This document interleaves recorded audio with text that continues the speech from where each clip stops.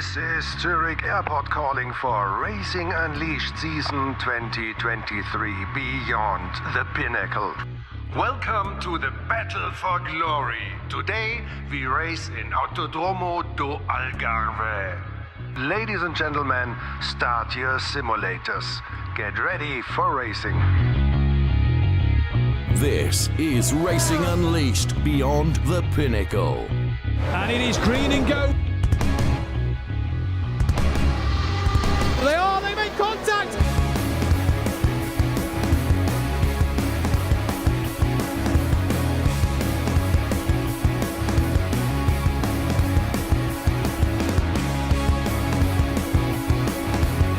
Right into the gravel. And what's happened up front? Oh, it's chaos.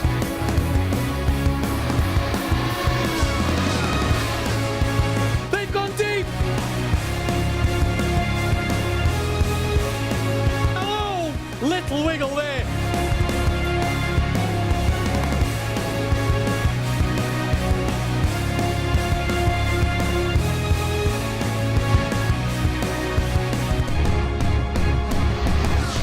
This is Racing Unleashed. Hello and welcome to Racing Unleashed. What a day we have in store. It's the Battle for Glory here in our interactive lounge at Zurich Airport. It's fantastic to be back. Great to see the new year in. It's 2024. Fabio, you're joining me throughout the day. Welcome this morning. What an exciting day. Yeah, super exciting day. We've been waiting so long for this, actually. The race was actually supposed to be in December, but we had to move it a little bit back. So we're here. Hello, everyone, to this beautiful day, actually. If you're in the lounge, if you're behind the screens, we're super excited. We can't wait to get going. A lot that's going to happen today. A lot that is going to happen today. Like we said, it is the Battle for Glory. There is 2 championships on the line, Challenge League and Racer League. 2 drivers in each can win it. And as you can see there on our fantastic poster, the big 80,000 Swiss francs on the line. That is huge prize money today for one lucky driver to take home. It's actually the combined prize money that we're paying out. So it's around 26,000 for the entire weekend, and then obviously we will have season prize money, and that's roughly around 53,000. And that's the big prize money that everybody's going to want to take home today between Yannick Pletcher and Marcus Valverde in the Challenge League, and then the big one, the Race League. We've seen a fantastic battle all season between Michael Schmiedel and Yannick Pletcher. Here is the prize money for the Battle for Glory. On my far side, the Challenge League, $1,500. If you win today's race, it is double bubble for the prize money. 1,000 for second, 600 for third, 400, 300, 200, 100, 160, 120, 80 and 60 for a top 10. And then this one here, the Racer League, $7,000 for that race win today. Any driver can win that race. It's big prize money. As we've seen last time out when Ciro Zambralas won, he's upgraded sim racing equipment in his home. So changing money for one of these drivers for their home experience, that's from 5,000, 3,000, all the way down to 400 for a top 10. And that's just for the race, as you said a moment ago. The prize money for the championship's still up for grabs, and there's many places, not just the championship battles that are up for grabs here. There is places throughout that top 10 that everybody in both Challenger and Racer League can win. Yeah, it's super close, actually. We have plenty of drivers. So the podium is not fixed yet. So we know first and second in each league, but then for Challenger and Racer League, we still have people who can make it to P3. Make it into that P3. And, it is big money to win. And as well, not just the money, but that pride of finishing in that top 3 and having a third place throughout a very long season, because let's not forget, we started all the way back in April last year. It has been fantastic. But as we said, the Battle for Glory, it is finally here. It was meant to be in December, but we are here for what a day this is going to be. Championships on the line, places on the line, and the drivers only found out the circuit this morning. But let's take a look, though, at the trailer for today's event. In the heart of speed and thunder, beneath the banner of adrenaline, the Battle for Glory unfolds. 40 titans of the tarmac, the world's finest drivers, converge on the asphalt arena for a symphony of horsepower and skill. 2 races, one destiny, as they tear through the twists and turns of legendary circuits, leaving only echoes of roaring engines and the scent of burning rubber. A clash of machines, a ballet of precision, as each driver becomes a maestro conducting the symphony of speed. Yet amidst the known battlegrounds lies the enigma, the secret track shrouded in mystery, a challenge unseen, a test of instinct and mettle, where champions are forged and pretenders shattered.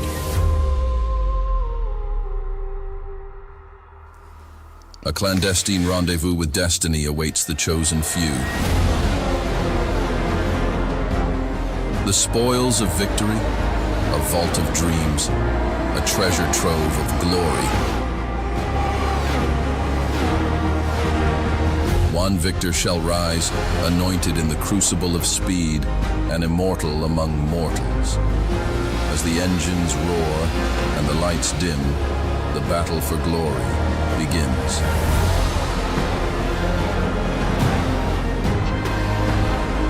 Who will seize the crown, etching their name into the annals of racing history?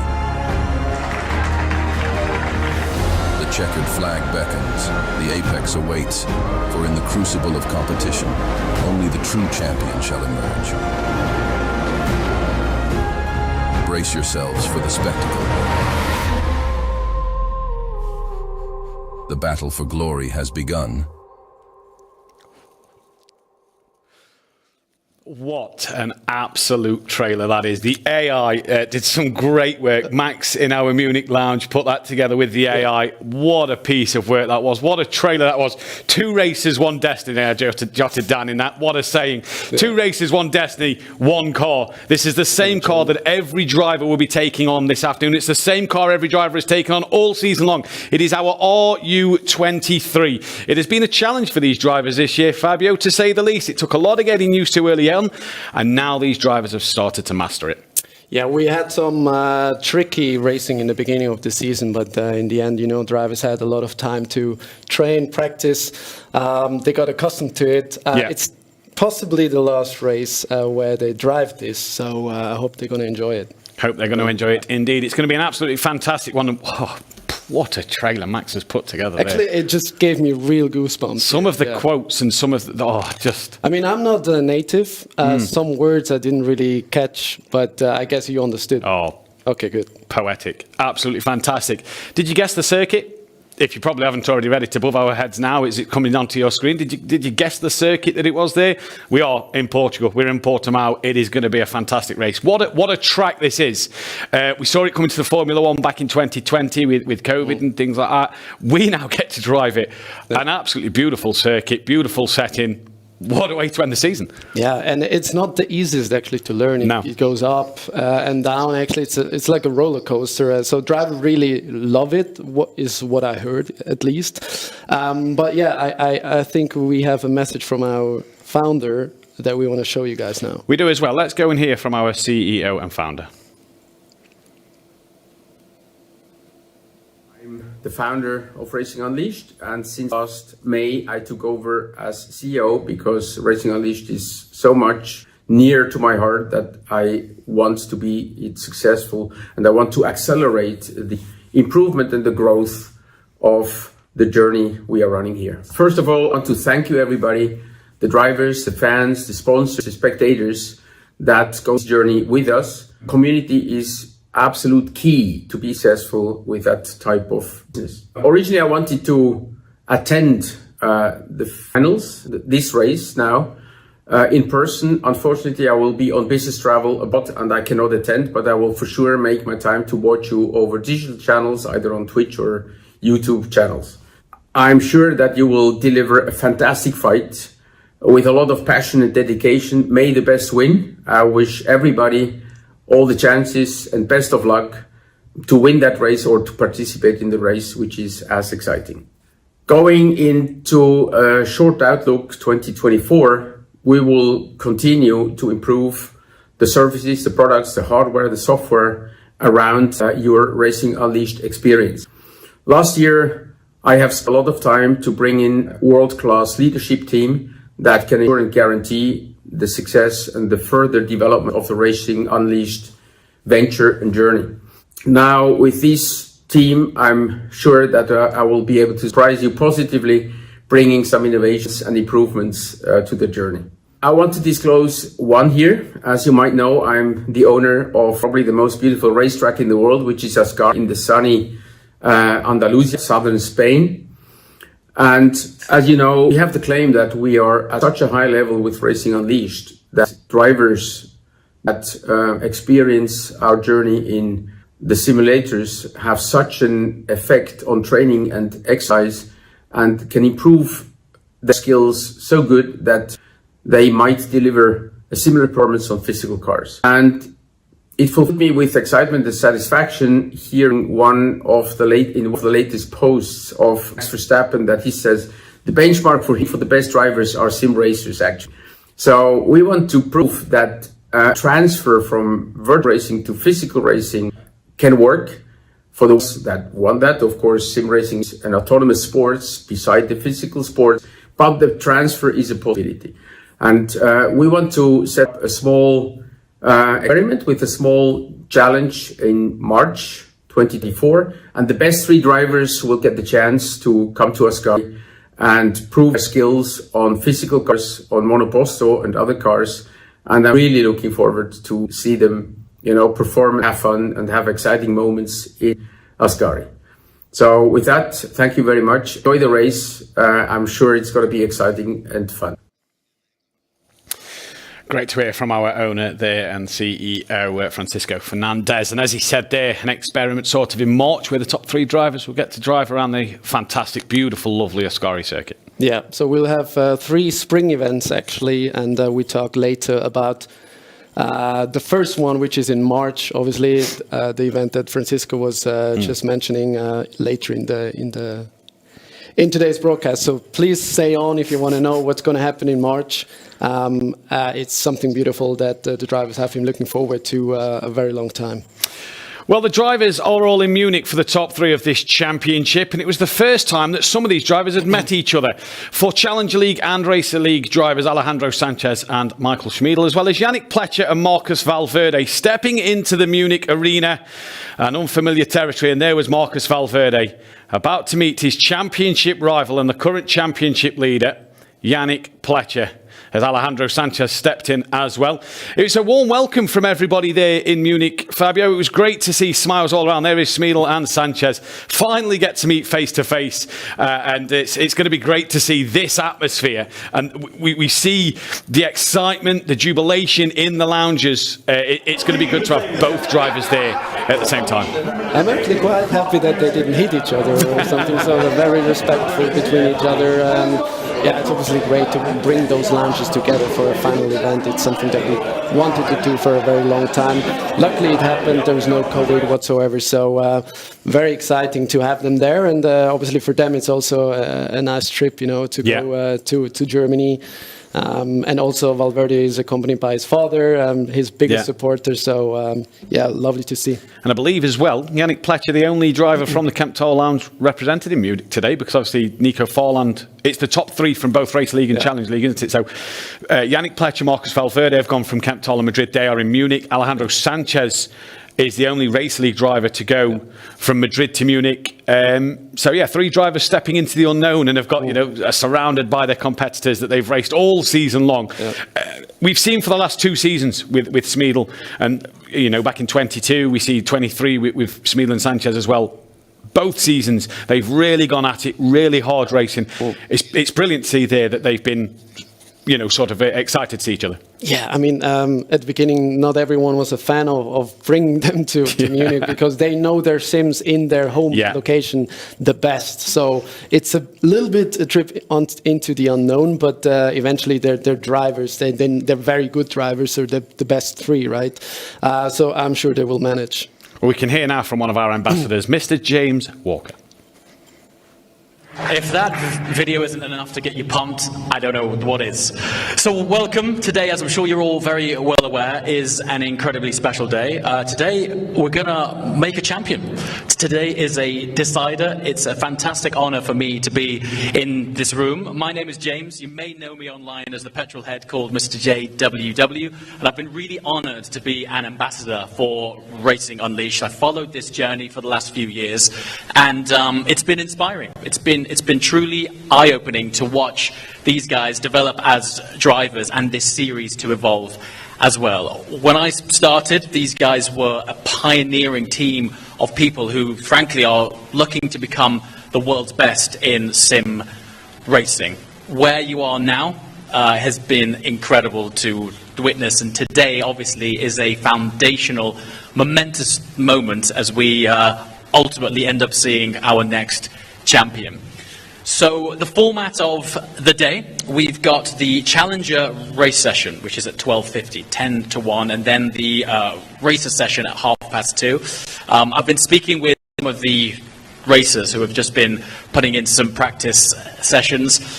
When I talk about this theme of improvement and development, I've been talking to guys who have personal trainers, they have dietitians, people who I was halfway through having a chat with and said, listen, I need to go and focus, so we need to stop talking now.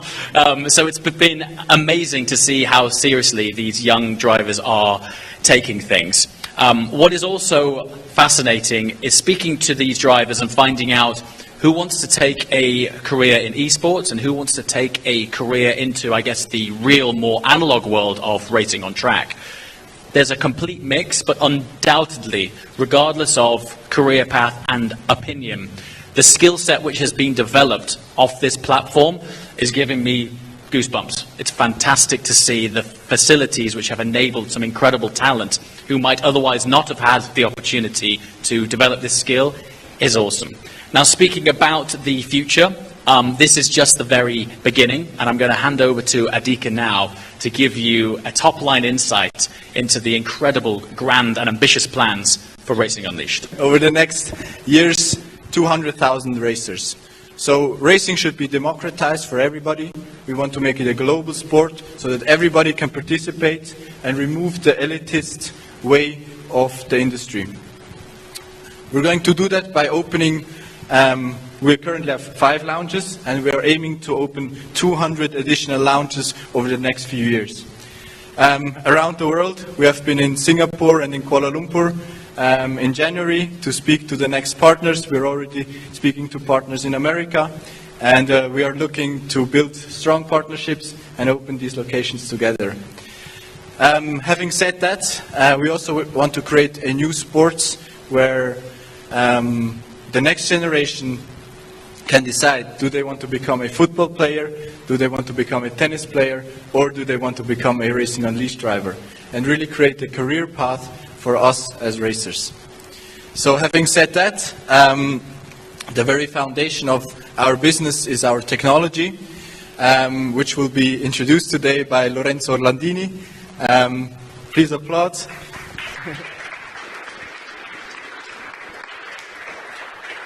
So, hello everyone. Thanks Adika for the introduction. Welcome to Munich, to this epic Battle for Glory. So, we're going to show you our products, our next products. These are, let's say, are coming soon. So, today we are going to show you 2 demonstrators. So, these are here to let you experience the next technology, our next technology. So, here on my left, the new 028, it could seem like the 027, but we improved a lot of stuff. Here on my right, we have the GT simulators, a completely new concept. So both of them improved a lot on the steering force feedback. For example, we improved a lot the maximum torque and, let's say, the variation and the features we can deal to the driver. Then you can see the new steering wheel, real carbon fiber components with the 7 inches monitor where we can show many features. So all the features you previously had to look in the monitor now are condensed in the screen, like in the real Formula car.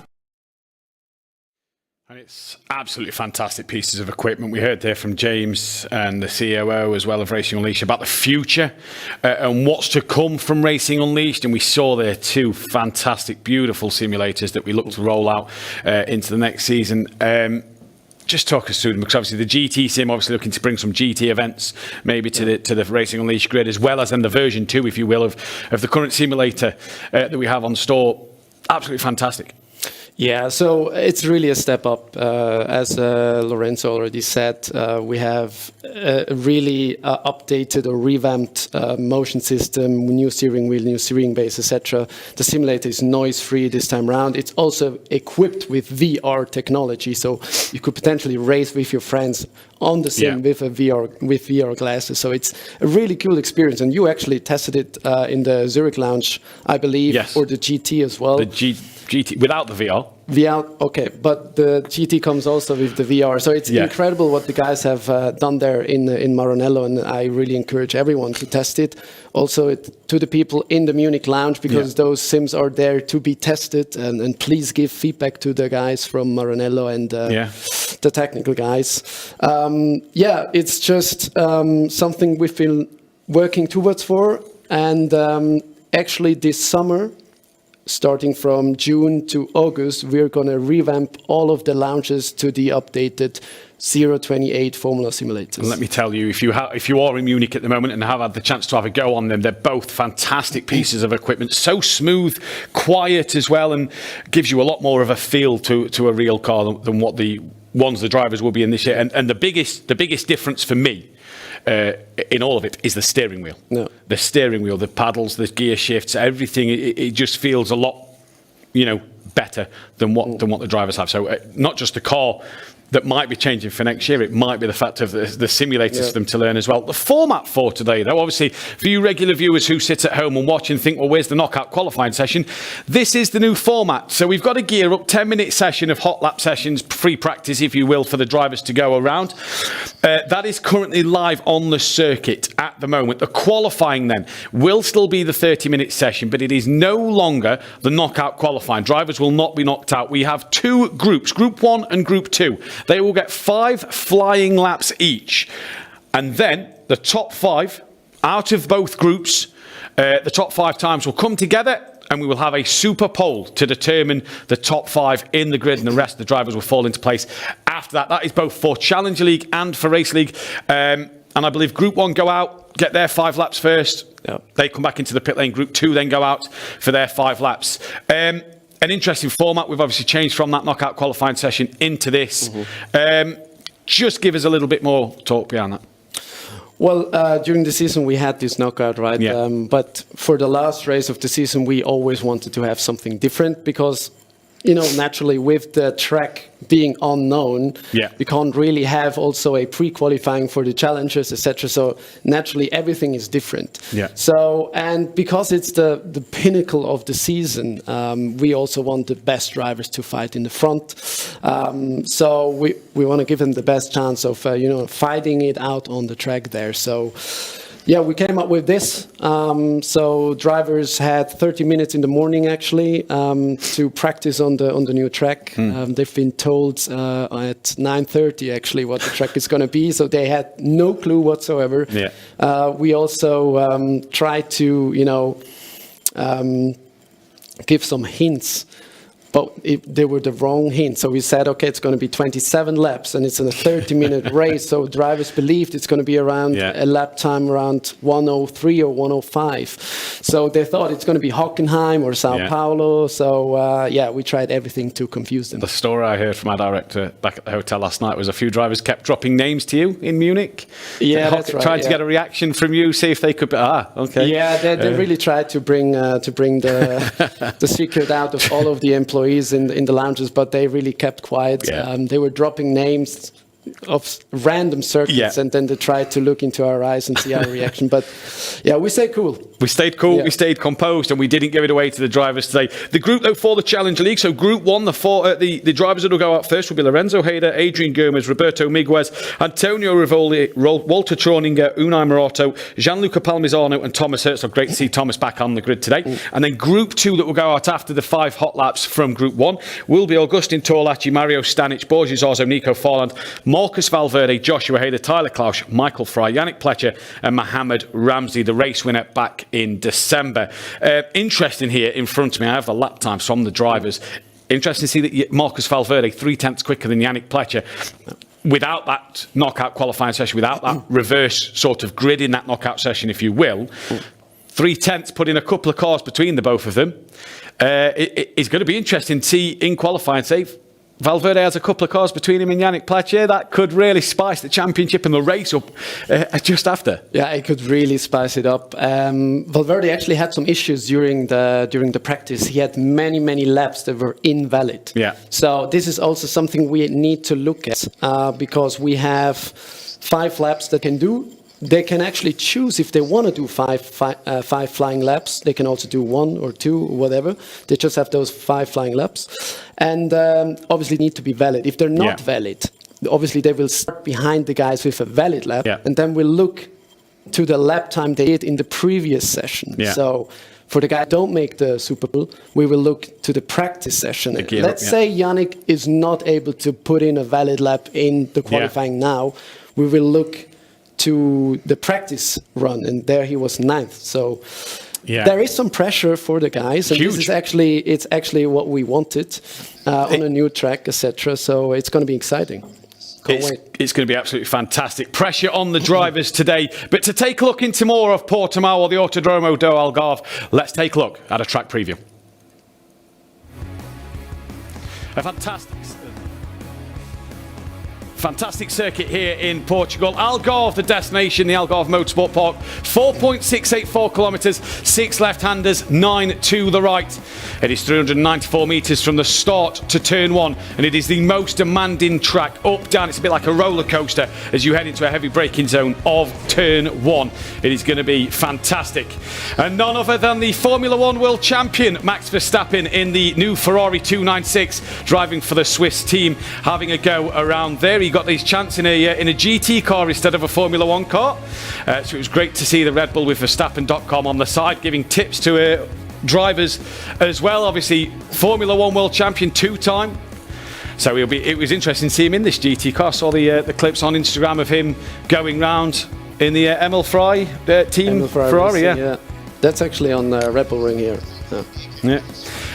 So he brought his friends as well to the Algarve, and he rented a car for a drive around the track, but was not allowed to drive the Mercedes AMG because of his age. He was too young. Let's underline the Mercedes AMG bit, right? Yeah.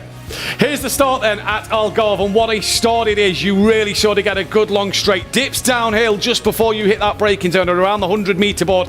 You really have to turn it in because it is sharp. Sausage curve on the inside.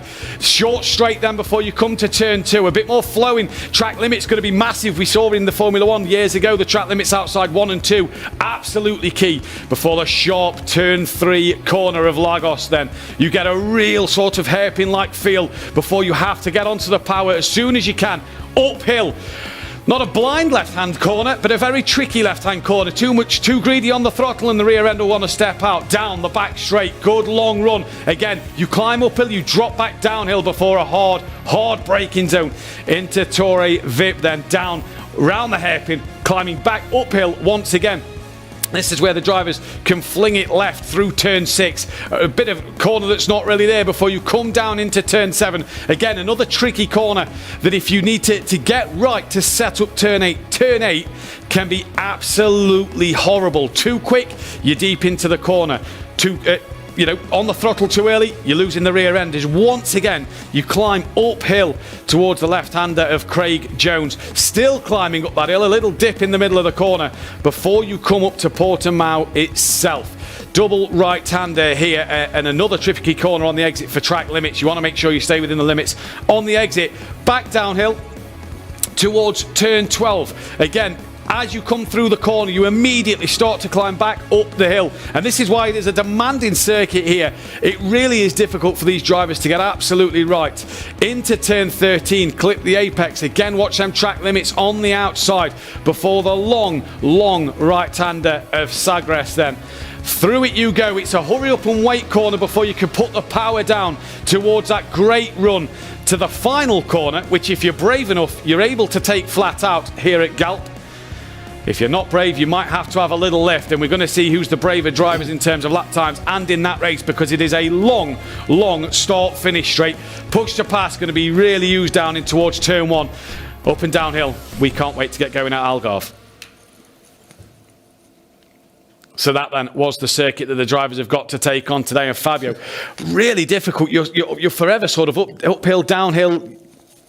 It can't really make its mind up. It's crazy. It's one of the tracks, of the new tracks, that's actually very old school, like Spa, and drivers really like that. And me personally as well, I like if there is some elevation, etc. It's going to be exciting. It's a new track for everyone. I'm sure some of the drivers have driven it on other platforms, but not on our simulators. Yeah, exactly. Only opened in 2008. So like you say, it's a new circuit that has an old school feel. Track limit's going to be the key. What scenes in Munich? Where camera crew is live there. The drivers, family, friends, anybody who's just came to have a watch today. It is a great scene here in the Munich lounge. Now, the Racer League drivers, obviously we normally see a lot of the drivers come and support Challenge League on the Friday night. They are now there for the whole live session. There is Wojciech Polezny. And I believe the drivers for Challenger League are currently in their gear up session. And it is great to see this atmosphere, isn't it, at the lounge? Yeah, it's beautiful. And this should be the goal for every single event that we're doing in the future as well. Obviously, adding more lounges to it. So it should be a celebration of the sport. It should be a celebration of the drivers there. And so I encourage everyone who lives near a lounge to go there, have some fun, try the simulators, and who knows, maybe at the end of the day or at the end of the year, who knows, you will be there in front of the cameras and driving yourself. Yeah, if you fancy it, obviously get involved at Racing Unleashed. Check out our social media platforms. And if you are in Munich, like we say, the 2 new simulators are down there. Go and have a go. Drivers in the gear up session. Last preparations for these drivers now. Yeah. We can now look at how Valverde can become champion, as he's in this gear up session and he's got a lot of work to do. Marcus Valverde then is currently on 116 points. He is the champion if he gets the race victory and Yannick Pletcher finishes no better than 4th, so 5th or lower.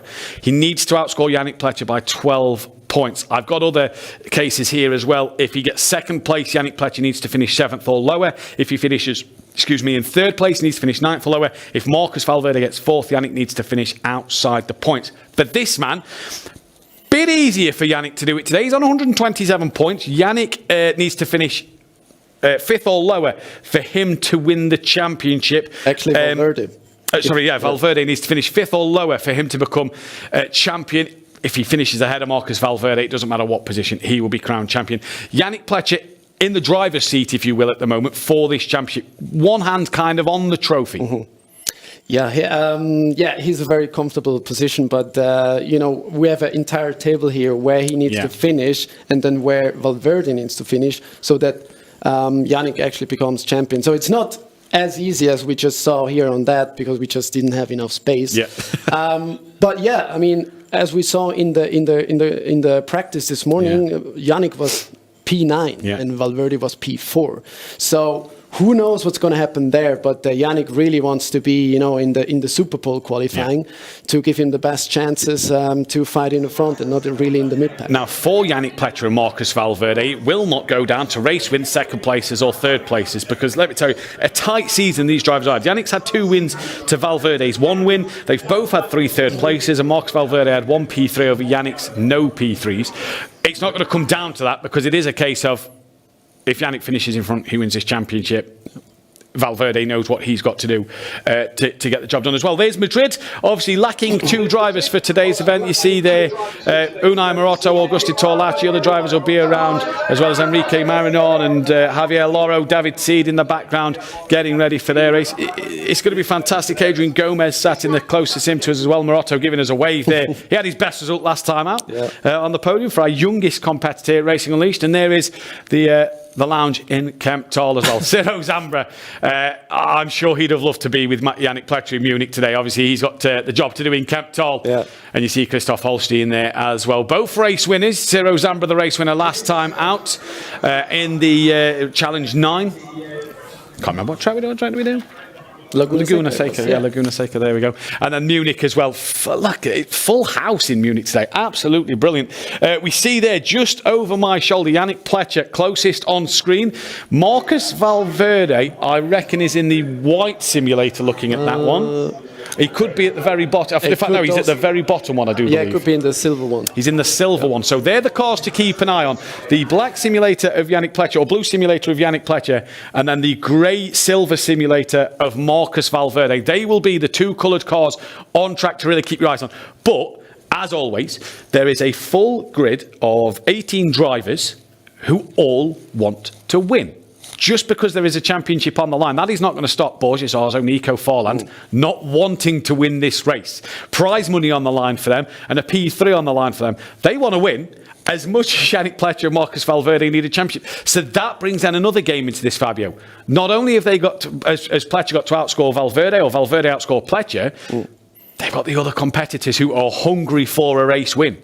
Yeah, and if you look at the times this morning, Augustin Tolaschi was first, and Augustin still has chances finishing P3 actually. Yeah. So he's super motivated, I assume. And yeah, as you said, there can be some incidents between those guys, because obviously Yannick and Marcus drive for the championship, but the other guys drive for a potential podium position, right? What do you think going into this race? Obviously, you're in the, let's say you're in Yannick or Marcus's position at the moment. You're sitting in that simulator, you're getting ready for qualifying. You know you've got to pump in good laps, but come the race, what do you do? Because at the moment, Yannick's got to race his own race to beat Marcus, but has got to be wary of a fast Torlacci, a fast Zarzo, and a fast Nico Farland, as well as you throw the Hayder brothers in the mix, who always can take a race win.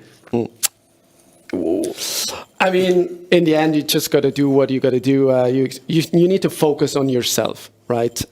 So the session is live at the moment. Each driver obviously wants to see, okay, I want to have enough gap to the man in front so that I don't, interfere with anyone.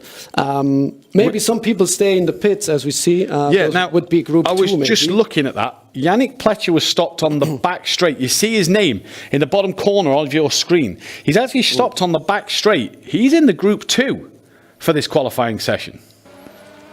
He's in group 2, actually. Yeah, that's true. That's going to be interesting. Qualifying, though, is underway, and it is 5 hot laps here in this session. We're currently on board that of Thomas Herzog, who is now in his car and is on his way to start his session. Yannick Pletcher will be losing tyre temperature. If he'd have stayed in the pits, the tyre blankets would have worked. Was that the discussion we saw him have with a colleague in the lounge earlier on? Thomas Herzog, great to have him back. Iron Man himself, we called him earlier in the season, so it's great to have Thomas back. There he is in Kemptol in his green simulator, driving, for another race win, another pole position. He had a pole back at Imola through Craig Jones. He goes now. It's going to be fantastic to see. So a reminder for the folks at home, Group 1, the first group out on circuit. It is Lorenzo Hayder, Adrian Gomez, Roberto Miguez, Antonio Rivoli, Walter Troninger, Unai Morotto, Jean-Luc Palmisano and Thomas Herzog, who will be in this qualifying session. And then after that, we will get the Group 1 drivers out there on circuit. So I do believe 1, 2, 3, 4, 5, 6, 7, 8 drivers out there on the track for this one at the moment.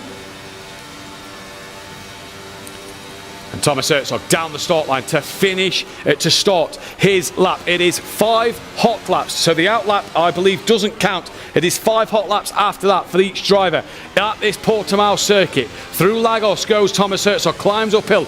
You just see him tentative to get that power down through turn 4. Now, flat scat down the back straight, dip downhill, 100 metre board, around the 75 metre board there, Thomas Herzog. Hard on the brakes, gets it turned through the hairpin, back uphill he comes now, flick it left like you don't even feel it's there. What's he do? A short dab on the brakes, patient on the throttle, and again, patient, now fully throttled, down, up, over the hill, down the hill. Before he rises back uphill, through Craig Jones he goes again, into Portimao now, double right-hander. Sort of turned it in, straightened it up a little wide, missed the second apex there for Thomas Herzog. Back uphill once more, and this is a very demanding circuit for these drivers. You're constantly at the wheel, apart from the start straight. Good long start straight to have a bit of a breather, but it's through this tricky middle section. Thomas Herzog now, is he flat through the final corner? Let's listen. He is indeed flat through the final corner, which should give him a good run down towards the start line. There is plenty of time on the board. He comes to the line and sets his first flying lap. Unfortunately, at the moment, we can't show you what the flying laps are so far. There we go. Adrian Gomez, 1:16.5. Now, did Thomas Herzog invalidate his lap there? As Adrian Gomez puts the lap on the board. Bit of a big wiggle there for Thomas Herzog. And that won't do him any good at the minute as he comes down towards the hairpin once again. Thomas really got to be on the ball here. There is Adrian Gomez, currently, provisionally, on pole position. Lorenzo Hayden now puts the lap time in that is 0.003 of a second faster than that of Adrian Gomez. So already showing how tight this grid is and how tight this competition will be, that Lorenzo Hayden manages to pop it on pole with one of his flying laps. Now, if you invalidate that, that's one of your 5 hot laps gone. So you've got to make use of these short laps. There is Lorenzo Hayden in the Kemptor Lounge. Only 2 drivers out of the 8 so far as he comes through Samsung. There you go, just a little wiggle. He knows he's made a mistake. You see the shake of the head, just a little too eager on the throttle there. Into Portimao now, double apex, gets the second apex, clips it absolutely brilliantly. 2 wheels on the curb, keeps it left for the left-hander. As Gianluca Palmisano puts a lap time in. Now he's 0.8 off the pole, and now Lorenzo Hayden goes fully round. He's going to have to abort that lap time then, and he's going to have to go again. Roberto Miguez pops it into P4. Unai Morotto goes into P3. Yannick Pletcher, P4 now. I believe Yannick Pletcher is in the other group, but he's setting lap times here. So Yannick Pletcher 0.2 off the pole at the moment on the circuit. So he is going at the moment. And there is your current championship leader.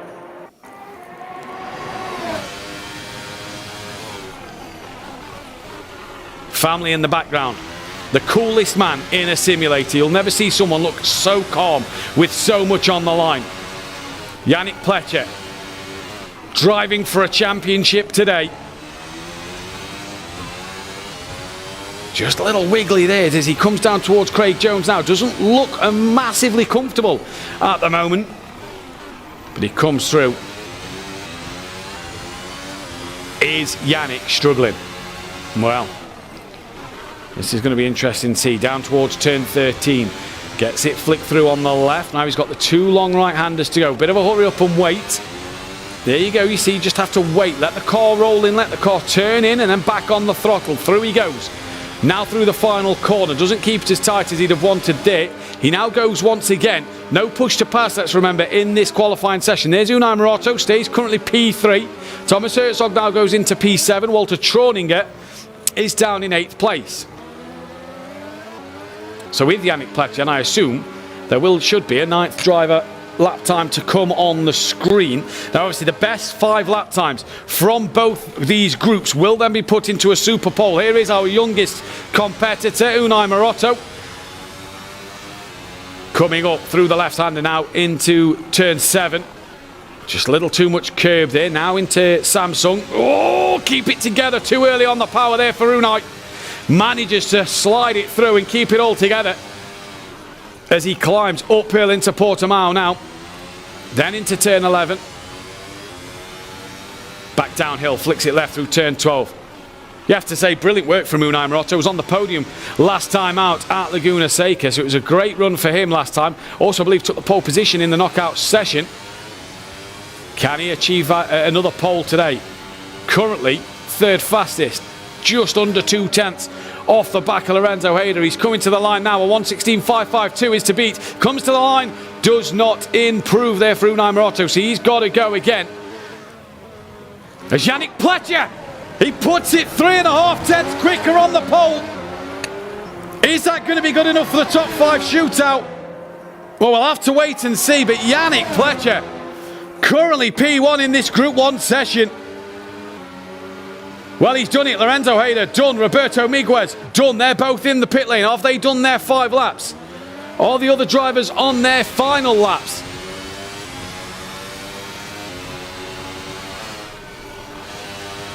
Through turn 7, you just hear him off the throttle. Turn 8 now, listen, flat throttle input. Half throttle till he gets the car straightened up over the crest. Down towards Craig Jones. Just been told there that he drove out a little early, so has qualified in Group 1, I believe he's been told. Not sure who's not qualified in this Group 1 session at the moment. There was 8 drivers scheduled. There's only 8 put lap times in. But here is Yannick Pletcher through Sagres. Walter Troninger to the line. Adrian Gomez done P3. Walter Troninger, can he improve on his personal best? 1.3 down on Yannick Pletcher. Goes ahead of Thomas Herzog. Improves there at the very end. So from our youngest competitor of Unai Moretto to our oldest competitor of Walter Troninger, P7 in this Group 1. Thomas Herzog will not improve. He is in the pit lane. Gianluca Palmisano and Yannick Pletcher both on laps. Pletcher didn't improve last time round, so 1:16.169 is the lap time to beat at the moment.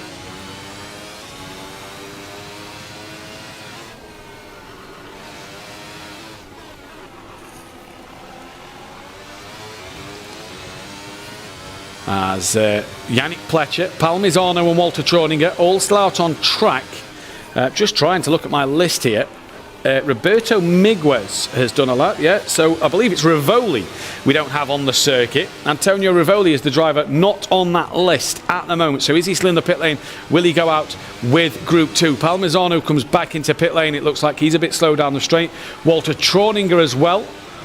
I imagine he's going to pull this into the pit lane.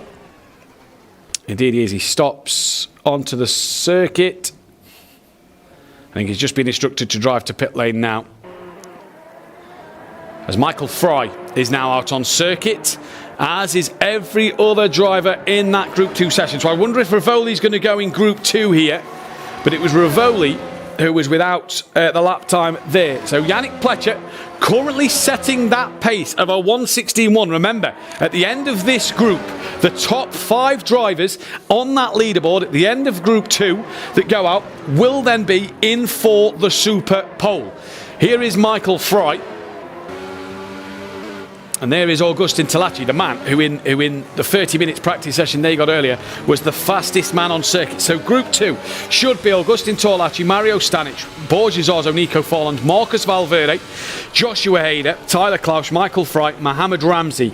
Rivoli, we believe, or we hope, should be in this category, as he didn't get a lap in Group 1. We didn't see him out there, but Yannick Pletcher went out in that Group 1 instead. So we'll see what happens at the moment.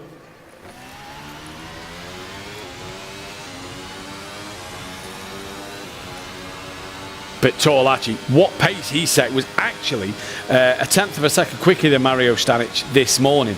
Had a good gap though, just over a tenth quicker, and he's going to start his first flying lap now in Madrid. There is Michael Fry. Don't believe he's on a lap yet. In fact, he might be. He might be the guy that's leading these cars away. So Fry, Valverde, Stanic, Klausch, Torlachi, Zarzo, Farland and Hader and Mohamed Ramsey. So I cannot see Rivoli out there at the moment. I wonder if he just set invalid lap times or what the situation is. Hopefully we'll look into that one. There is Michael Fry in Kemptol. Coming through into Portimao now, keeps it tight to that right hand side, really good through the apex there, keeps it within the track limits, now left through turn 12 up towards 13, and it looks like Michael Fry will be the first man to put a lap time on the board. Keeps it really tight all the way through there. You see a few drivers drift off a little wide through the end part. Now flat scat through here, nice and tight to the curb, down the start straight, you slingshot yourself through. Michael Fry currently on a lap time. What is it? In fact, no, he's going to start a lap time. No, finishes 10th off the back of Yannick Pletcher. Name not on the leaderboard though, so was that an invalid lap time from Michael Fry there? Valverde, Stanic, Klaus have all gone through. Their lap times haven't come up. So I'm wondering if their drivers invalidated their lap times. Nobody's lap times coming on the board as they cross the line here. So we'll have to keep our eyes on that timing screen though as Michael Fry comes up towards turn 7. Beautifully done by the Swiss driver. There is Valverde, second place in the championship. Big job for him to do today. Can he get ahead of Yannick Pletcher on the grid? That'll give him some confidence going into the race, that's for sure. Through then turn 12, back up to turn 13. For Marcus here, big job on his hands. The only car in front of him is Michael Fry, and is currently the man who's going.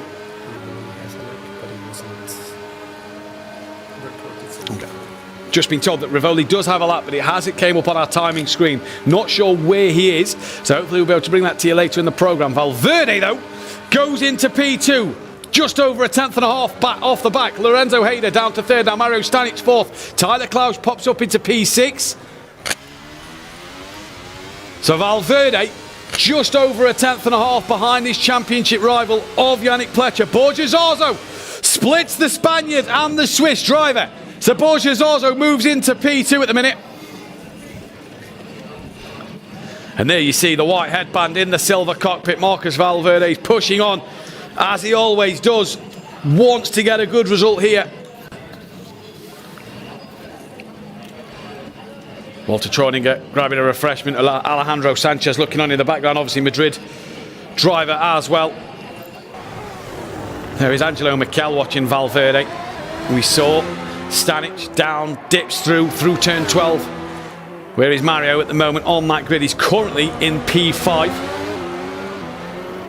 And Mario Stanic so far in that top 5 session. We're not sure where Rivoli is, so hopefully we'll see Rivoli out there. As Stanic comes through.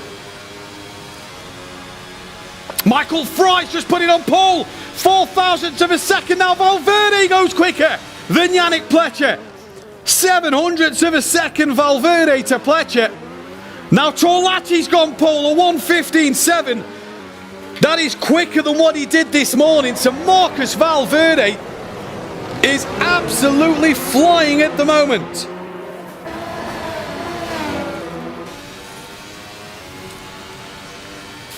And Augustin Torlacci quicker than he was this morning in half an hour. Well, he's up for P3. He wants that P3. He'd love to take a race win.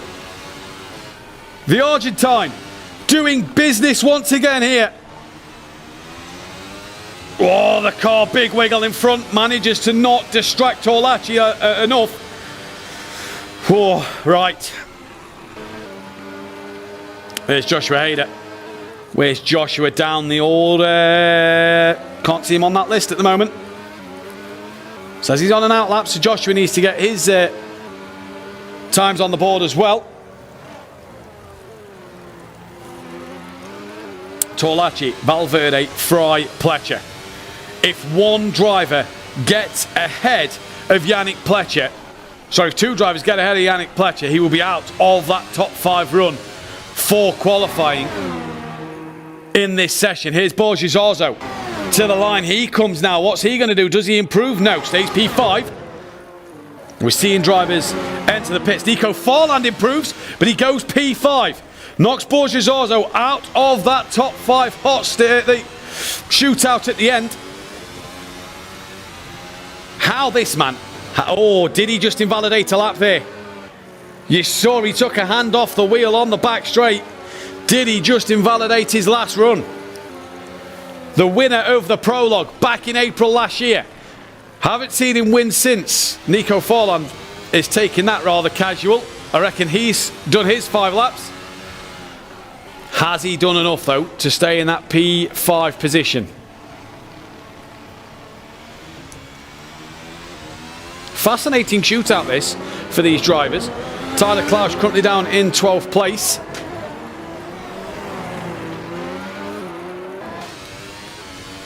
There is Tyler Klaus. Michael Fry improves, stays P2, but improves 16.0. Currently Torlacci just under 3/10 quicker. Mario Stanic moves into P7. Tyler Klaus to the line. Any improvement on his P11 for Tyler? No, stays 11th place for the time being. 1:15.7. That is the quickest time we've seen in the lap times that we got given this morning. Here comes Mohamed Ramsey round the final corner as well. The fastest lap time we saw was a 1:15.9 in the race league lap times as well by Michael Smeedle. So Torlacci rapid at the moment. Mohamed Ramsey stays P8, race winner last time out. Yeah. I think he's invalidated his lap there a little wide. You saw the reaction.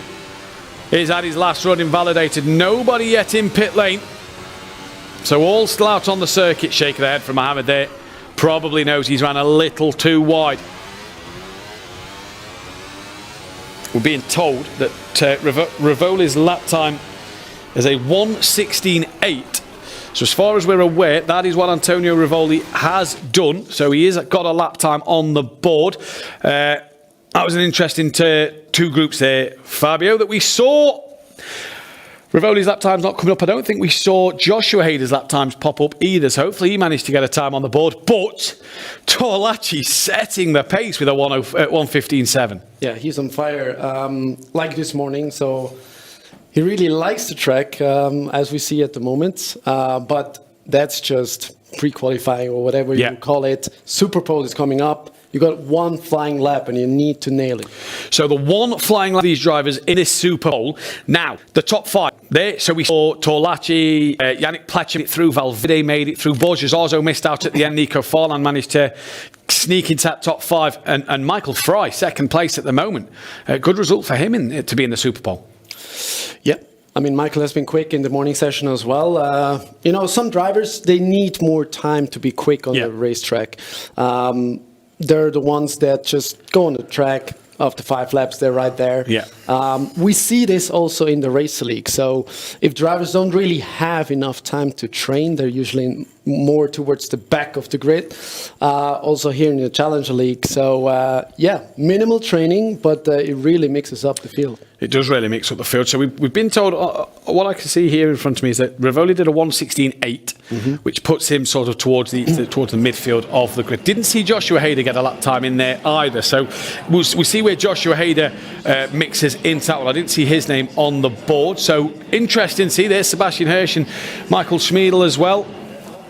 Yeah, they will be watching closely. Obviously, they want to know as much as possible. Picking up some tips, looking at the lines.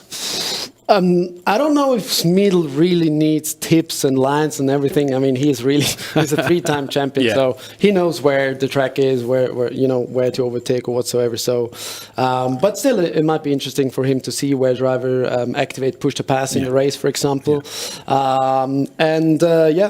Otherwise he's just, I guess, relaxing a little bit before he jumps into the sim and wants that victory and championship. Yeah, indeed. And it is interesting to see this because obviously we do see great atmosphere on the Friday evenings that we've seen all season for the Challenge League, where the drivers from Race League have sat there and watched. And we know Angelo Michel and Nico Farland sort of work together in terms of training and supporting each other. And we've seen before with Munich, when we saw I believe it was the Walter Troninger clip a few races ago, how much of a family feel Munich have and how much they really help each other and push.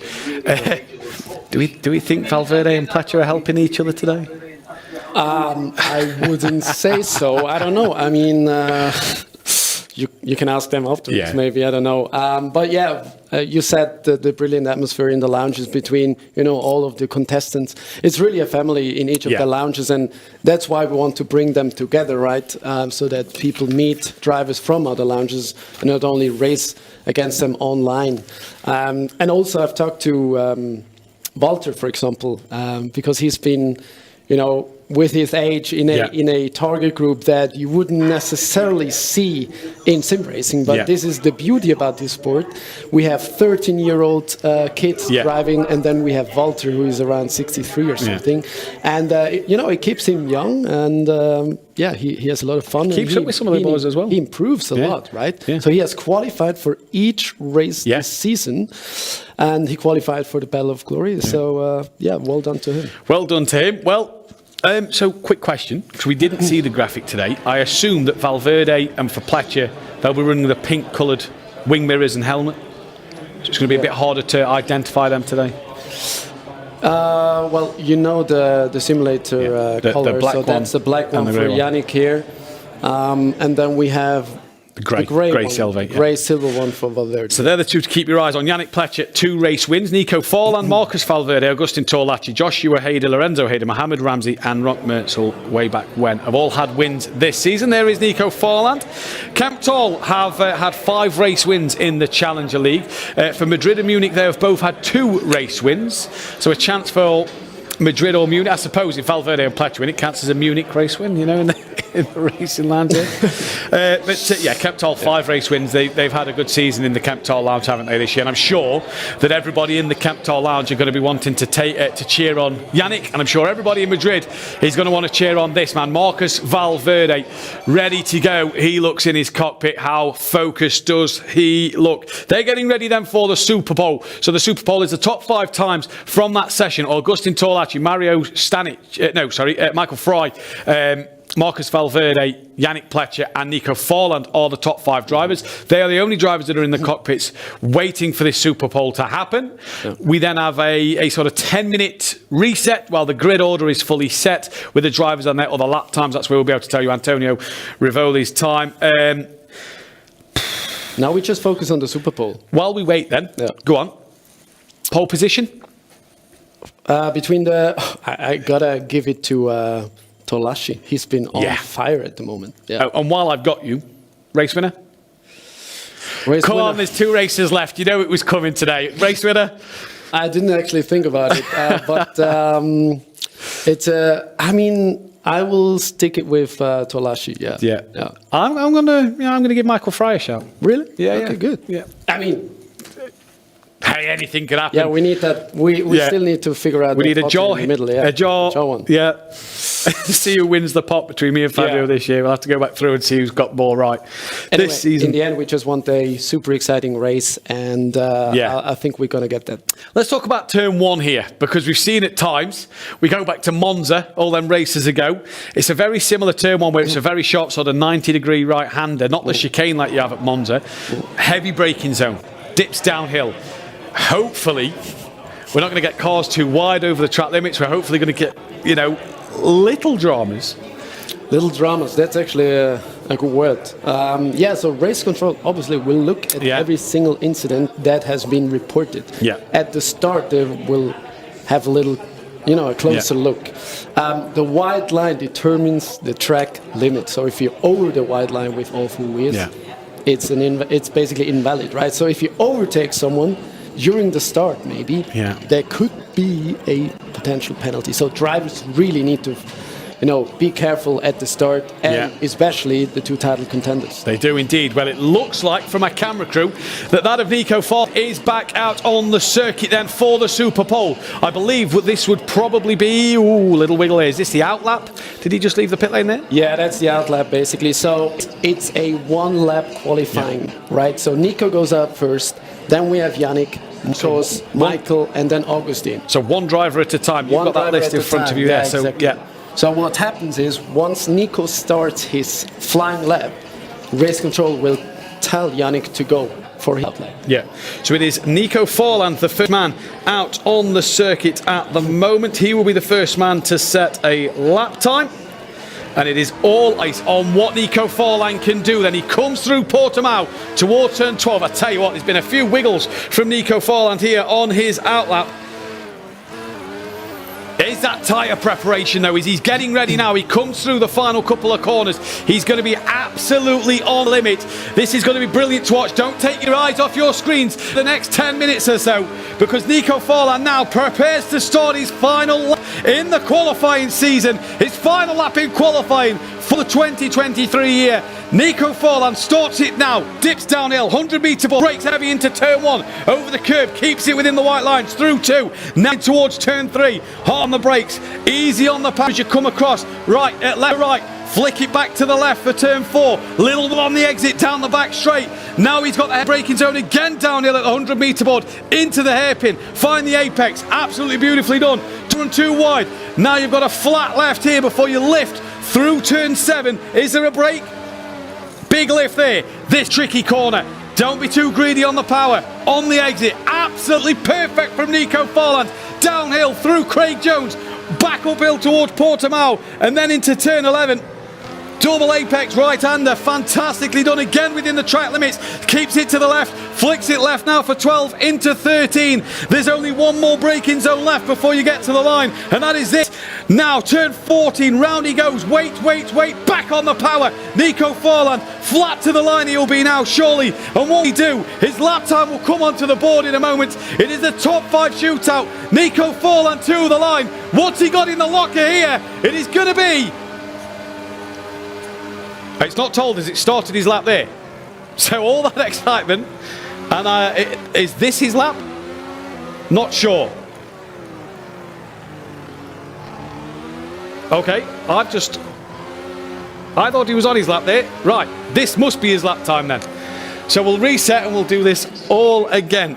1:16.43 we're being told in our ear, so it didn't count over the line there. So a 1:16.443 for Nico Forland. That is the lap time to beat. Right. Well, we can have a breather, we can reset, we can wait again. Next driver, Yannick Pletcher, I believe is the next one on the circuit. We'll wait for him to leave pit lane.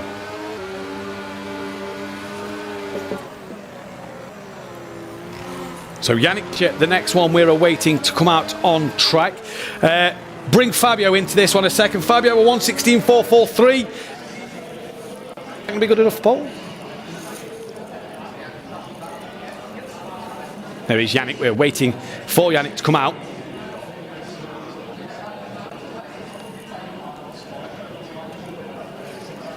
He's sat waiting patiently at the moment. He should be out, actually. Yeah, I believe he should be out on the circuit. Well, he sat calm. There is no drivers on the track at the moment waiting to go. Just received a bit of a tap on the shoulder there. Looks like he's away now. There was the turn of the wheel. No, still not going yet. No, here he is. He's away. He's away. Right, Yannick out the pit lane. Don't do that on your lap, Yannick. That's a little wide. Good job, that's the pit. So he's away now. Yannick Pletcher will be the man to watch. So it was P4 in qualifying. You see him now preparing his tyres. You can just see at the very top left of his corner his tyre temperatures. Getting some heat into them rear tyres here is going to be crucial for Yannick. He has 1 lap to prepare, 1 lap to go. A 1:16.443 for Yannick Pletcher to beat. Here we are. We've said all season, he's as cool as ice, this man. Does not look flustered at any single moment. Really, really preparing them tyres and getting them through a good window now is Yannick Pletcher.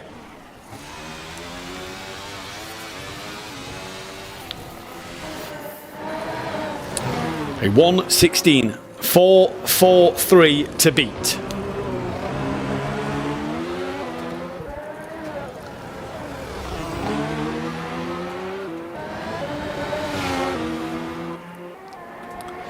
Strap up, folks. He comes round the final corner now, takes a very, very wide berth on the entry now, comes to the final corner, comes up and over the crest to the line. Yannick Pletcher comes. He's now going to start his lap. Needs an absolute fantastic lap here to dip under that 1:16 mark. Into 2 now. He's got absolute bits to go at the moment. Yannick Pletcher now through 3, up 4. All nice and easy for Yannick. No wiggles at the moment, no problems at the moment for Yannick Pletcher. Downhill, heavy on the brakes into the hairpin. Green in the sector, not purple, so he's not as good as Nico Forland in the first sector at the moment. Yannick Pletcher, what can he do here then? He's got work to do in the middle sector, in the final sector. Careful around this one, get it right. No wiggles, no problem for Yannick Pletcher. Now into Craig Jones, back uphill towards Portimao. He's got half a lap left, less than half a lap left through turn 11. He's got 4 corners to decide where he's going to be on this grid. And a 1:16.4 will be his target into turn 12. One more braking zone left to 14. Apologies, that was 13. He's just gone through. Green in sector 2, so it doesn't look like he's up on Nico Forland's time at all. Yannick Pletcher rounds the final corner to the line now. What is it going to be for Yannick? Is he going to be quicker than Nico Forland, or will there be a car between him and Valverde already? He crosses the line. And it is a 1:16.876. That from Yannick Pletcher. Not the best lap time he could have achieved there. That is a little off the pace. And it just goes to show how crucial you have to be over one lap. Yannick Pletcher has possibly missed an opportunity there in this session.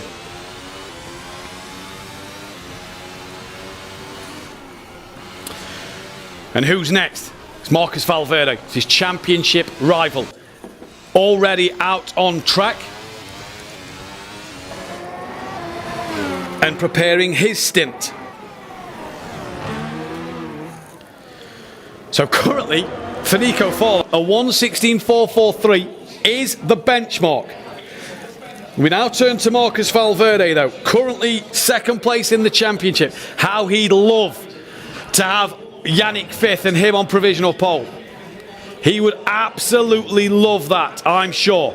Into turn 13 now, as he prepares for his lap time.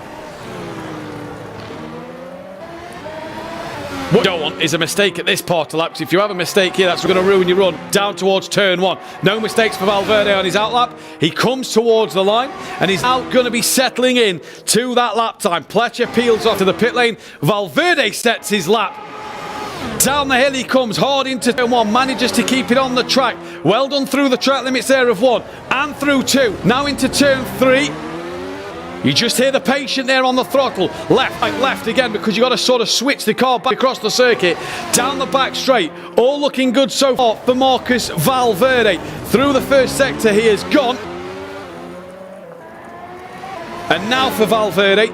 He comes back up towards that middle sector. Purple sector 1 for Marcus Valverde being told in our ear. So Valverde at the moment currently going to set that provisional pole time. Obviously with Michael Fry and Augustin Torlacci to go, this is going to be fantastic to watch. Little wiggle there for Valverde. Misses his apex at turn 11 after through Portimao. Did that just unsettle the car a little bit? Green in sector 2, so he's lost time through the middle sector. Now through 13. Again, just a little moment, you just heard it there. As he gets the power down out of 13. Through 14, he's now flat to the line. Is Marcus Valverde going to put a car at least between himself and Yannick Pletcher? He was purple in sector 1. What's he going to be as he crosses the line? We'll wait to be told, because their lap time coming up is a 1:16. He's done exactly the same lap time, I do believe, as Yannick Pletcher. 1:16.876. So I believe Marcus Valverde has done the exact same lap time as Yannick Pletcher. Michael Fry's already on his flying lap now. He came out the pits as Valverde crossed the line to start his flying lap. So Fry already gone. This is crucial now for Michael Fry. Was second quickest in the preliminary qualifying session. Can he be second quickest now? Torlacci's name appears on the screen on the track map in the bottom left-hand corner. He's now on his outlap. Valverde on his in-lap. Michael Fry's purple sector 1. So we're second fastest in the preliminary qualifying session through turn 11 down towards turn 12. Can Michael Fry to this provisional pole? Purple in the second sector. So Michael Fry is on an absolute charge at the moment here.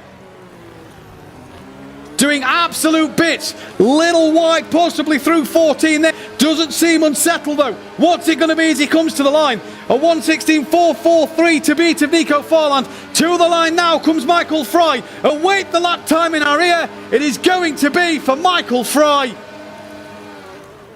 He was purple sector 1-2. He is provisional pole at the moment, a 1:16.2770. So what a lap time there from Mike Fry. Provisional pole. He seems happy with that lap. He seems happy with that lap indeed. Now, Augustin Torlacci rounds the final corner. He has been rapid all day. He has been so fast all day. 1:15.8 in the practice morning, a 1:15.7 in the preliminary qualifying, This man challenging for third place is really on the money now. Through 4. Looking good. He comes to that sector 1 time. We'll wait the confirmation of the sector time in the ears. Down to the hairpin. That looks a little slow from Torlachi through there. Here's his flying lap. Into 7. Into 8. Green in sector 1. So he said it looked a little slow. It's not the best for Torlachi. Needs that strong middle sector. Now into Portimao. Turn 11. Absolutely all over the curve there, exactly how you want to be. Torlachi, he's gone purple sector 2, personal best through the middle. What's it going to be at the end? 1:16.270 to get here. Rounds turn 14, keeps it a little tighter than Michael Fry did. Now comes into turn 15, the final corner. It's a run to the line. It's Torlachi, who's been quick all day. Is it going to be pole for Augustin Torlachi? He crosses the line now. And what is the lap time going to be? It is only P3. It is a 1:16.601. He's been quick all day. And Augustin Torlachi, when it matters most, is only third fastest. It will be Michael Fry to take the final pole position for Kemptol all season long. So as we're being told, it is Michael Fry, Nico Forland, Augustin Torlachi, and then it's Marcus Valverde, Yannick Pletcher, who I believe said identical times here from what I was told, so not sure how they're going to line up. Obviously Valverde quicker than Pletcher in the previous session, so I'm wondering if that's why Valverde will be P4 on the grid, but you can't write that. 4th and 5th, Yannick Pletcher. Valverde and Pletcher together on the grid. What a session.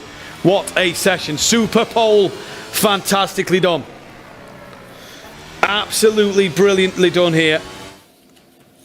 It was great to see the results there. So once again, just looking at lap times, 1:16.270 from Michael Fry sets the pole. Augustin Torlachi did a 1:15.811 in practice this morning. He did a 1:15.7, 7.92 I believe in the preliminary qualifying with the groups. Really didn't get that final lap exactly as he wanted it, did he? Yeah, amazing. A super job by Michael. He was on it. The others did some little mistakes. And apologies also to the people in front of the screens because we couldn't really see the times.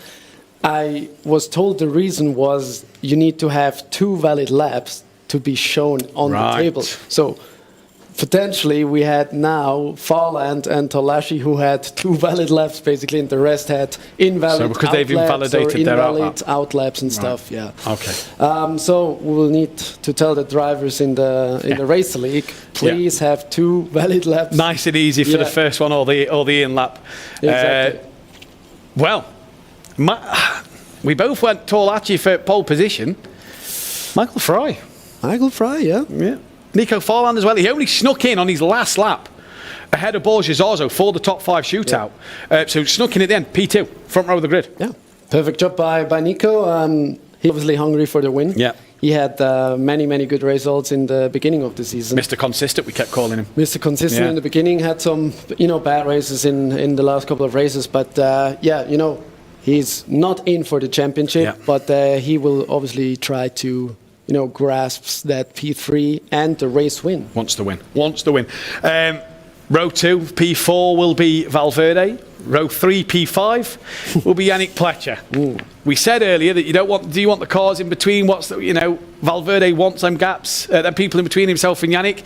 Would you believe it? They're pretty much next to each other on the grid. So turn 1 is going to be interesting. They will look at each other, I guess.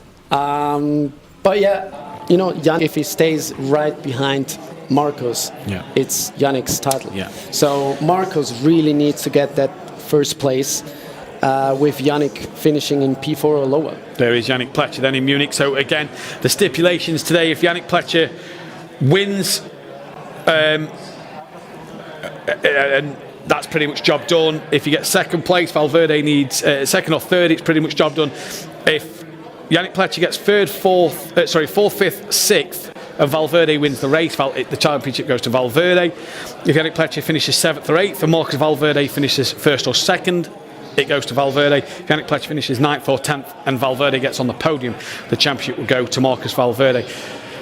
So it's not really advantage Valverde at the moment because of 4th and 5th being so close together. It would have been if he would have qualified on pole, actually. But, you know, it's a long race. It's 24 laps. And as you saw, drivers still make mistakes. Yeah. And that first lap will be crucial for Marcos and also for Yannick to stay out of trouble.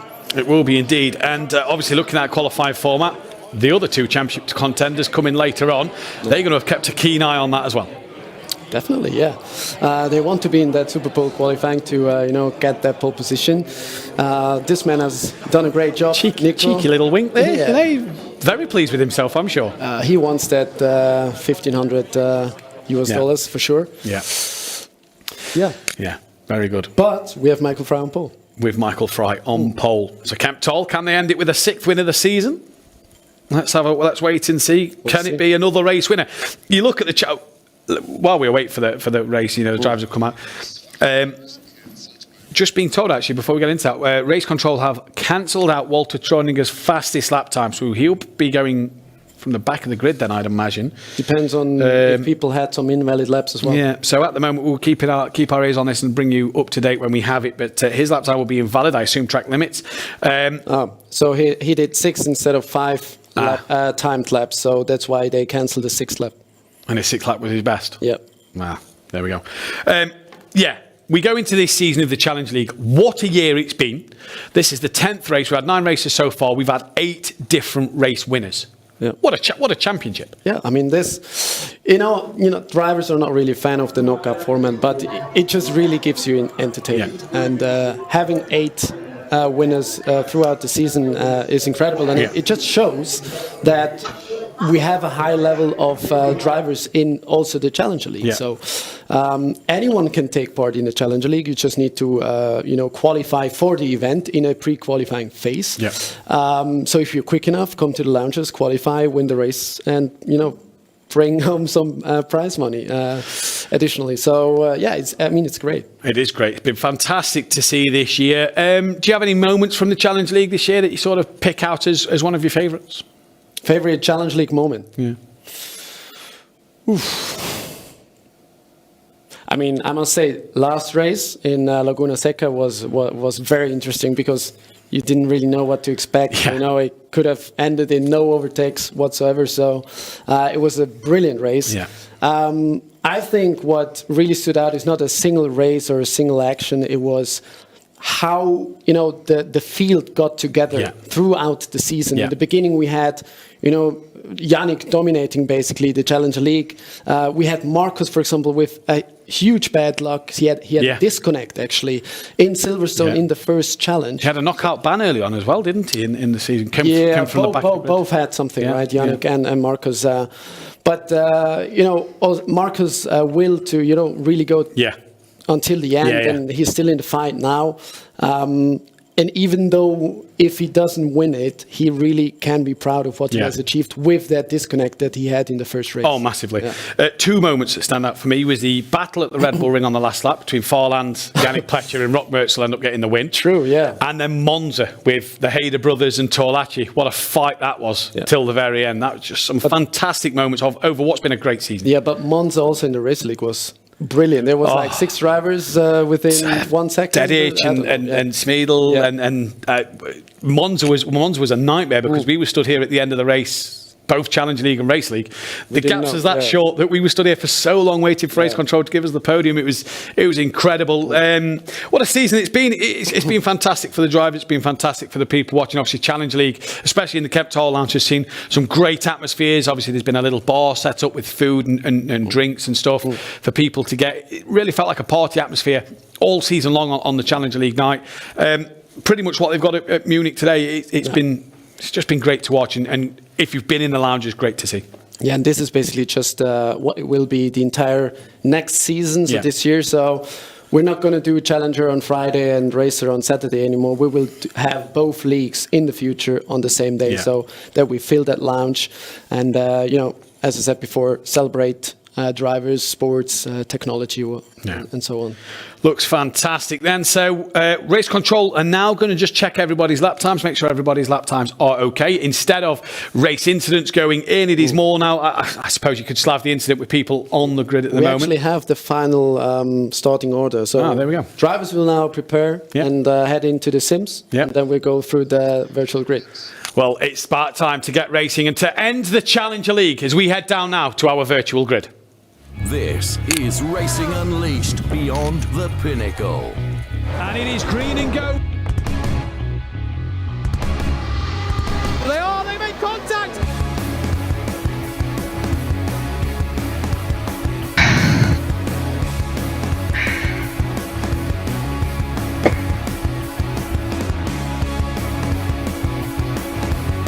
Right into the gravel. So what's happened up front? Oh, it's chaos.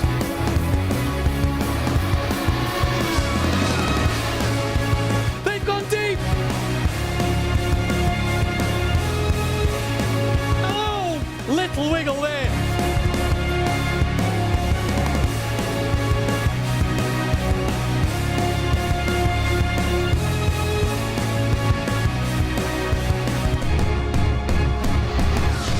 This is Racing Unleashed. Welcome down once again to the virtual grid where for the final time for the Challenge League season, this is how the drivers are going to line up. P18 then for Walter Treuninger. His best lap time at the end was wiped off the books as he did 6 flying laps instead of 5. So Walter Treuninger will be going from P18 in this one. Thomas Herzog, great to have him back on the grid. It's P17 at the moment for Thomas. Can he work his way back into that top 10 for points in the final outing here in Portimao? Gianluca Palmisano will line up P16. He's got a lot of work to do if he's to score points as well. Didn't see the best of him in his lap times at the moment. Antonio Rivoli didn't see his lap time. We was told in our ear what it was. He then lines up P15 as he appears on the screen now in Munich. Roberto Miguez is P14 then in Madrid. He's going to be one to watch just outside the points. He's had glimpses all season of breaking into that top 10 and scoring some big points. Can he do it once again here today before the podium sitter of last time out at Laguna Seca? Unai Morotto will line up alongside him in Madrid in 13th place then before we head back over to Munich. There is Unai Morotto. Look at him just taking in exactly what he needs to do and making sure he knows that what he has to do is absolutely nailed on. Podium sitter last time out. Tyler Klaus in Munich, P12. He's got a job to do if he wants to score some big points. Chances in this championship to move up and down for Tyler. So can he get inside that top 10 and score some points and take home some more prize money at the end of today? Adrian Gomez, he's had a good season. He's had a really good season. Can he get on that podium once more? Can he get inside the top 5? Adrian Gomez will go from P11 on the grid. And we can speak now to P10, Lorenzo Haider, and we can speak to Joshua Haider as well. P10 and 9 for the Haider brothers. What can you do in this final race of the season? P1, no mistakes, and then we will see what happens. I hope we can go to the podium. Another Team Haider podium was nice, I think so, and we will see what happens. Well, Lorenzo, Joshua, we wish you both the best of luck for Portimao. Good luck out there. P10 and 9 for the Haider brothers there then. What a day that could be if the Haider brothers both got on the podium. A win. Joshua, a win, podium as well? I was just kidding. I think it will be difficult to go on podium. The guys in front of me are very fast. And yeah, it's the first time for me on the track ever. I never drove this track before, and it's a bit difficult for me, but the race is long, and I think all is possible. The race is long, all is possible. Joshua, best of luck for the final time this season. We wish you the very best one. Mohamed Ramsey, race winner at Laguna Seca. He'll go from P8 then here in Munich. He's for the final time going to try and get some more points on the championship. Mario Stanic will go from P7 just outside the top 5. A big chance to move up the order, a big chance for some prize money for Mario Stanic today. Can this man get onto that podium? He's not far from it. Borja Zorzo will line up P6 in Madrid. He won the prologue back in April of 23. He's been on the podium a couple of times this year, hasn't won a race. Is it Borges' time to shine here in Algarve? He will be looking to get onto that top step of the podium, or the podium once again here at Racing Unleashed.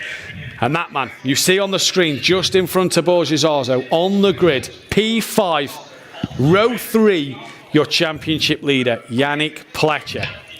What is he going to do in this race today? It's a big, big task for these drivers.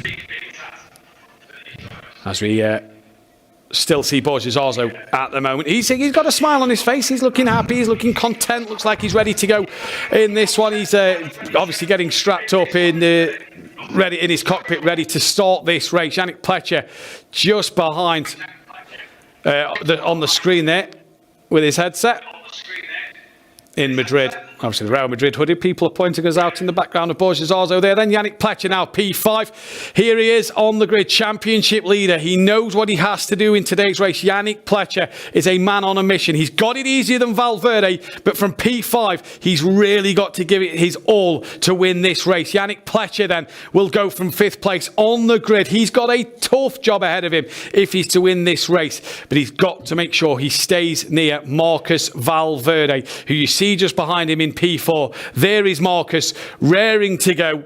He has a big job if he's to win this championship. He knows what he needs to do. That is outscore Yannick Pletcher by 12 points. Marcus Valverde has got a big task ahead of him, but can he do it? The man, though, P3 in the yellow cockpit back home in Madrid, is the one to watch, I reckon, in this race.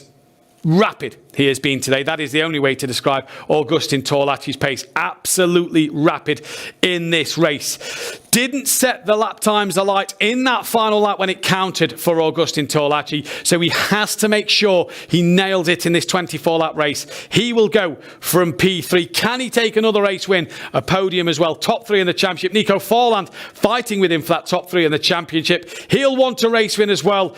Was in the season early on. Bit of bad luck towards this back end of the season has cost him his championship, but wants that top 3 finish for sure. And Michael Fry is your pole sitter in Zurich. What will he do from there? That then is your final Challenger League grid order for the season of 2023. Don't know where I was going with that one. As we get ready to go racing here and at Portimao. What a grid it is to be then. 18 drivers are ready to go and now get lined up on the grid. The revs are starting to rise. It is going to be 24 laps of fantastic action here in the Algarve. Who will be crowned, though, the race winner? This is going to be the most important race for Yannick Pletcher and for Marcus Valverde. It is going to be so crucial for both drivers to get everything absolutely right and nailed on. As we wait the lights to come on screen now.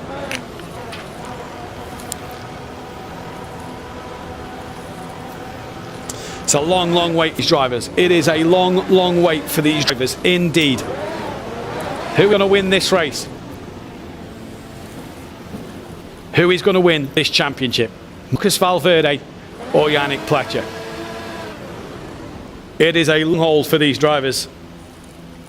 As we await the light on the screen here in Portimao, you hear the revs rising. You hear the drivers preparing themselves, and now a bit of silence on the grid. We prepare for the lights as we prepare for the race.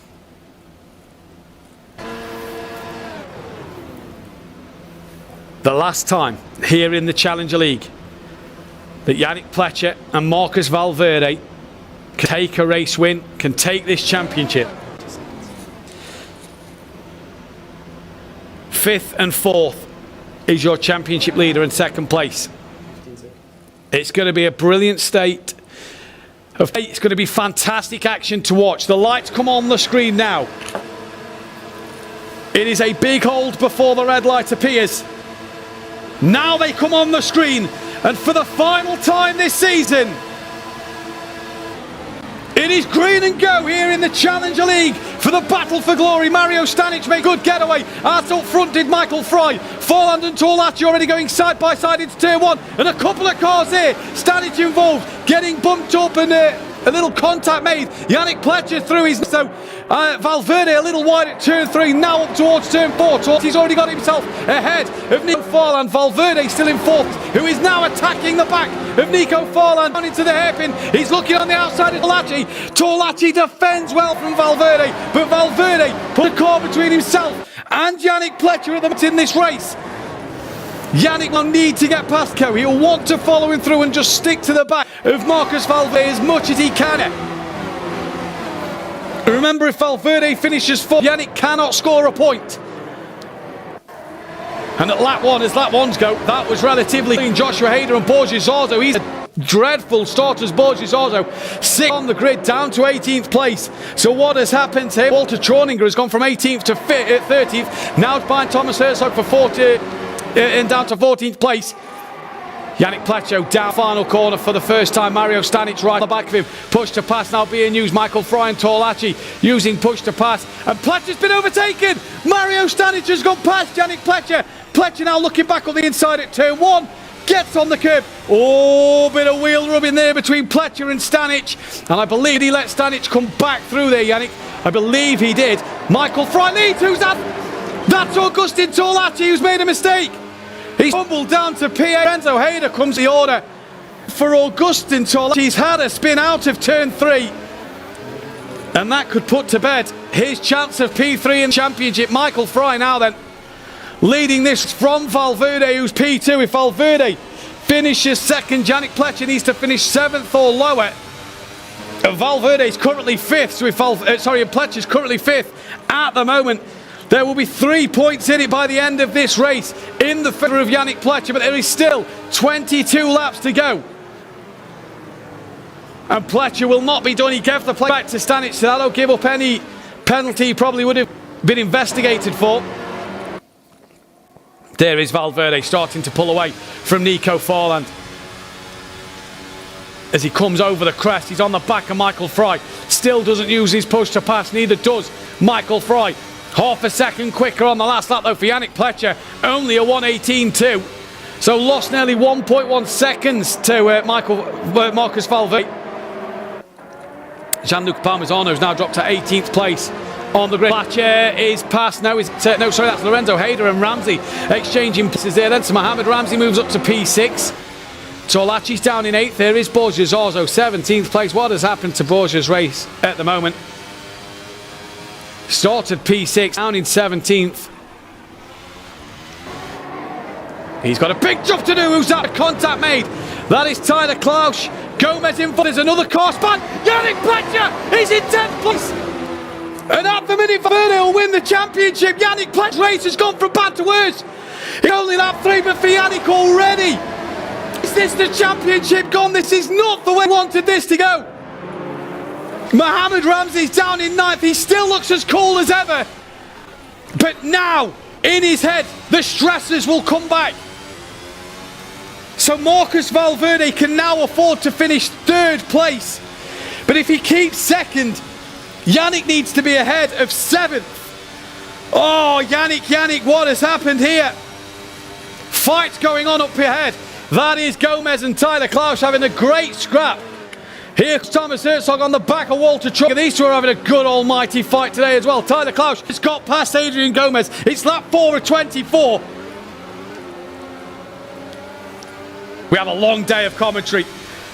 And if the excitement is this palpable already, well, imagine what it's going to be like later. Thomas Herzog, P12 at the moment. Walter Troninger just outside the points. Joshua Hader right behind him. There is Totti back into P5. The quickest man on circuit. He's been in practice. Not in that shootout for pole, though. On the back of Mario Stanic, P4. He's in a good fight, is Tollaci at the moment for this championship at P3.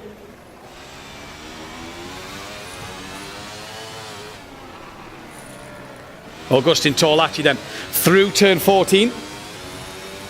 And now down towards the final corner, flat out through here. The problem with this is, as we know with this car, you do tend to get a little slidey and lose a bit of that grip in the dirty air of the car. So is it flat out through that final corner? Pletcher back up to 9th. He's got past Gomez. So at the minute, If Pletcher finishes 9th and lower and Marcus Valverde finishes 3rd, Marc Valverde will win the championship. What has happened to Valverde? Because he was within a couple of tenths of Michael Fry to go. He's now over 2 seconds behind Michael Fry. So Michael Fry at the moment really going well out front. Torlaci got up the inside of Stanic, it looks like, behind. Valverde, though, can sit comfortable at the moment, because he knows if he finishes 2nd, Yannick Pletcher needs to finish 7th or lower.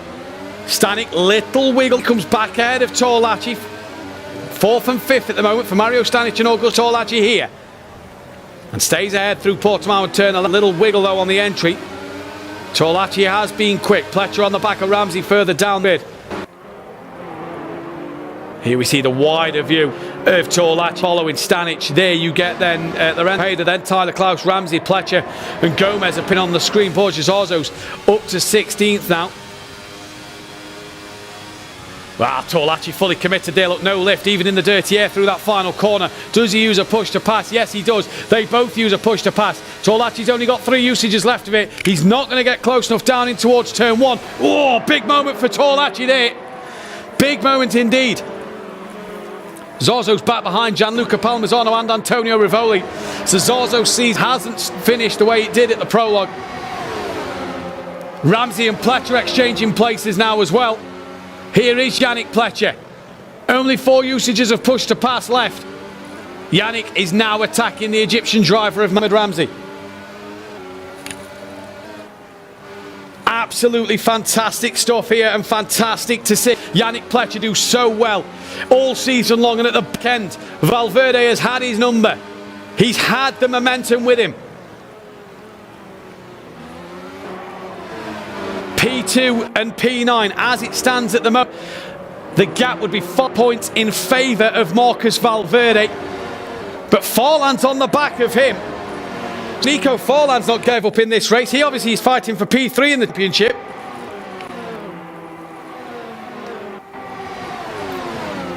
Fry, Valverde, Forlan all across the line. Stanic does a personal best this lap. Torlaci didn't, Hayder did. Yannick Pletcher lost nearly the second to Mohamed Ramsey over the last lap. Was that just a course of the battle that they was having? He's back to 7/10 behind him. And Nico Forlan just sticking behind Marcus Valverde. He knows Valverde's not his fight. It's Torlaci that is the fight for Nico Forlan. And at the minute, Forlan would keep hold of that P3 by 20 points over Augustin Torlaci. Lap 7 of 24. Joshua Hayder gets past Thomas Herzog. Roberto Miguez has cleared Walt Troninger. Unai Morotto's down in 15th place. Borges well off the back of Rivoli, so I don't know what's happened to Borgia. His season hasn't gone the way he'd have wanted it to after the prologue at Nürburgring back last April. Forlan, though, on the back of Valverde at the moment, and he's really trying to get a grip down the start straight. So just being told that Torlaci, when he had his moment, he was in a fight with Valverde, so unsure if there was contact. So obviously that'll be one that race control would have kept their eye on. Here is Borges Arzo. Not been the season for him. He's had a few good results, a few good podiums. He'd have loved to get that race win to end the season as it started back at the prologue. And Forlan just getting closer to Valverde a little bit here. Pletcher is shot right off the back of Mohamed Ramsey. That gap's now 1.2. So Pletcher just doesn't look comfortable today. He hasn't looked comfortable all day here. He's really struggled to get to grips with the Algarve circuit. Michael Fry, I tipped him for the win. And that's one over Fabio. 3 seconds in the lead. 8 laps out of 24. We're about to start lap number 9. It's just calmed down a little bit here now. Ramsey's within 3/10 of Tyler Klaus. That's allowed Pletcher to catch back up. He's got within half a second of Mohamed Ramsey now as Yannick Pletcher without using push to pass. So just interesting to see this at the moment. There is Yannick Pletcher. Is that just a little, he still looks as cool as ever, but is he just starting to panic about this championship maybe slipping away from him? Valverde you saw come across the start line a moment ago. That was to defend or break the slipstream from Nico Forlan. As here is Yannick Pletcher now. Used a push to pass down the start straight. He's right on the back of Mohamed Ramzi. Will he think of using another on this ninth lap? Down this back straight, gets a good run in the slipstream of Mohamed Ramzi. Here goes Yannick Pletcher. He does use another push to pass. He's going to go to the outside of Mohamed Ramzi, who is able to keep it there. Little bit of contact, front and rear wheel touch, nothing more than that. And for Valverde, for Pletcher, he can't find a way through. Still looking. Oh, bounces off the sausage curve there. Just pushing the car a little too much is Yannick Pletcher. He's really having a go here at Mohamed Ramzi. But Ramzi defending absolutely to perfection. Doors open. Oh, Pletcher's hit him. He's round. Yannick Pletcher's championship is slipping away. You see the frustration on Yannick Pletcher there. You see how much it means to him. But he just touches Mohamed Ramzi a little bit up the inside. Yannick Pletcher's down to 10th. Wow, wow, wow, what is happening here to Yannick Pletcher on this last race of the season? Forland's past Valverde. Nico Forland's gone past Marcus Valverde.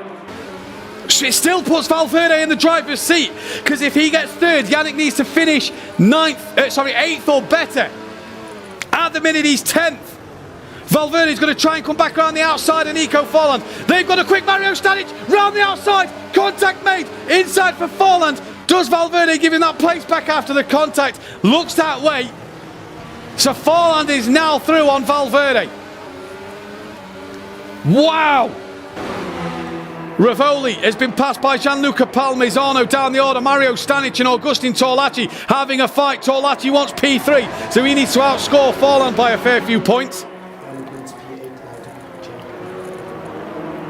So now Yannick Pletcher needs to come back to P8, unless Stanic and Torlacci get past Valverde here. This is crucial now, because Valverde has slipped into the clutches of Mario Stanic and over Augustin Torlacci. So it's going to be fantastic to see this at the moment. Here is Torlacci on the back of Mario Stanic. Down in towards turn one, but Stanic gaining on Valverde there. Yannick Pletcher is the only driver who's got little push to pass use. He's only got 2 usages left of this. Oh, for Yannick Pletcher, it's gone horribly wrong today. He's 3.5 off the back of Adrian Gomez.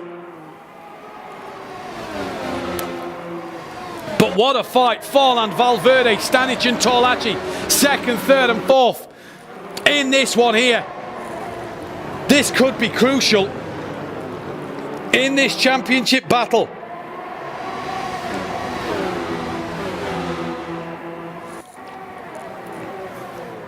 Eight tenths now between Stanic and Valverde. Stanic has got to worry about Torlacci behind. This man cannot make a mistake. If he makes a mistake, that then swings the championship back to Yannick Pletcher. Nico Forland sitting comfortable at the moment in P3 in this championship standings. But as it stands at the moment, it'll be 3 points in this championship fight. Valverde not overly bothered about passing Nico Forland at the moment. He's not close enough to pass Nico Forland. Stanic and Torlacci, what a fight. Torlacci's not come through the order as quick as I thought here. This is allowed, by the way, Michael Fry to drive off into the distance. We are halfway through this race. Gianluca Palmisano's now dropped down to 18th place. He's well down the standings now. Rivoli and Zarzo's got past him. Zarzo back up to 16th. Unai Morotto does a personal best lap for himself in this race. Lorenzo Hayder, Tyler Klaus, 6th and 7th, just in the background of these 4. Yannick Pletcher, 4 seconds off the back of Adrian Gomez. And needs to get past Gomez and Ramzi to have a chance in this championship. Not sure what has happened to Zarzo in this one. It's been a strange season for Borja Zarzo. He's had ups, he's had downs since the prologue win. He struggled down his 16th place. He was sick, let's not forget, at the start. He's trying to gain on his fellow Madrid colleague of Unai Morotto. But this is a battle for 2nd, 3rd and 4th that we're currently watching on screen. We're on with Augustin Torlacci, who's trying to get on the back of Mario Stanic. Valverde uses push to pass, so does Nico Forland. At the moment. Oh, Valverde, very loose out of turn 2. Forland and Valverde both used push to pass. Wasn't effective. Valverde, though, was so loose out of turn 2 that he's just had a moment, and that allowed Stanic for a second to get onto the back of him.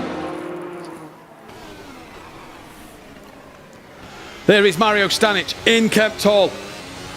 Could he help Yannick Pletcher out in this championship by getting ahead of Marcus Valverde? Huge pressure on Valverde now. He had that moment earlier on this lap. He's just got to keep this together for the rest of the race. Stanic looking very quick today. Just over the sausage curve a little too much. Does that open the door for Torlacci? Goes to the outside to have a look. Now flicks it back to the inside. Late on the brakes. No, doesn't go up the inside. Valverde now around the final corner. As here comes Valverde on the back of Nico Forland. Lap 14 of 24, Michael Fry has just started. Really in a world of his own out front. He's done so well to lead. Torlacci is having a look. Tyler Klausch is now having a look on Lorenzo Hayder. Tyler Klausch to the outside of turn 1. Who breaks the latest? Hayder dives back up the inside. Oh, just over the track limits. Manages to get the place back. Torlacci as well got ahead of Mario Stanic. So now Torlacci, who's fighting for the top 3 in the championship, he's going to try and attack Valverde. Morotto's in the pits. They're not sure what's happened to Unai Morotto there. Tyler Klausch back up the inside. No, can't get it done. Hayder misses the apex though. Opens the door for Tyler Klausch. No, not there. Just didn't get the exit he wanted. So Michael Fry leads from Nico Forland. Then it's Marcus Valverde and Augustin Torlacci. Will Torlacci let Valverde keep the place? Will Torlacci want P3 in the championship? He knows he's got to get ahead. Oh, Klausch late on the brakes nearly into the back of Lorenzo Hayder. Yannick Pletcher still 10th. He's not making any inroads on that of Adrian Gomez. Tyler Klausch taps in Lorenzo Hayder wide. Oh, Joshua Hayder rejoins right in the path of Adrian Gomez. Now, here comes Torlacci.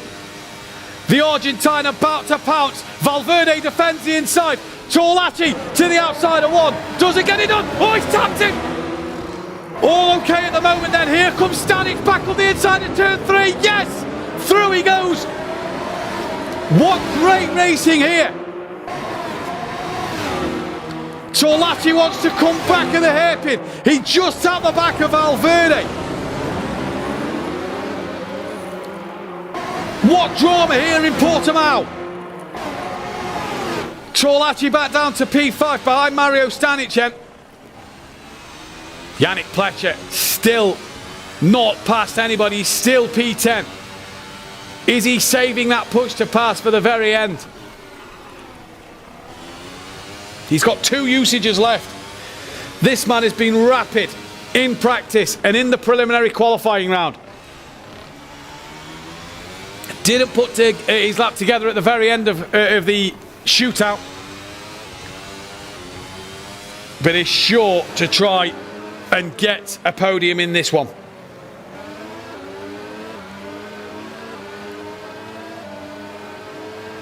Is he going to try to pressure Valverde? I reckon yes, because he's already tried to pressure Valverde early on in this race.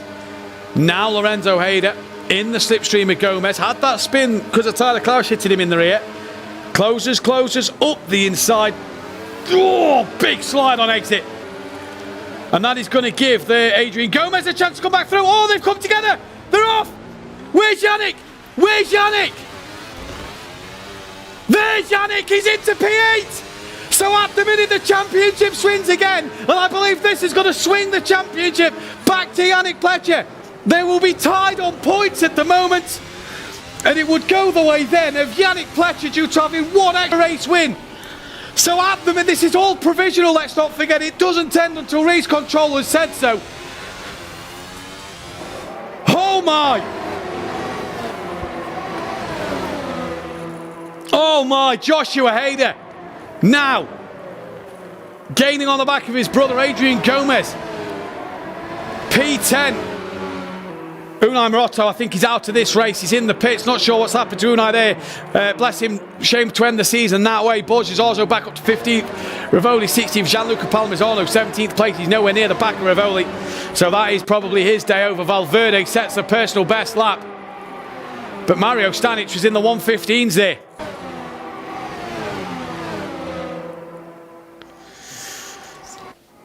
So going to be interesting to see this. Unai Morotto unwell, which is why he stepped out the simulator at the moment. So hopefully he feels better. Shame to end the season like that for Unai. And there is the lounge in Madrid. I'm sure they're going to be wanting to cheer on Marcus Valverde. Borges Orzo's moved up to 14th place. He's got ahead of Walter Trauninger. Unai Morotto is out of his simulator. That's a shame for him to end the season that way. Right, so as it stands, the points will be tied. Yannick Pletcher will win on race wins. Yannick Pletcher has had 2 to Marcus Valverde's 1 as it stands. Valverde has just gapped Mario Stanic a little bit. Forlan's only got 1 use of push to pass left. I tell you what, Michael Fry, we've not even seen him in this race. He's been so good today. 16-0 for Michael Fry as Forlan comes to line. What did he lap? 16-4, 16-3 for Valverde. There he is. The Frenchman. Just been so good in this race. Cool and calm, took the pole, and it could be lights to fly. Lap 18 of 24. We're coming to the back end of this Challenger League race. And Stanic trying to get on the back of Valverde, but Valverde's right on the rear end of Nico Forlan. Forlan's got 1 usage left of Valverde's 4 of push to pass. Big straights here.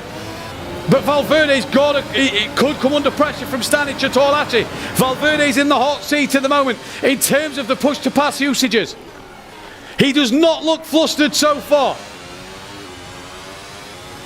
Where's Yannick? Still P8. He's about 1.1 off the back of Tyler Klausch. And as it stands, provisionally, Yannick Pletcher will be Challenger League champion on account back of race wins. Valverde uses push to pass now. So he's used it early. Forlan used his last one. Stanic uses his as well. So Forlan used his last push to pass. Mario Stanic uses his last push to pass. Mario Stanic at 15.6. What absolute lap times from Mario Stanic here. He's flying at the moment. And was Valverde there defending from Mario Stanic? He is! Stanic is alongside as they come up through 4. Mario Stanic now, side by side with Valverde. This could have a massive change in the championship. He's going to look to the outside. Torlaci's here. Stanic has gone so deep. And now Torlaci's going to attack the back of him. Nothing can be done from that. And Mario Stanic putting pressure on Valverde. Pletcher's 7th. We've got another race to do. The voice is going to be gone by the end of today. But Pletcher is up to 7th place now. Yeah, Mark Valverde needs 2nd place to win this championship. Torlaci's now past Mario Stanic. Oh, it's all changing at the moment. It is all changing so far. This is all a provisional result so far. Valverde has dropped without the 2nd of Nico Forlan. This is a fantastic fight. It's been a great battle all day long. So Pletcher has got ahead of Tyler Klausch. And he's 6.8 behind Ramsey, so he's had as far as Pletcher will go. Torlaci and Torlaci uses push to pass. He's attacking Valverde. He's giving it full beams. Torlaci gets through. He's round the outside before turn 1. Augustin Torlaci strips the podium away from Marcus Valverde here. And for Valverde, he's got opportunities. He's got push to pass left. And as it stands, the gap will go back to 5 points in favour of Yannick Pletcher, who's in a scrap with Tyler Klausch at the moment. So anything can happen in this race. He's defending hard from Tyler Klausch. Comes back, gives Tyler just enough space on the outside. Oh, there was a car in his rear view mirror there, went straight on. That looked like one of the Haders. Oh, what racing. What racing. This is all a provisional result at the end. Valverde has 3 usages of push to pass left to use. He's got Mario Stanic right on the back of him. The champion, I tell you what, the championship contenders today have not had it easy. They've not had it easy in this race.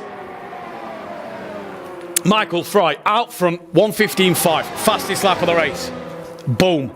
Loving it. Mario Stanic uses final usage of push to pass. He's a little too far behind Valverde. So he's possibly just wasted that last lap there. What a race at Portimao, lap 21 of 24. And Yannick Pletcher's coming under pressure from Klaus. Valverde's coming under pressure from Stanic. Torlachi wants to get ahead of Nico Forland. What does that do for the battle for third? That puts 18 points between them, so we'll need Forland to have a moment somewhere. Roberto Miguez has got past both the Hayder brothers, so he now moves into the top 10. Walter Choining has dropped down to P16. And here is Joshua Hayder. He's had great fights with his brother all season. He's trying to put down Roberto Miguez at the moment. Valverde on the rear of Torlachi, Stanic on the rear of him, Klaus on the rear of Pletcher. Look at this. This is all for second place as well. Forland's wide.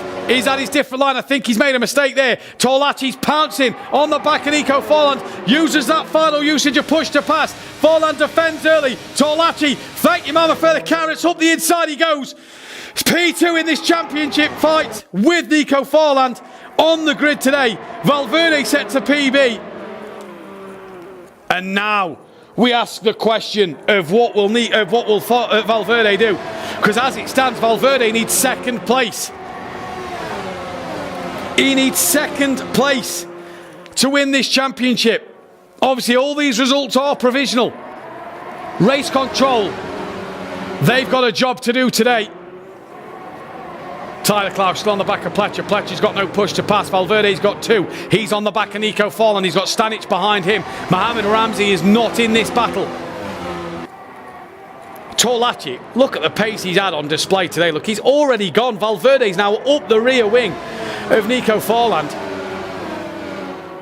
He's already pulled a second in a lap over Forland as Torlachi. Torlachi has been quick today.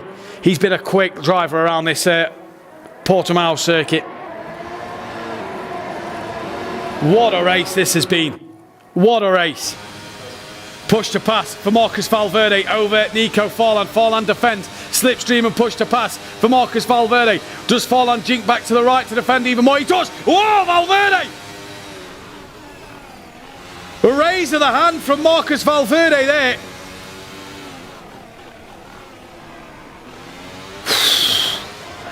Nearly collected the back of Nico Forland. Imagine if contact's made there. He's still with one usage left though, does Marcus Valverde. Pletcher has still got Klaus on the back of him with one usage left.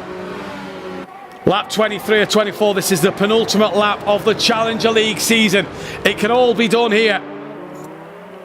Obviously all results are provisional. Borges Orzo moves ahead of Thomas Herzog for 13th and 14th place. All results are provisional. One result that is probably guaranteed is the race winner because he has been fantastic. Michael Fry has been amazing. He has been dominant in this race. 6.5 seconds in the lead is Michael Fry at the moment. Over Augustin Torlachi, who has dropped Nico Forland. Now Valverde uses push to pass. The last usage of push to pass for Valverde's season. Is this the last chance in Valverde's season? Currently P4, needs P3. He's not close enough there to get it done. Forland stays ahead at the moment. Stanic is not in this fight currently. And Valverde, was that his chance over? Pletcher's been passed by Klaus. Pletcher's back down to 8th, which means if Valverde gets this job done, I believe they'll be back tied on points and will go down to race wins. 3 points in it as it stands. This could make or break Valverde's season. Oh my, what a race it's been here in the Portimao. Oh, Valverde up the inside, nearly taps the rear wing of Nico Forland there. This has been fantastic stuff here in Algarve. But for the final time this season, it is going to be a brand new race winner once again. Michael Fry is heading towards the line. He's going to make it 9 winners in 10 races. Michael Fry wins the race. It is all provisional, but I see nothing wrong with that. The Frenchman lights to flag. Fantastic drive from him.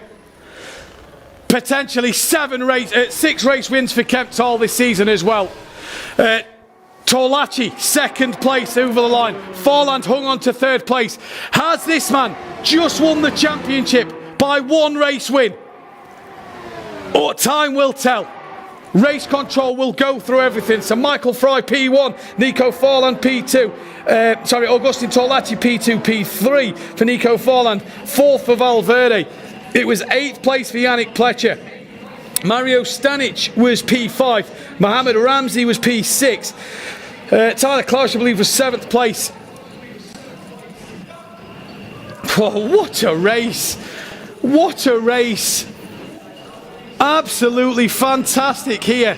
And we've got the Racer League action coming up as well, so don't go anywhere, folks, because we've still got another championship to determine here. Mum and Dad having a chat with Yannick Pletcher there. You saw the frustration on Yannick's face. It means so much to him.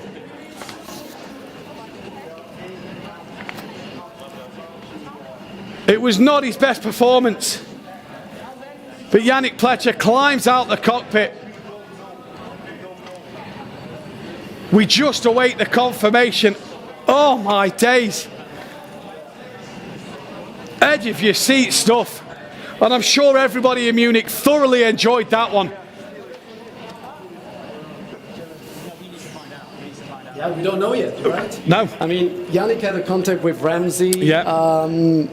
You know, race control will give a penalty or not. So this is going to be tricky.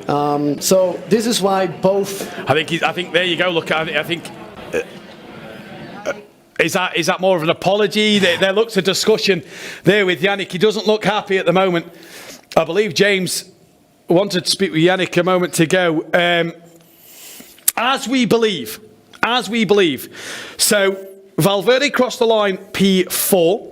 Yannick crossed the line P8. That, to me, just looking at the screen in front of us here, that will give Yannick Pletcher the championship by 3 points. We do believe. So provisionally, Yannick Pletcher's champion. Yeah, provisionally he is champion, but we don't know if both have penalties. Yeah. Because at the start, we saw Torlachi spin, right? He was in a battle with Valverde, if I'm not mistaken. Yeah. And Yannick had that contact with Ramsey. So yeah. This is going to be exciting. I tell you. Obviously not the way that we would want the season to end, because it would be better without the involvement of race control. Yeah. But at the moment, I have no clue who's the champion. I've never seen him look so emotional. Yeah. He's normally as cool as ever. Yeah. And you can just see the emotion on his face. You know, brushing it off.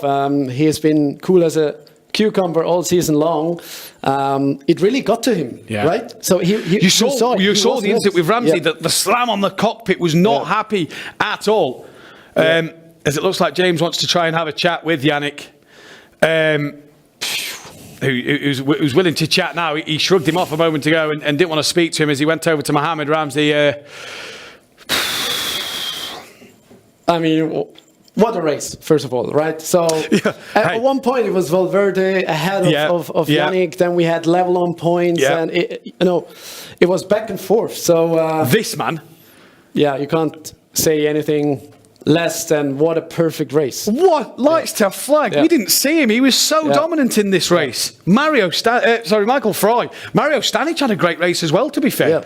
Great way to end his season. He's had incredible improvements across the season. But Michael Fry, why is he not driving more often, right? Yeah. If he is producing these results over a season long, he could be fighting Would he be in this championship today? There is your provisional podium. Michael Fry, Augustin Torlachi, Nico Forland. So it is another provisional Kemptol win. That could put Kemptol on 6 race wins with Michael Fry. 9 winners in 10 races. That could be if that is confirmed.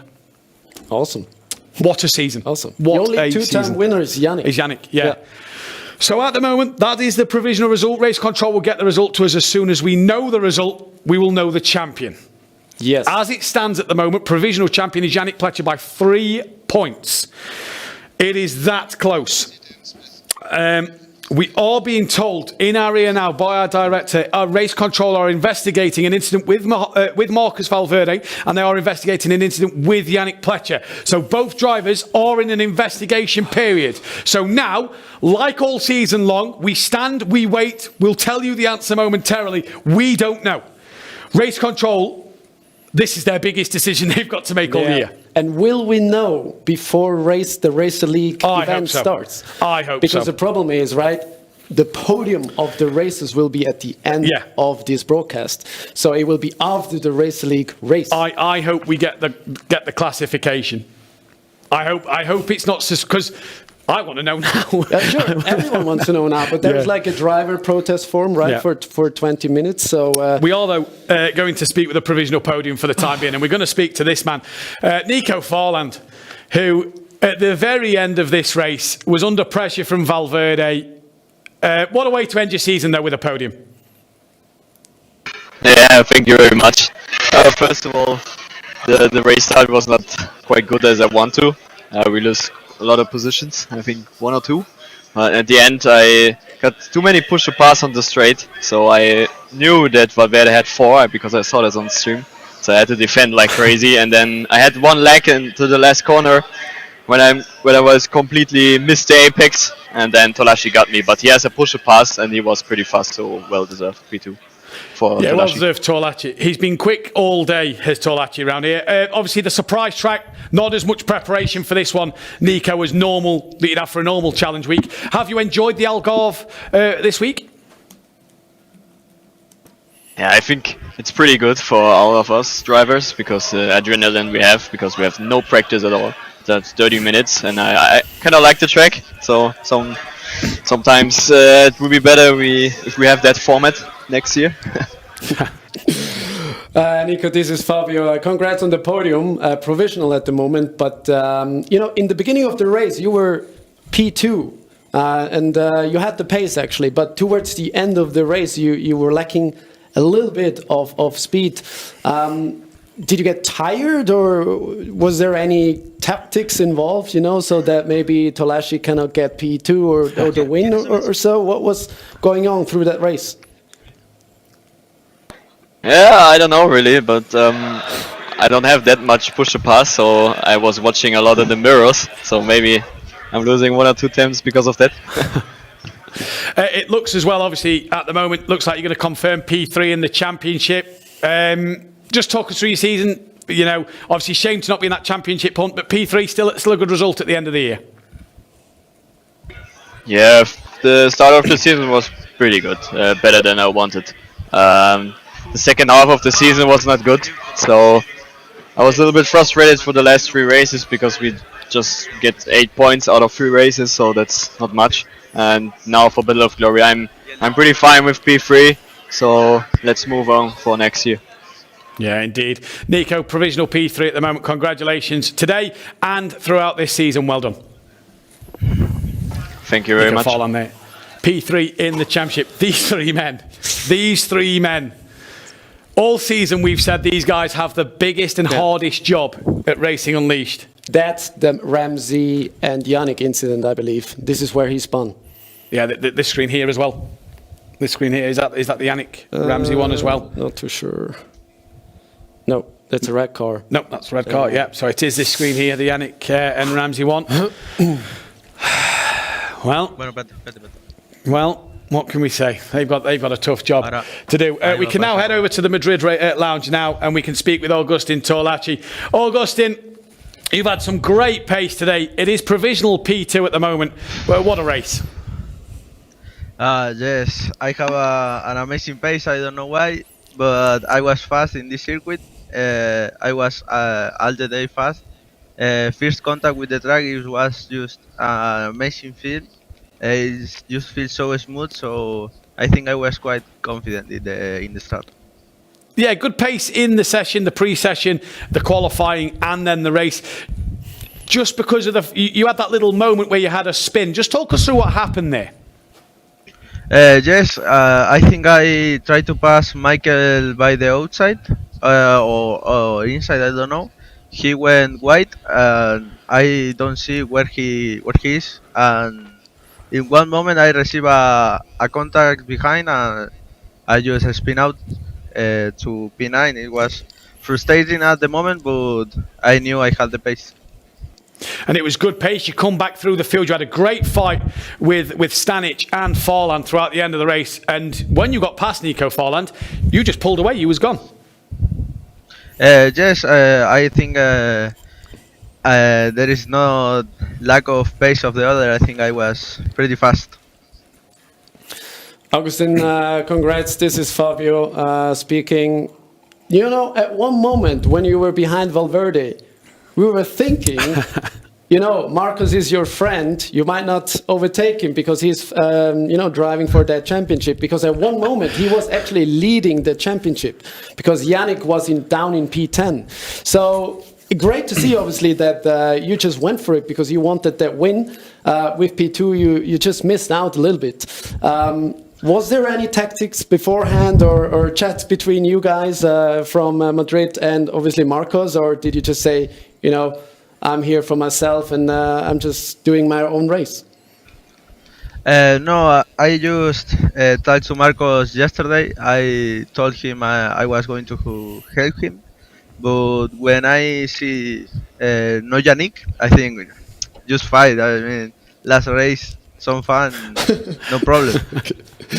Fighting all the way. Augustin, you did get a race win back early in the season. It's been a great season from yourself as well. It looks like it's going to be P4 in the championship for you. Just missing out on the top three. Anything throughout this season you could have done to maybe get inside that top three? Yes, I think it was a very fierce season, very good. But I think I could win the championship since a lot of mistakes from other drivers that maybe ruined my race. Monza, my own mistake. So there is a bit of all 50-50. Yeah. Well, Augustin, we hope to see you next season back out on the track. It's been a great season from yourself. Well done today and well done in the championship. Thank you. Of course, I'm going to be here. Well done. Well, we look forward to seeing Augustin Torlacci next season as well. He's had great pace today. Really good pace. I tell you, if it wasn't for that spin in the first or second lap, it would have been a tight battle between Fry and him. Well, did you see the fastest lap time? Michael Fry, 15.5. Really good pace. Here is Michael Fry now in Kemptall. He took pole position. He won the race. Did you expect that, or is that a bit of a surprise for you? I mean, for me, it's like if you only have 30 minutes of practice, then I know I can go for the win because everybody has the same cards, and in this moment, I'm very good to feel the car. And it was a surprise to win it, honestly, but I knew I could get in the top 5. That was my expectation.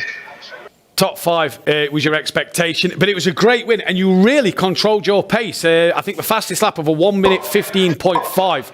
So really good pace today as well. Yeah, I mean, I felt comfortable with the car. I tested out the limits in the first half an hour of practice. I mean, I went fully for it, and I haven't got a good lap time, but I knew then the limit of the car, and afterwards it was clear for me where I can push and where I don't. And yeah. Congrats on the win, Michael. We believe, even though it's still provisional, we believe there is nothing that will hold you back from that. We don't know what happened in the start with Torlacci, etc., because Augustin was telling us you were in a fight with him, I believe, in turn 2 or 3, and then he spun round. Do you know more about that scene, on what happened there? Yeah, it was... Yeah, I know what happened. It was completely on my side, so I apologize to him. Like we went side by side into turn 1. I went quite wide and had a lot more speed than him. And when I came back to the circuit, he was already braking, and then I just gave him a little tap. I don't know if he saved it or if he completely spun around, but yeah, it was a bit unlucky. He actually dropped down to P10 he was, or something. Yeah. But he came back to P2. Yeah, so I'm very sorry for him. My apologize, but in the end, you know, it's racing. I didn't do it on purpose, and next time I hope I won't do it again. And yeah. P1 today, though, Michael. Great pace. Will you be back next year to give a good go for this championship? I have quite a lot of plans in terms of real racing, so we will see. We will see. We'll see. Well, maybe it will be a surprise. Well, we hope to see you back out on the grid. We wish you the best luck for what's coming up for you in 2024. But well done today on the provisional race win. Congratulations. Thank you. Thank you very much. So a fantastic race there. Admitted fault? Yeah, but you know, how big was his gap to P2 actually? He was like over 6 seconds. Was it over 6 seconds? Yeah. But it wasn't, the incident wasn't in the first lap, right? Because then it would be double penalty. Yeah. So that would be a 10 seconds I believe penalty. I believe it was lap 2. No. I believe it was lap 2. Do you really think it was lap 1? If I remember rightly, yeah. Because then it would be, if he gets a penalty, it would be 10 seconds and he drops behind. Would be Augustin's. And then how far was Farland and Valverde behind? Not too far. We'll bring you the championship result when we know the final result, because now, more interesting by the minute. If that was a lap 1 incident, that is double bubble. It's 10-second time penalty, not just the 5 seconds. So that is. I believe it was lap 2, but. I don't know for sure. Let's wait and see what race control say and see if it's a penalty for Michael Friday. Good race from Mario Stanic in that one. I just want to talk about Borges Arzo a little bit. Won the prologue back in April at the Nürburgring. Hasn't had a year where he's took a race win in the championship this season. Yeah. Struggled a little bit at times, and he struggled today. He struggled today, but I'm certain that it wasn't his fault. There was some incidents going on with Borja, because looking at the penalty roster, actually, Borja was never penalized. So he is a very clean driver. Today it just wasn't meant to be, right? Because he was P5, I believe. P6 of the quali, right? So he was quick. So just a shame to see him down the road.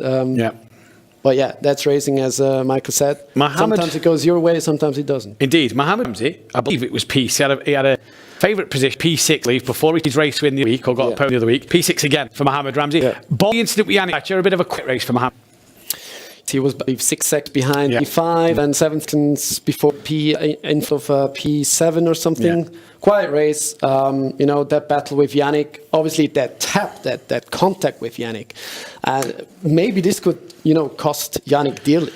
Who knows how race control is going to decide? Obviously, nobody was losing positions, only Yannick, but it depends really what race control will penalize. Will they penalize the result, or will they penalize the action? Well, this is it. We can, though, get some live reaction from Mr. JWW now in Munich. James, talk us first of all through the atmosphere in Munich at the moment. Guys, I do not know what it's like for you guys over there, but over here, I got sweaty palms. It's unbelievable, the environment here. That was so close. Obviously, we are still in no man's land right now. We're in limbo land, waiting for the final decider, which we shall find out later on. We were watching directly behind our 2 championship contenders. We've got family in the room, we've got friends in the room, we've got potential sponsors in the room. The energy here was tense, but it's one of the best races that I have had the privilege to watch. I'm going to say it to you guys, you should have been here. Because the atmosphere has been exceptional. Talking to the drivers after that, they don't know whether to smile or cry. They are in this no man's land right now, waiting to find out.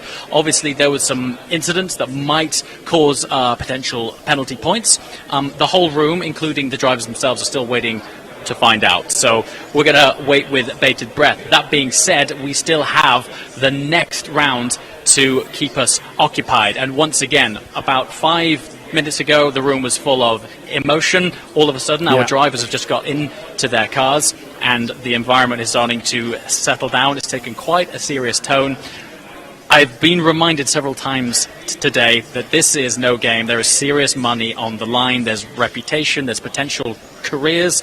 One of the interesting conversations that I've had this time has been the direction of where these drivers want to take their racing careers. Some of these guys want to go full esports.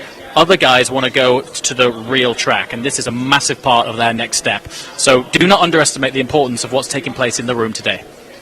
Indeed. So we saw some massive emotion from Yannick Pletcher. We saw you try and grab a word with him before he spoke to Mohamed Ramsey. Just talk us through his emotion when he climbed out that the cockpit, because we saw the frustration. He looked a little sort of upset at one stage. You didn't know what to think. We didn't know what to think. Yannick didn't know what to think. Based on position alone, based on his performance on that isolated race alone, he is our championship winner right now. Yeah. But as I mentioned, this is not being decided right now. And ultimately, for a driver, that's the most painful place to be. He has to wait for this race to finish, and it will be announced at the end. The emotion, I can only class this as a roller coaster. Sometimes I'd look at him and he was elated that he was in the overall position that he was in. But then other times he'd be talking to his dad and his hands were on his head, and I could see him replaying these incidents in his mind, frustrated at the frustration he had in that race. It was an absolutely fantastic race. Obviously, the Racer League drivers are now in the cockpits. Their time to shine. Smeedel and Sanchez. What's the atmosphere between them two? What's the situation there? Well, as it happens, I am stood right next to Smeedel right now. He is laser focused. Earlier on, he was taking it easy watching the other challenge. It is really a palpable moment in the room when the next series starts. Speaking quite frankly, the smiles drop. Like, it's game time now. Once again, I think it's important to remind anyone watching, this isn't just a sim race. There's people's careers and serious cash on the line here.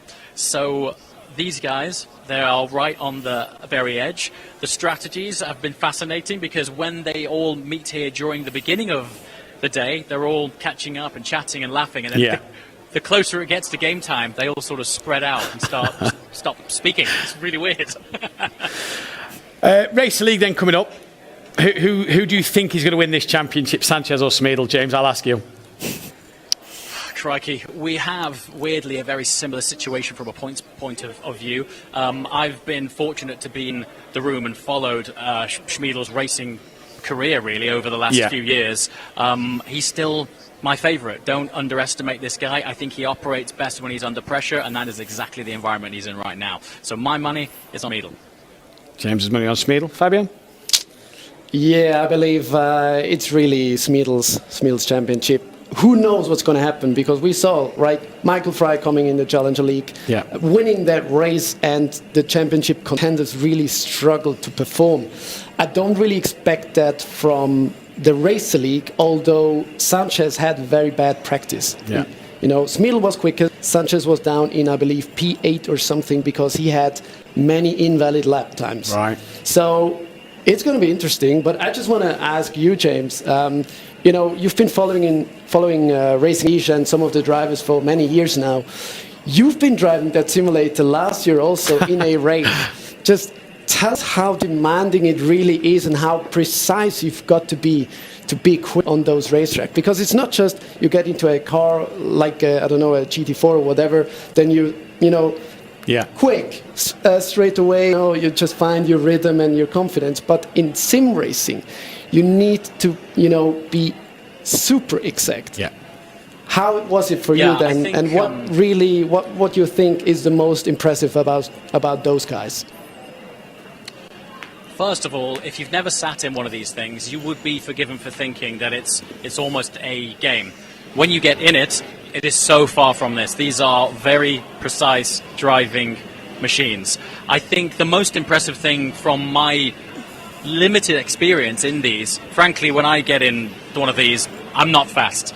I think the appreciation of having that first-hand experience and feeling just how difficult it is to string together not one good lap, but consistent laps. The finite nuances of piloting these things in a smooth fashion, keeping a cool head. I've experienced it in isolation on my own, where nothing for me is riding on it, so I didn't have that pressure. As mentioned earlier, these guys are racing for proper cash, okay? So they've got that in their head. They've got the pressure added today because it's the final. It is a deciding championship. It's a surprise track. While these guys are proficient drivers, any seat time that they can get today is valuable seat time to learn, once again, the very specific details of how to string together a smooth lap. Then you have to add on top that these guys aren't that spread out. They're all fighting for the same spot of tarmac. Turn 1, particularly here at Portimao, it's a bottleneck. So anything can happen going into turn 1. And right now, because these guys are so close in terms of points, that first 1 or 2 laps could be make or break for these guys. The defining word here is pressure, and I really think it's the one with the coolest head is going to come out on top here. Awesome summary. I couldn't have said it better, James. One question from my side: did you try the 028 simulator yet? Because you've been in the 027. Have you tested the new one? Verdict? I tested the new one once again, talking about nuances and details on paper. It looks like small upgrades, but you get in it, and is a classic case of something being much greater than the sum of its parts. Yes. It's smoother. Yes. Your inputs are so much more intuitive too, and overall, just as a collection of feedback, it's just a much more complete platform. So maybe I should try and get some seat time in there so I can remove some excuses for my slow lap times. James, just finally from my point, the guys in the Race League have managed to watch the Challenge League drivers all morning and have sort of got an eye in on what they need to do in terms of lines they can take, braking points they can pick up. Does that give these drivers this afternoon a bit more of an advantage climbing into that cockpit for gear up that they're in now, or not? I would say yes and no. The reason being, they're all watching it. So while they might have an advantage in themselves knowing the track a bit better, they all now know the track a bit better. So I guess that individually they'll feel a little bit more confident that they know over that blind crest, of which there are a few at Portimao. They know that over this blind crest, this is the breaking point and this is the general direction. As a collective, as I just mentioned, they've all just gained that knowledge together. So they've all just sort of risen up at the same time. That being said, I think there will be those who have absorbed it better than others. One of the techniques that I have picked up on talking to these drivers is when they aren't in the position to be able to be here in a racing lounge getting real seat time, they are online watching onboards. So do not underestimate the importance, the value of these guys being able to watch other people race, to pick up on these subtle tweaks, to be able to apply to their laps coming up. James, thank you very much. Hopefully to speak to you later on in the programme. Great to see such an atmosphere in Munich today. It is absolutely fantastic. We do have a few replays to look at though, Fabio, and this could be interesting viewing here. This is lap... No, it is lap 2. It is lap 2. It must be lap 2 because we see the field is stretched out there, so it must be lap 2. So no then, double not penalty. Double penalty. So let's take a look then. This is Michael Fry and Augustin Torlacci. Michael Fry, the red car. Augustin Torlacci in the yellow. Very wide through turn 1. Very wide through turn 2. Oh, yeah. Slam dunk penalty for sure. Yeah. But that gives him 5 seconds. Well, it gives him 5. Does that give him 5 seconds, or is that judged depending on race control? No, that I believe that's 5 seconds because I mean, look where he was. He was off track, braked too late, and he just shunted into the P1 guy. So that must be 5 seconds. But I don't know what the gap was, but it could still be the win for Michael. Yeah, I think the gap was well over 6. I think it was well over 6. So that could be the win for Michael Fry. Stonewall, slam dunk, one of the easier decisions that race control will have to make today. So there's 2 clips I'm wanting to see here. We know Valverde and Pletcher are both under investigation. They're the clips I want to see a replay of. Yeah, sure. That's what I want to see. I want to be seeing these clips because if we're not finding out the result till the end of the day, I'd like, if we can see them clips here, we can make our own minds up on what we think. But during the race, I really thought that Valverde had the contact with Michael or with Torlacci. So if that falls away, and we have that penalty for Yannick, that would potentially put Yannick out of the points. Valverde is P4, that would give him the championship. So Yannick Pletcher off the circuit. Mohamed Ramsey keeps that, holds his line. Oh, so Ramsey. Oh! So Ramsey hit Yannick. And again. And then, this is why Yannick was suddenly down in P10, right? Yes, so this is why Yannick drops to P10 then early on in the race. Okay. So there was then the second contact that we saw on air with Yannick and Mohamed Ramsey, where Yannick went up the inside and span around. This is possibly why Yannick went up to Mohamed Ramsey at the end of the race. Indeed. And I know it's too big of a gap because Ramsey was 7 seconds ahead of Yannick, actually. Well, it was Klaus. Because Klaus was ahead of Yannick, wasn't he? Yeah, it was Klaus, So this do you is believe Yannick is not benefiting from Ramsey's penalty then? So this is Pletcher and Ramsey. We saw this on air. So Ramsey clearly at fault for the first one. Yeah. Pletcher sneaks up the inside. What are the... Door's open. Door is open. There is a car's width on the inside. Would you really stick your nose into that corner? I know that... I mean, we need to see that in slow motion, really. This is the thing, right? We need to see it in slow motion. You've just said it there. Normally, would you stick your nose up the inside in that situation? Today is no normal situation. Yeah. Was it worth the risk for Yannick? I think after Yannick's already been spun around, I think Yannick has to do it. This is slow motion then. As they climb through Craig Jones, they come up towards Portimao. He's alongside. Yeah, but do we really think in that corner that Ramsey knows that he's there? Because it's really at the end of that apex. It's fine margins. Yeah. It is fine margins. But the rules are, he had off car length along up the inside. The gap was there, the door was open. Should Ramsey have continued turning into that corner? If I was Ramsey, I wouldn't have expected Yannick to be there. So fair play to Yannick. Surprise. Movement, Yannick come out to that one the worst. Yeah, I mean, Yannick obviously spun around. He lost, I believe, 2 or 3 places. But Yannick also knew that he was in a championship fight, right? So, but again, he had to. Based off of Ramsey spinning Yannick around early. Yeah. Yannick then, the frustration, the emotion, and this is where for drivers as well, we talk about the physical side of racing in these simulators, but when you're under this pressure, the prize money you've got, the championship on the line, the mental pressure and the mental attitude you're taking to this race, has Yannick there gone, I need to make places. I need to places. And because let's not forget, the thing that Yannick's got to learn here is there's screens in Munich. Yannick can see where Valverde is. When he's in Kemptol, he can't see the screens. Yeah.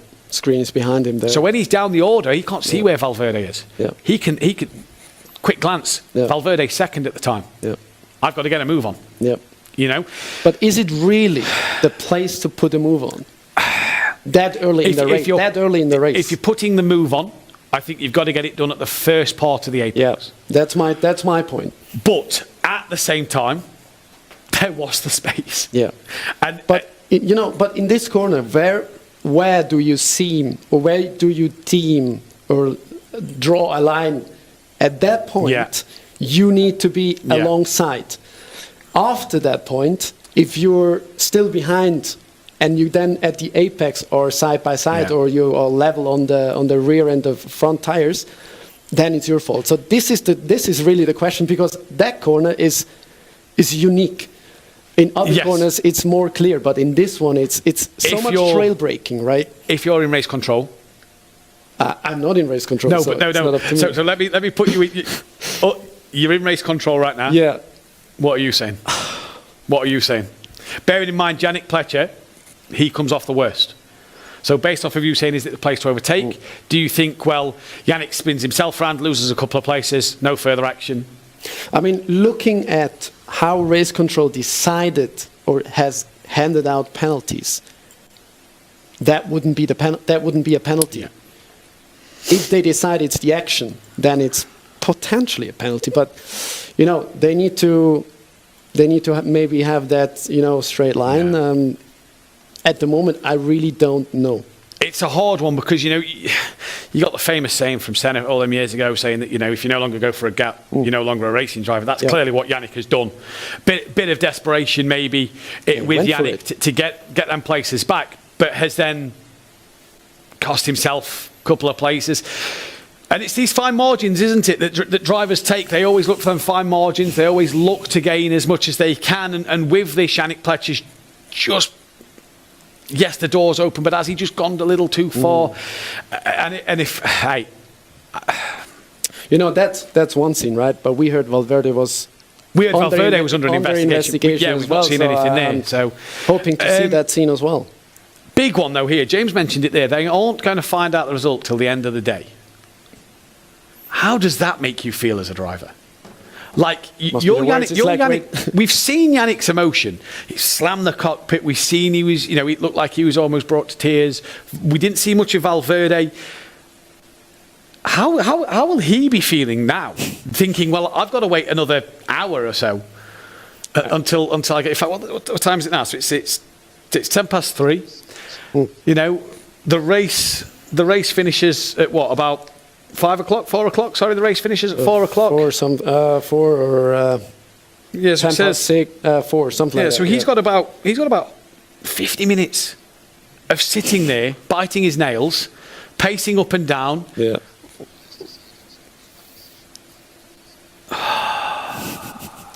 The last time I felt like this, waiting for a result, was when I handed in my bachelor thesis. Yeah. So when I ended an exam, right? It's that waiting game that's so hard. It's horrible. So we've just been told that race control will give the result at the end of the Racer League race. So all of a sudden, you start today, nobody knows what track we're racing at. By the end of the day, only them three know what the result is. Only them three know who the champion is for Challenger League. Phew. Hey, it's a day of mystery. Shall I ask here on the... yeah, on Teams. Excuse me. But it's a day of mystery. Do we know if the result of the Challenger League is confirmed?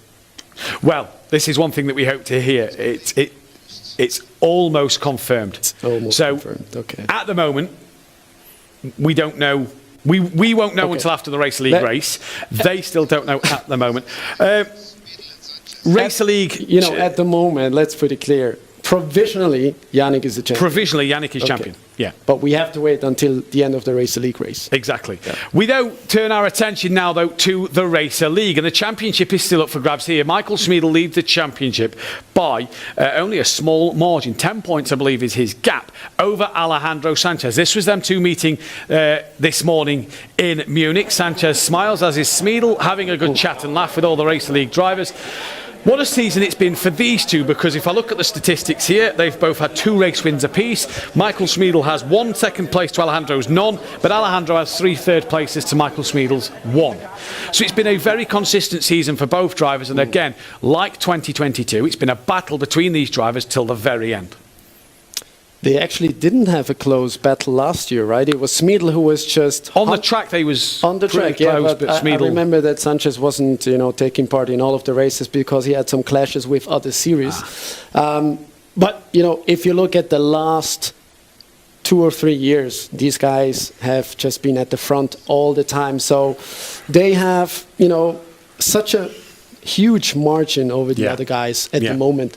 But Zero Zambra... missed 2 races. He's still in the fight for P3. So it was Zero's first season as a rookie. Brilliant job by now, until now. What's going to happen next year with Zero? Exactly. We know Zero has been in America. He's been winning some other esports competition, as has the other guys. But Zero seriously can push the other guys, I believe, at least in this car. Who knows what's going to happen with the new car? This is it. This, though, we're going to bring you some graphics on screen in a moment, is what will happen if Sanchez to win the championship. So for Alejandro Sanchez, he's currently on 119 points. He is champion if he gets the race victory and Schmiedl finishes no better than 3rd, so 4th or less. He needs to outscore Schmiedl by 12 points. Now, the rest of this for Sanchez is... you know why there is an asterisk, actually? Why? Because... with this scenario, there would be level on points. Yeah. If he is the race victor and Schmiedl is P3, then they're level on points. And because Sanchez wins that race, he has one win over Schmiedl. Yeah, he wins it on 3 race wins. Exactly. for Sanchez, though, so if it's first, Smeedle needs to finish third or lower for Sanchez to win. Second will mean that Smeedle needs to finish sixth or lower. Third place means that Smeedle needs to finish eighth or lower. Fourth place is 10th or lower. And if Sanchez gets fifth place, Smeedle can't score a point. For Michael Smeedle, though, he's currently on 129 points. If Sanchez finishes sixth or lower, it will be championship over. Race victory for Sanchez. He needs P2 minimum to win the championship. Other things is, so if Smeedle wins and Sanchez gets second or lower, it's game over. If Smeedle gets second, Sanchez can win the race and it go down to a countback. Third, fourth for Smeedle means that Sanchez needs to finish second or lower for Smeedle to win the championship. Sixth and seventh for Smeedle means that Sanchez needs to finish third or lower for Smeedle to win the championship. Eighth place for Michael Smeedle means that Alejandro Sanchez will need fourth or lower. Ninth and 10th place means that Sanchez will need fifth or lower. It is up for grabs in this one. This one's a little closer than the Yannick Valverde one. Just 1 point. But as we saw by the Yannick Valverde one, anything happened there, and it did happen. And like you say, when you then look at the Racer League grid, I'm just going to get my list of Racer League drivers here. If you look at that Racer League grid, you've got Ciro Zambra, can upset you and get a good result. You've got the likes of David Seed, who can be quick on his day. Enrique Marilon has had a fantastic season. Pellegni's been quick at times. So has Sebastian Hirsch, Angelo Mikel. And there's drivers fighting for third. Yeah. Did you look at Group 2, where Smeedle and Sanchez are actually in, right? Sanchez, P10. Yeah. 5/10 of Smeedle first. But then we have in between Polegny, Marignon, Hasse, Dedic, Zambra, Holstein, Michel, Gossner. So if any one of those drivers can, put themselves between the two title contenders, it's really, Smeedle's game. Yeah. Sanchez needs to be in the front of the race and then hope that someone can challenge Smeedle for P2. Yeah. And as we saw as well, we go back to the qualifying of the previous one. Yes, impressive lap time, Michael Smeedle, 1 minute 15.9. And I believe it's these results here that in front of us that if they get an invalid lap, will go off of this lap time. If Smeedle gets into that top 5 shootout, like we saw with Torlacci, was really quick. But then he got into that top 15 top 5 shootout, and all of a sudden, he wasn't able to put the lap time in. So for Smeedle, it's still game on. There is still things that can happen. There is still doubts for Smeedle to do. We are, though, in qualifying. Quick reminder then, the two groups in this qualifying session for the Racer League today. Then Group 1 that is out on at the moment is Sinan Taverbas, Sebastian Hirsch, Jean Teufel, Javier Loro, David Seed, Devin Eastcrow, Ivan Kaufman, Boris Mastretta, Kevin Aby and David Ladamada. So that is the drivers there that will take part in the session today in this Group 1 qualifying session. 5 laps, and they've got to have 2 laps on the board to count for a lap at the moment. So it's going to be interesting to see what the drivers do so far in this session. As we're on board Sebastian Hirsch coming down towards Craig Jones. It's going to be fantastic to see what Sebastian can do. He's had a good season on his quack as well, if you remember. Missed most of the 2022 season due to a leg break in a go-karting accident. But it's great to see him back out there on the 2023 grid. He's been absolutely fantastic. He's been pulling the middle sector, we're being told, in that middle sector for Sebastian Hirsch. So he's great guns at the moment, but it all means things so far. This is only his first run in terms of 5. Other drivers in that second group have got to go out as well. So here comes Sebastian Hirsch, keeps it toward the middle of the road, crosses the line now. What was lap time be? He crosses it now for a good lap time of 1 minute 16.979. So not as quick as possibly we were expecting to see. Maybe not as good a first sector or last sector there then to go with that good middle sector. Like we said, we believe that it is 2 clean laps in to get a lap time posted on the board. So drivers may have invalidated their out lap. That is why we're not seeing lap times on the board at the moment. Mastretta is currently the quickest driver out there so far. But Loro and Kevin Aby are coming to the line now. So Smeedle and Sanchez not yet on the circuit. So it's going to be interesting to see what these guys do in terms of this knockout session. It's been an absolute fantastic race this morning in the Challenge League. We've got the Racer League still to go. Who will do what?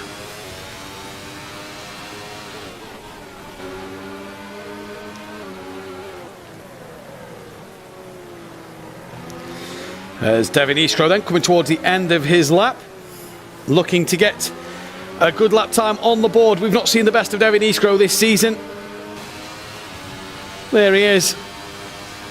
He'll be looking to come back next year, and I'm sure try and achieve that little bit more. As he comes through, Devin Eastro crosses the line, 3/10 down on his last lap time. So there you see Sebastian Hirsch and Eastro lap times coming on the board. Sinan de Merbas now goes P1 on the leaderboard. Obviously the race control and everybody will have the lap times set. So as drivers now start to cross the line, we'll be getting lap times come in and onto that board. David Seed, pops his name into P3. David Ladomada goes through turn 1. Javier Loro, currently the quickest man out there on the leaderboard at the moment. I still believe it is Mistretta who is leading overall. So at the moment, as these lap times start to come on the board, we're going to start to see which drivers are in which position. We didn't see with Antonio Rivoli a lap time come on. So drivers need to make sure their lap times are on the board. Obviously, race control are keeping an eye on their laps, so they will know who's doing what.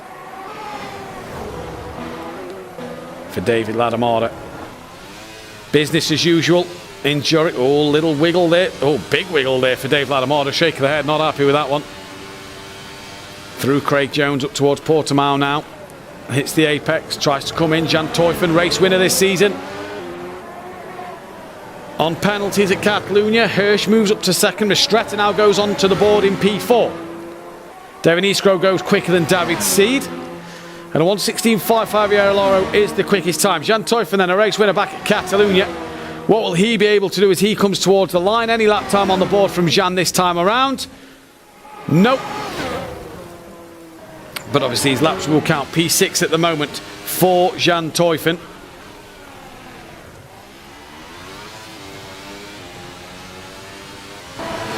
There he is in Kemptal in Zurich. Dave Ladomada's lap time now comes onto the screen, so we get to see Dave Ladomada's. Here's Javier Loro's currently the fastest man in the session, I do believe. He's quicker than Loris Mistretta at the moment. Obviously the big names, the championship rivals still to come in the Group 2 as these drivers start to go into the pit lane.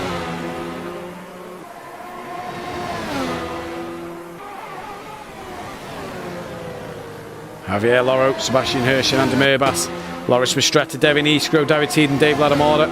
They're the only lap times you can see, but the lap times will be counting. And race control will be able to sort them out into the grid. And with their lap times they've got. Here is David Seed, runner-up last year in the Challenge League. He's won the first race of the season back at Silverstone. He's had some good races. He's got good potential. And there's a chance for David Seed to maybe move up and down the order next season as well. He's really got an opportunity next season. Sort of had a platform this year as he looks to surge on into the 2024 season. Sinan de Merbas has gone quicker than Javier Loro. Kaufman now goes into P7 on the leaderboard. David Seed now comes to line. Any improvement? Yes. Halves his deficit to Loris Mistretta then and goes ahead of Devin Eastro. So good luck there from David Seed. So 8 out of the 10 drivers at the moment have done lap times. The only lap times we cannot see on the board so far is Sebastian Hirsch and then that of Jan Teufel. In fact, Kevin Aby as well we cannot see on there. They're the only 3 lap times we cannot see on the board at the moment.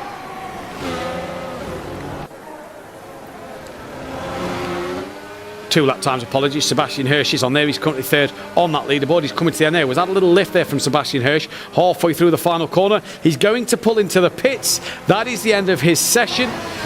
The next car coming around is Mistretta. So Sebastian Hirsch into the pits. Mistretta looks like he's in the pits. There was a car going down pit road. That was Devin Eastro. No improvement for him.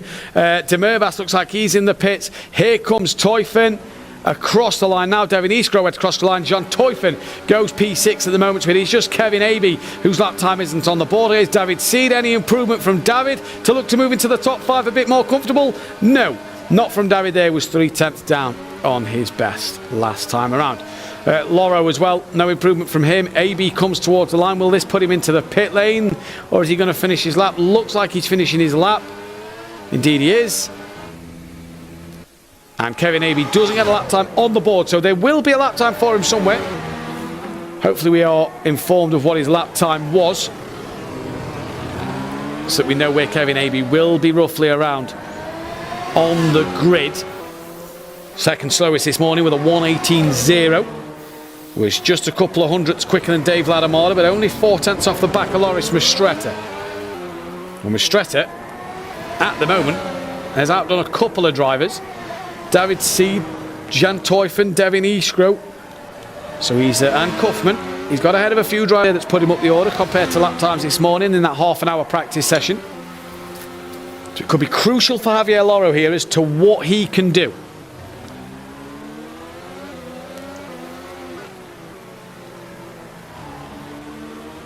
Loro rounds the final corner. Sounds like this is an in-lap from Javier Loro. The other drivers are out on track. So the other drivers are now good to go. So Group 2 in this session then will be Michael Smeedel, Wojciech Polezny, Enrique Maranon, Florian Horser, Dominic Dedic, Ciro Zamba, Christoph Holstein, Angelo Mikel, Mark Gazner and Alejandro Sanchez. There is Christoph Holstein. So Kevin Aby's time is the only lap time at the moment who's not on the board. Holstein will be the man to set the first flying lap time. This is his out lap as we head into the top 5 shootout in this race.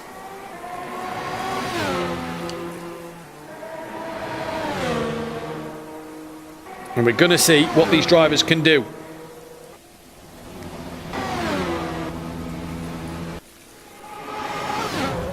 So Christoph Holstein here then comes towards the line and starts his lap.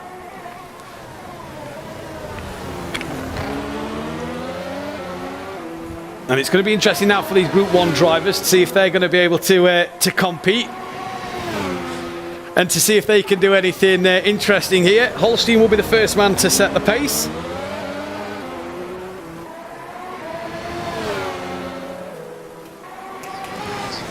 Green sector 1 for Christoph Holstein then, we're being told in our ear. Kevin Aby's time did go on the board, so P10 and last at the moment for Kevin Aby, but the other half of the field are now going. And Christoph Holstein then is going to do a remarkable lap time. He a race winner back at the Red Bull Ring when he started the reverse, the knockout qualifying session.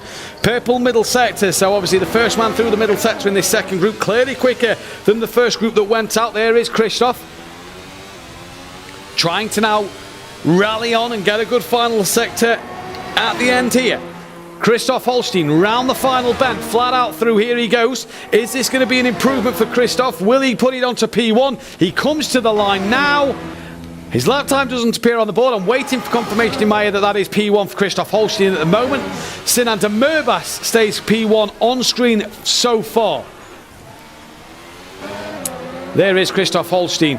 Michael Smeedle's gone through, as Enrique Marignon, Angelo Mikel, Ciro Zambra. There is Smeedle. Michael Smeedle, just been told in my ear, is currently provisional pole position. But there is a super pole, so this won't matter for Michael Smeedle because he will be going into the super pole. It is a 1:16.0. Alejandro Sanchez P2. Florian Horser has just gone P2, we're being told in our ears. So hopefully the timing screens will update for you at home and you'll be able to see them on your screen. So it's Smeedle from Florian Horser and then Alejandro Sanchez. And Smeedle doing absolute bits at the moment on track. Just misses his apex a little bit there. So he's had one flying lap. They're now about to finish their second flying lap. Christoph Holstein will come to the line.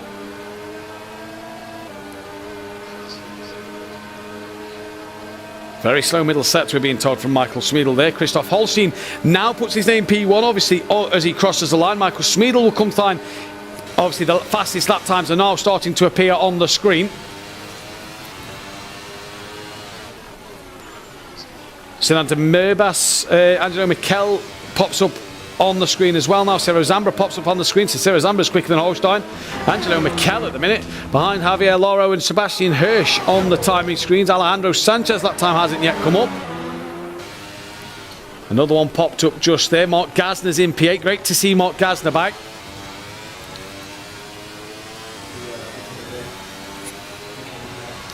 After becoming a father obviously previously in this season. Who else has just got a lap time on the board there? 16 drivers' names. Angelo Mikel pops it into P8 at the moment, so just missing the lap times of Alejandro Sanchez on our timing screen, and that of Wojciech Polezny. Enrique Marignon I've not seen pop up, or Florian Horser's name pop up on the screen. Sanchez is currently P3, we're being told in our ear. So Zambra's P4. So Sanchez quicker than Zambra. Holstein, though, rectifies itself, and Michael Smeedle goes back to the top of the timing screens, and Angelo Mikel is just ahead of Ciro Zambra. Will he improve any this time around? I don't think he has. He has P6 on that leaderboard. Ciro Zambra to the line. He as well, I think, improved a little bit there. We now have 17 names on that list. There is Alejandro Sanchez. So Ciro Zambra goes quicker than Sanchez. We've also got on that list Wojciech Polezny, who's P5. So we are just missing Florian Horser and Enrique Marignon's name on that list. Michael Smeedle here then on pole, but Christoph Holstein is putting some pace on. What was Holstein's time this morning? It was only a 1:16.2, so he's actually found 0.3 of a second from somewhere. Here's Wojciech Polezny we're on board with, coming down in towards the hairpin.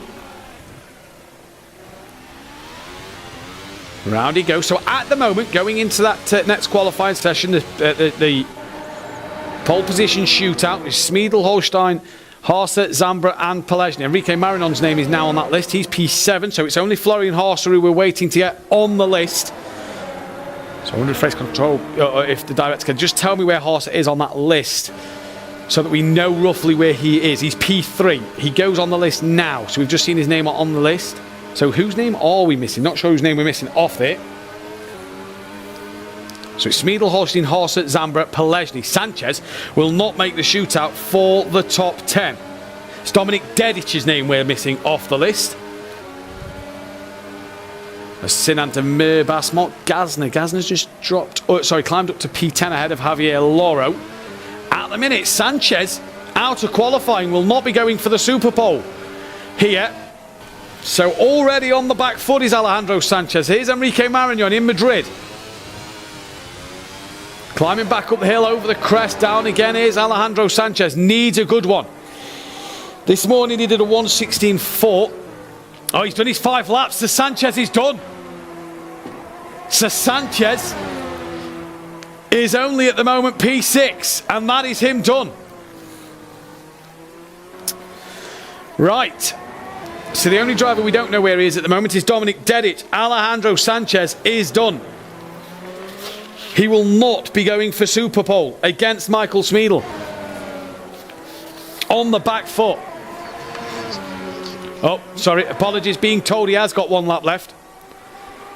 So this will be the end of his last run then, I imagine. Alejandro Sanchez coming to the line now. Does he improve? Needs to improve. Does, just scrapes into the top 5 by 1,000th of a second from Enrique Marignon. But is Marignon on a lap? Is Marignon on a lap? We don't know where Dominic Dedic is, so don't count him out in this, because he was top 5 this morning. Here is Dominic Dedic. He's on a lap. It says he's currently 16th at the bottom of the screen. Where's he going to go now? He stays P16, so not the best of runs for Dominic Dedic here. Yeah, and I think he knows that wasn't his best attempt. I think he knows that wasn't his best attempt there. So Sanchez, is Marignon still on a lap though? This is what we have to look out for. Where is Enrique Marignon? He's coming through the final corner. Smeedle in, Holstein in, Horser in. Is Marignon done? I believe he is. I believe he's coming in. Yeah, Marignon's done. So that then, your top 5 will be Michael Smeedle, Christoph Holstein, Florian Horser and Ciro Zambra and Alejandro Sanchez. By 1,000th of a second, he scrapes into qualifying. A brilliant thing. Here's a little stat for you. Michael Smeedle did the exact same lap time, I do believe, as Augustin Torlace in the pre-qualifying. 1:15.798. Yeah, first time they go into the 1:15s actually, the Racer League. Yeah. They were in the 16.0s, obviously now improved a little bit. Seems that Mode 2 for the Challenge League is a bit easier to drive that track here. Yeah. So it's what a fascinating lap at the moment. Ciro's obviously going to come into the pit, as is Dedic. Sanchez, by the skin of his teeth, getting through qualifying there. Yeah. Yes, Sanchez is not really on the pace here, right? I mean, look at the gap. What's that? 4 tenths? 3 tenths. 4 tenths. Almost. Doesn't matter, but it's a huge chunk. And what's important, 4 guys between them. 4 guys between them. Reminder once again that if Michael Smeedle wins this race, it is championship done. If he finishes in front of Sanchez, it's done anyway, right? Yeah. So Sanchez will head out first in the Super Pole. After that, Sambra, Hasse, Holstein, Smeedle. That's quite an unusual top 5, isn't it? Holstein, Hasse. We saw early pace from Holstein back Red Bull Ring, won the race, took the pole position. Unusual to see him up there. But when you look at the lap time set in practice, obviously that the guys and girls at home don't get to see, we obviously look on the computer just before. The lap times that they set in the sort of practice qualification area for Challenger League, we get to see their rough pace and rough sort of guesses. We don't see pace like that normally, because obviously normally the qualifying's knockout. So for Holstein and for Hasse there, 1 lap pace, pretty good. You know what plays into their favor? Hasse lives in Cologne. Yeah. That's super far away from Munich. Holstein doesn't really train. So if they have a track and nobody can actually practice on it, they will be quick. Yeah. That we already know Level from playing them. field. But they've shown us today that they're actually quick if no practice is allowed. But I must say, a bit of caution here. Holstein is usually involved in many incidents.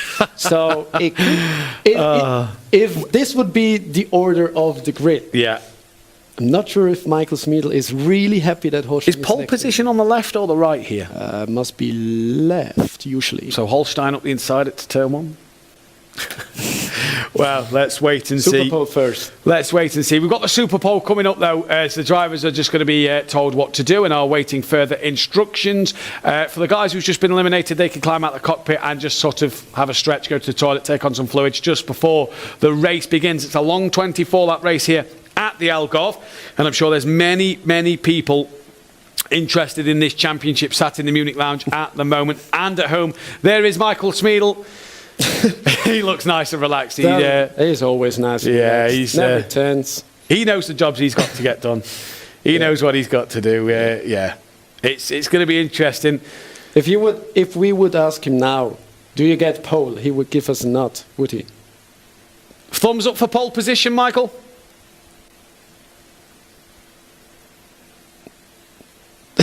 Just a smile. It's a smile. Just a smile. Yeah. Just a smile. Interesting to see, though. He will do his job. Yeah, of course.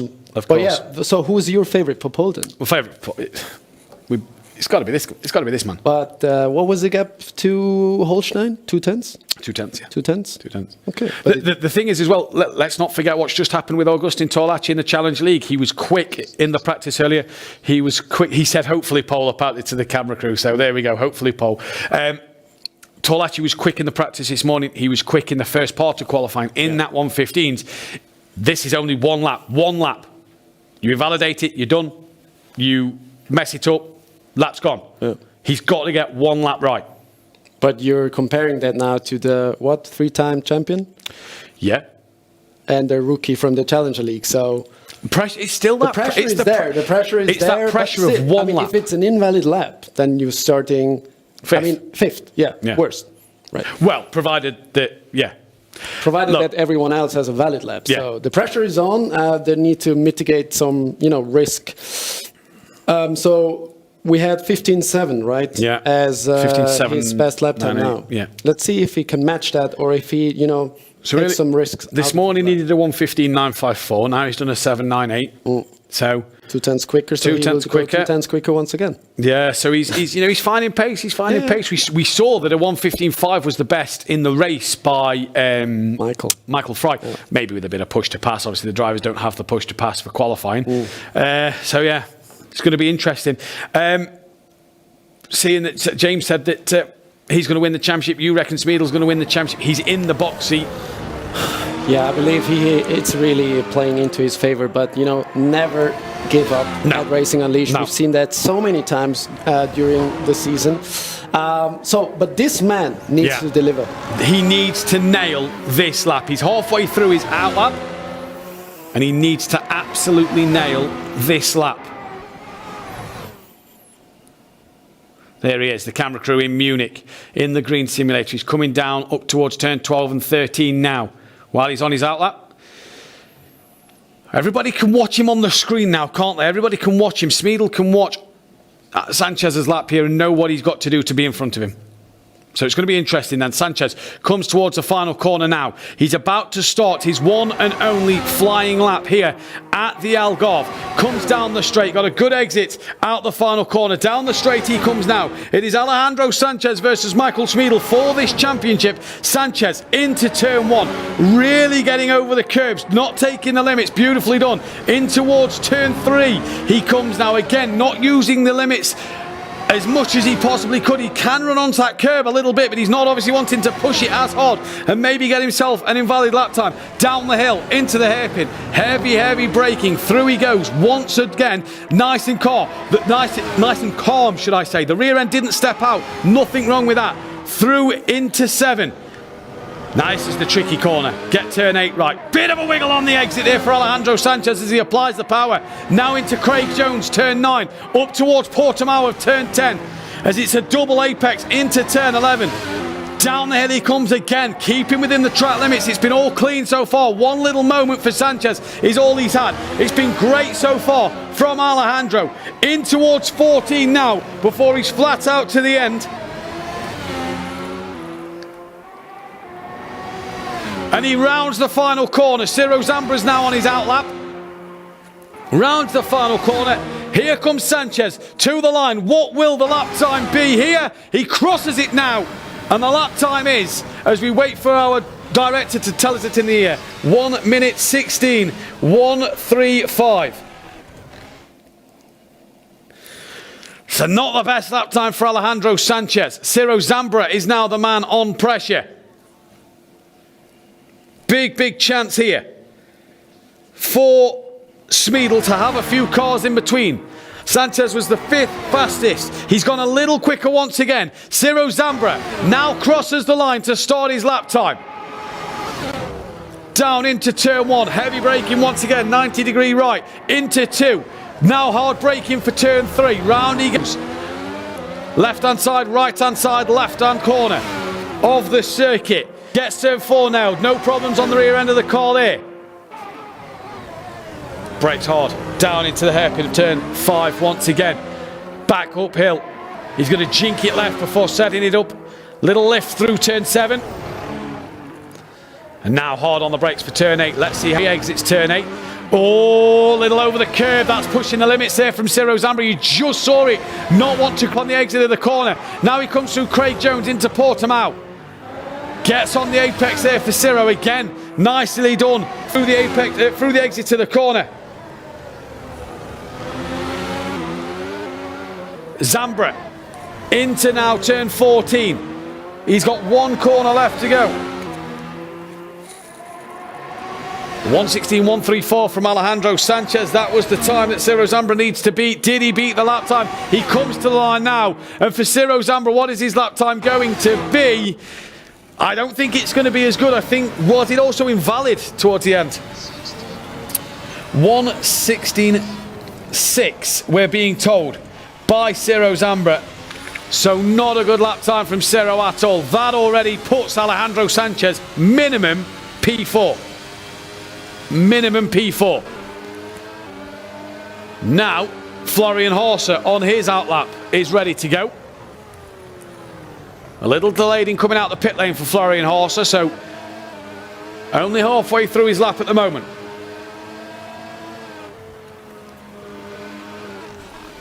But for Florian, it's all about the tyre preparations, making sure them tyres are in a good window.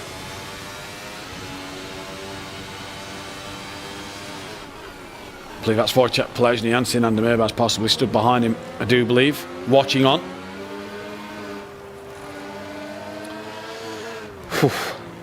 Big pressure today. for Florian Haase. He had good pace, And we've just been told that Ciro Zambra, Race Control believe, had a track limits warning. So potentially, I mean, it'll put him back down to P5. Florian Haase now then is about to start his flying lap. As he starts, we should be then seeing Christoph Holstein emerge down the pit lane. Florian Haase then into turn 1. Nicely done, just within the limits. Through 2 into 3. Through Lagos he goes then. Oh, you just see the rear end want to step out a little bit. He's got it going down the back straight now. And for Florian Haase, through the hairpin, back uphill he comes once again. Holstein emerges on the track map, so he's away. So this gives Haase the rest of the lap. Clear track for him, and that should give Holstein a good amount of time to come around here. Ciro Zambra's time did not come on the screen, so we do believe it's potentially invalid here for Ciro Zambra. Florian Haase now.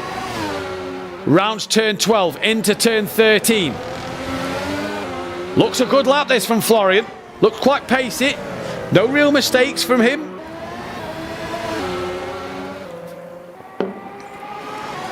And he rounds the final corner. Florian Haase, it's been a good lap at the moment, you'd have to say, from Florian. Comes towards the line now. What is his lap time going to be? Is it anywhere near good enough to take provisional pole away from Sanchez? We await the confirmation. It is a 1:16.6, so P2 due to Ciro having an invalid lap time.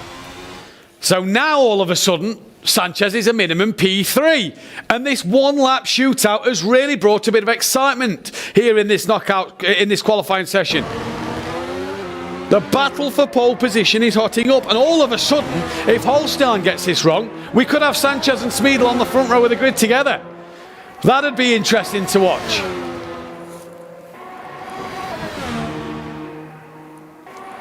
Right, Holstein to the line now. Haase is going to be on his in lap. Holstein goes across the line into turn 1. Really swings it through the corner and sweeps it through. Does Holstein there. Into turn 3, nicely done. Important turn 4. Easy to make a mistake and run wide. Absolute perfection that from Christoph Holstein. Again, easy to get up too heavy on the throttle here and lose the rear. He doesn't, he keeps it going. Brilliant once again from Christoph there. Absolutely fantastic driving from him at the moment. Now this is the last real tricky section to get it right or wrong. Beautifully done that from Christoph. This looks an impressive lap. I said that about Florian Haase's, and it wasn't as fast as Alejandro Sanchez. For Holstein though, this looks strong. This looks very strong. Green sector 1 and 2, so he's not as quick as Alejandro. At the moment, here comes Christoph Holstein into turn 14. We're not going to get the championship leaders on the front row, are we? Holstein rounds the final corner, comes to the line now. What will his lap time be? Smeedle's now out on circuit. Here comes Christoph Holstein then to the line. Where's it going to put him? It is P2, 1:16.4. So we are, unless Michael Smeedle makes a mistake, Sanchez is going to be on the minimum of the front row. This is it for pole position now. Championship leader, 3 times a champion, starts his final lap of qualifying here in the 2023 season of Racing Unleashed. Michael Smeedle will look to take pole. The crowd have gathered behind him. That determined look on his face. In towards Torre Vip now. Turn 5. Through the hairpin. Smooth on exit. Smooth all the way through this lap so far. Oh, using a lot of curb there. Now watch that rear end step out. That didn't look mighty strong out the exit of turn 8. And he's only green. He's only green, I'm seeing on that timing screen. There is no purple. That's on his best lap. That's his best lap. So, Nothing in the session at the moment for Michael Smeedle. Is this going to be put? Imagine Sanchez pulls this out the bag here. I think we may have to change the qualifying format for next season because this is thrilling stuff. Smeedle round to the final corner. He's going to come down to the start straight now. Michael Smeedle, does he take pole away from Sanchez? He comes to the line now. What's it going to be? It didn't look mighty good. He didn't get pole position, we're being told. We don't know the lap time at the moment. 1:16, 1:62. Sanchez 1:16, 1:34. 200ths of a second. Alejandro Sanchez is on pole position.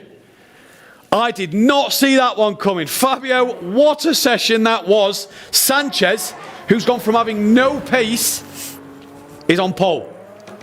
Yeah, Smeedle lost there really, what, three tenths compared to his lap. So not the best of laps from Smeedle, but hey, it's a long race, 24 laps. You know, Smeedle needs to finish behind Sanchez. If it's only one place, he's the champion, right? Yeah, so again, for Sanchez to win the race, Smeedle needs to finish third or lower. Yeah. So imagine Holstein goes up the inside into turn one. Lap one, turn one. There's a smile.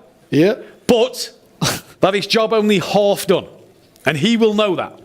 Yeah, he just needs to have a clean run towards turn one and then just try to, you know, stay ahead of the field and hope that someone ends up before Smeedle. So, I believe Torlacci in qualifying did a one, before the Super Pole, did a 1:15.7, 7.98. Yeah. Smeedle did the same time as Torlacci, once again on the one-lap shootout. But, you know, was it mitigating the risk?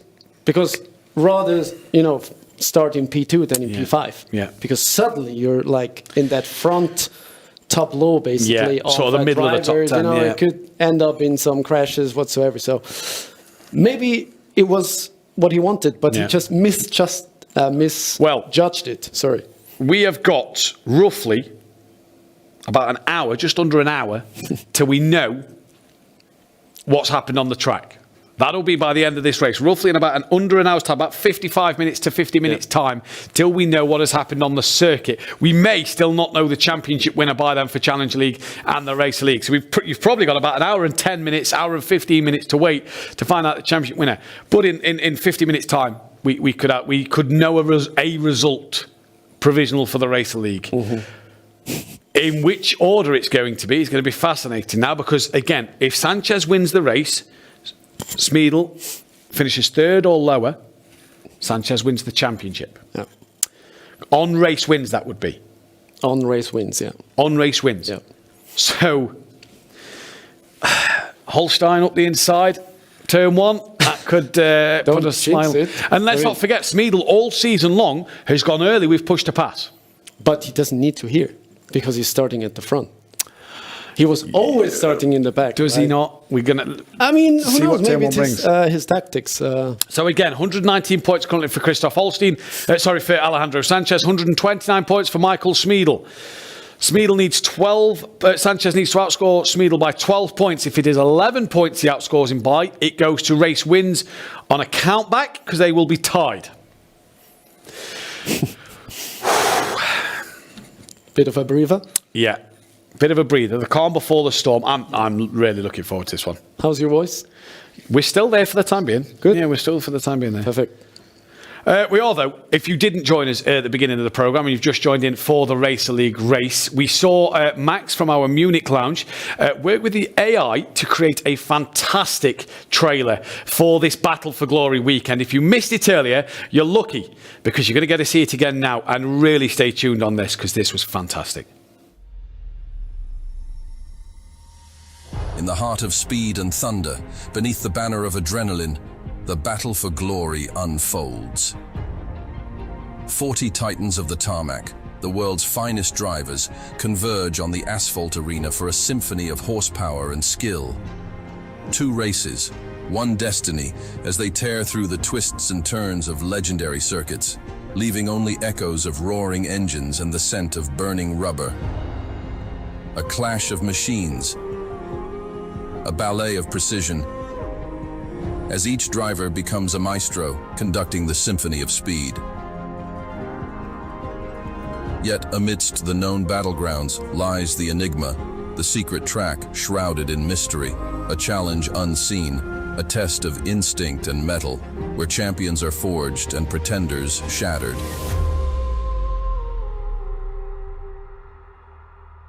A clandestine rendezvous with destiny awaits the chosen few. The spoils of victory, a vault of dreams, a treasure trove of glory. One victor shall rise, anointed in the crucible of speed, and immortal among mortals. As the engines roar and the lights dim, the battle for glory begins.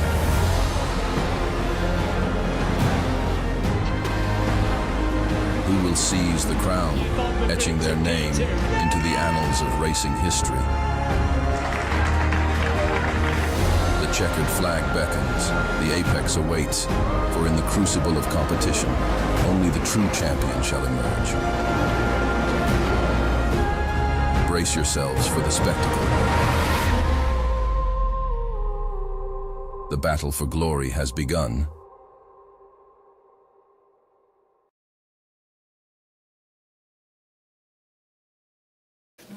Still, yeah, fantastic. Awesome job, Max. Thank you very much. Yeah, indeed. Brilliant all season in Munich. They've been really good. Obviously, we had the video of Constantine earlier with his lovely ladies through the simulators. They've brought us some fantastic content this year. It's been great to watch. It's been fantastic to see the prize money over my shoulder again.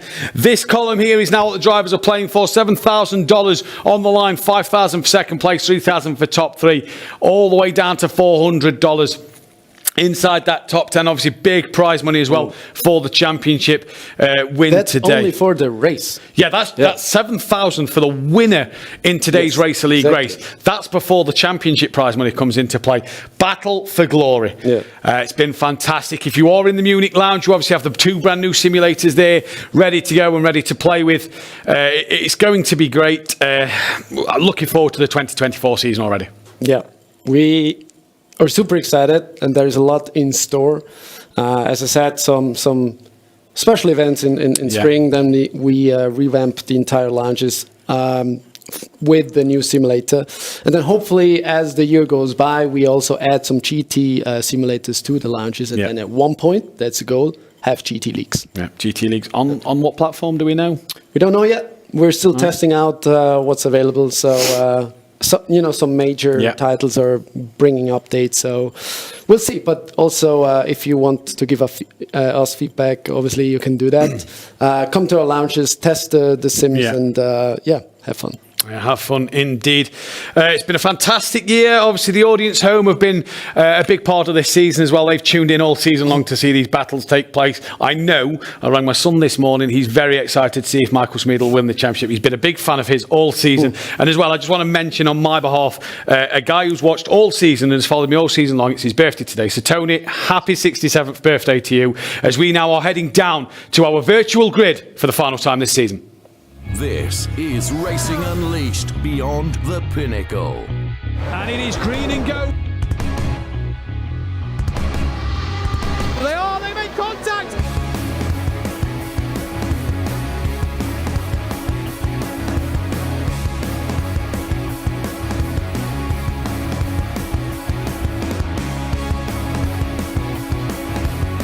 Right into the gravel. So what's happened up front? Oh, it's chaos.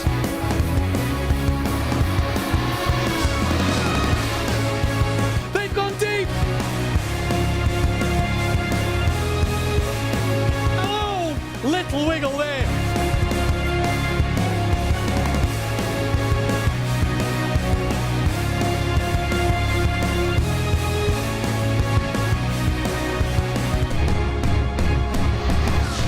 This is Racing Unleashed. And for the final time this season, we are on the virtual grid It's sad to leave here, but we all got to do it. It's the final one. Kevin Aby will go from P20 in the Kemptall Lounge for the final time this season in the Racer League. Can he get into that top 10 and score some points of prize money before the end of the season comes? Who knows? Only he will decide his fate today. David Ladamada will go from 19th place, a little off the pace. Needs to find some 10ths, as does Kevin Aby, if they are to make up places in this one. The Italian goes from 19th place. P18 is another Kemptall driver. Not the day for qualifying for Kemptall.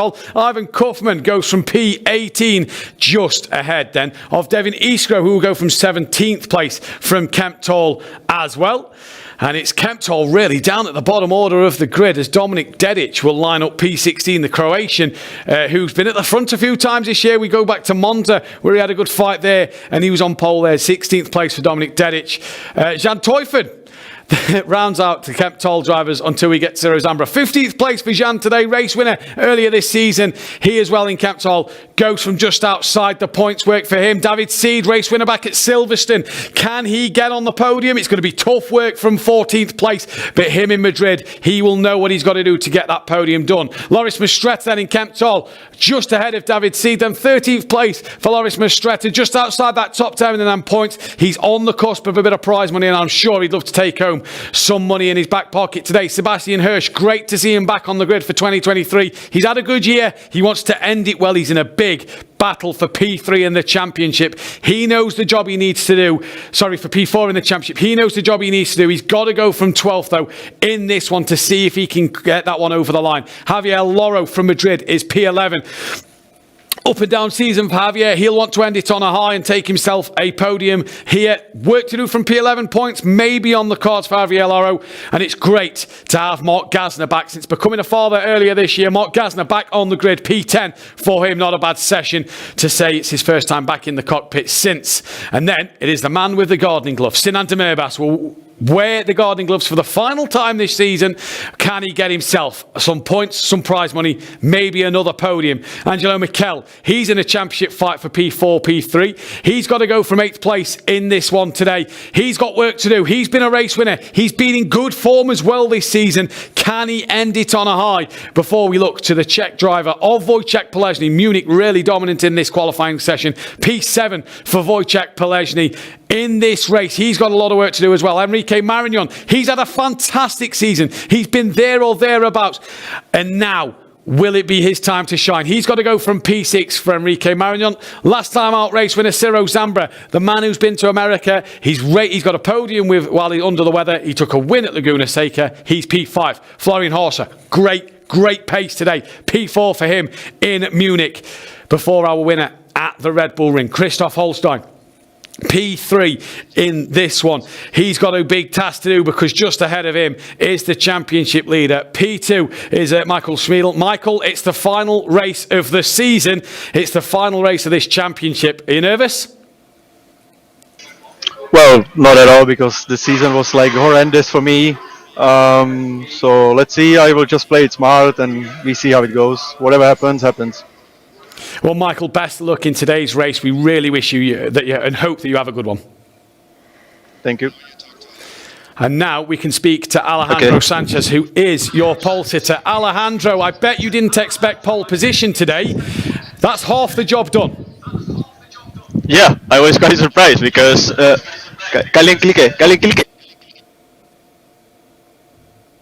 I was quite surprised because I didn't really have the pace, so like it was.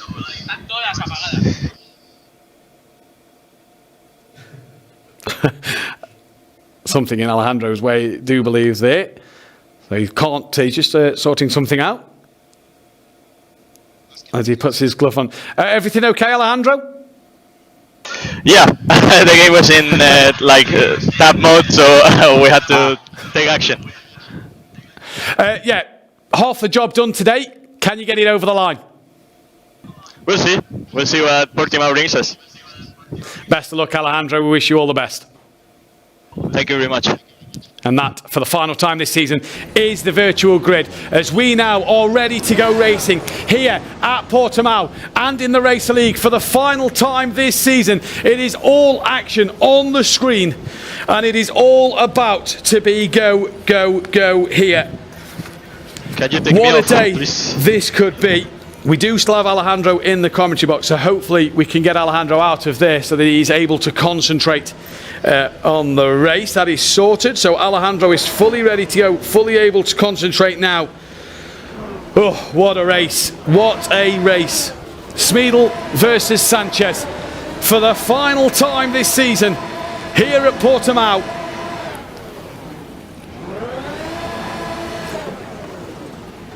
It is going to be all action. It is going to be drama. It is going to be thrilling. Nonetheless, what a season the Racer League has brought us. What a championship it has been for the Racer League drivers. It has been absolutely fantastic. And right now, we could witness Smeedel winning his 4th championship. Sanchez possibly winning his 1st. Here at Racing Unleashed. How are the nerves of these drivers? How are the nerves of race control? How are the nerves of everybody in Munich and in Madrid? Because Madrid, even though Sanchez is not there and he's in the Munich lounge, Madrid are going to be on the edge of their seat supporting their man and hoping he does well. He is pole position, but is he going to be the race winner today? That is the biggest question. Alejandro Sanchez versus Michael Smeedel. Alejandro is on the left, Smeedel is on the right. The lights come on the screen now. We await the red lights. It's a long hold. They appear on screen. And for the final time,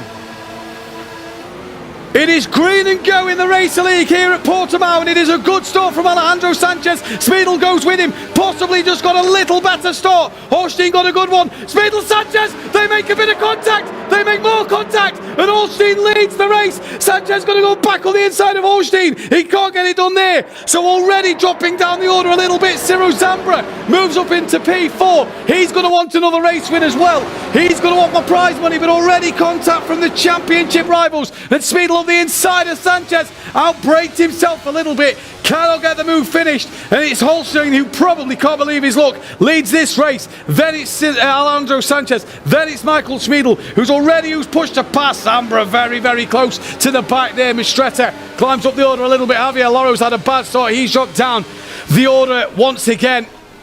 Not been his season for Javier Loro. For Alejandro Sanchez, though, it is P2 at the moment. Smeedel is 3rd. Holstein leads this race. Hershey Mistretta climbing up the order. David Lattimore moved up to 13th place. He won't be too worried yet. It's only the end of lap 1. But he's got a very, very fast Ciro Zambra right behind him, who could upset the apple cart here. If Sanchez gets 2nd, Smeedel needs 6th or lower, so Sanchez will want to pass Holstein. Sanchez looking to attack Holstein now towards turn 1, comes back across. Does he look up the inside? No, can't get it done. He's not close enough. Neither was Smeedel or Ciro Zambra to each other. And he knows how to win a race. This man knows how to win a race. It's going to be so close here, and all the way till the end. Sanchez has pushed Smeedel hard, and now it's Smeedel who's got to push Sanchez hard. He won't mind at the moment. Until Sanchez takes that lead, he will not mind. If Sanchez leads this race, that is enough to win the championship. As it stands, with Smeedel 3rd. They've just pulled away from Ciro Zambra a little bit, but Zambra's not used a push to pass so far. And he's got Enrique Marignon right up the rear end to make him a little uncomfortable in terms of attacking Smeedel. Kevin Avey moves up to 15th place from the back of the grid. Selander Murbas is down to 16th, so he's not had the best start to his race. There is Smeedel now, coming through turn 14 into turn 15 of Gal. Sanchez just a little loose over the curb there. Both now use push to pass. And Holstein uses one to defend. And look at this, it's a bit like Monza, where it's all about the slipstream down the start straight. And so far, Holstein manages to stay in front. Sanchez just seems a bit better than Holstein on the brakes through 1 and 2 and 3. Gets that little bit closer. Now where does he think to use push to pass? He's got to give it his absolute everything. Sanchez uses another one now. Pulls to the outside line of Holstein, who defends his line. Little bit of contact made there maybe. Does that give Smeedel a look up the inside? No. Patiently waits. And so far for Smeedle, he's just still waiting on that error from one of the drivers. Still waiting on that error.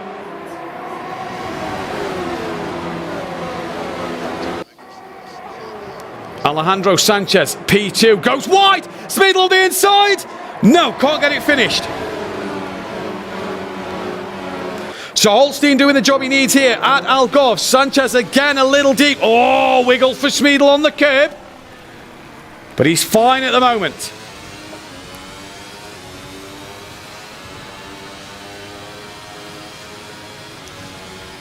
You just see a rare smile from Smeedle there. He's just being able to put Sanchez under a bit of pressure. They've all pulled away from Ciro Zambra as well.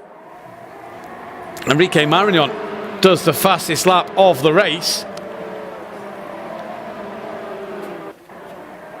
And Holstein driving really well at the moment. Really good defensive drive here from Christoph. Really, you know, Sanchez hasn't really had a look at Holstein, but Smeedle all over the back of Sanchez. His Florian Horse are down in P6. Zambra's used one push to pass. He just hasn't got close enough yet to the back of Michael Smeedle. He's now within 6/10, and now Zambra and Marignon and Horser, they all start to come. The train starts to form behind Christoph Holstein. Sanchez with 3 usages already done. With 3 usages left. 5 already used here in this race. And he uses another one now. Down the dip through the last corner. Did he use that a little early? Smeedle uses one a little later. Sanchez has used it and isn't close enough to Holstein really here. Now here comes Smeedle. Sanchez goes to defend. Smeedle to the outside of turn 1. Can't get it done there. Looks up for 2. No, sets him up for 3. Takes better of it. Just patiently waits. Playing the patient game. Using his championship expertise and his knowledge of when he has raced Sanchez in the past, of where and when to pass him. Sanchez with 2 usages left. I'm just wondering if Sanchez has used them at the wrong time, because he used one there and didn't really gain on Holstein at all. So I wonder if for Sanchez maybe the tactic just a little wrong there. He's got 2 left to use. Zambra's still got 7. Marignon and Horser have got 8 each. So if Ciro can all of a sudden get on the back of Smeedle, Marignon will want to help Sanchez out, no doubt, for a Madrid championship. Interesting stuff at the moment. Round the corner. They all come on the final lap. Nobody uses push to pass this time. Smeedle closer to Sanchez than what Sanchez is to Holstein. Ciro Zambra does a personal best lap, finds 3/10 over Smeedle that time around. Smeedle bouncing over the curb. Sebastian Erf, jinx right, jinx left, job done. That is P11 over Loris Mastretta.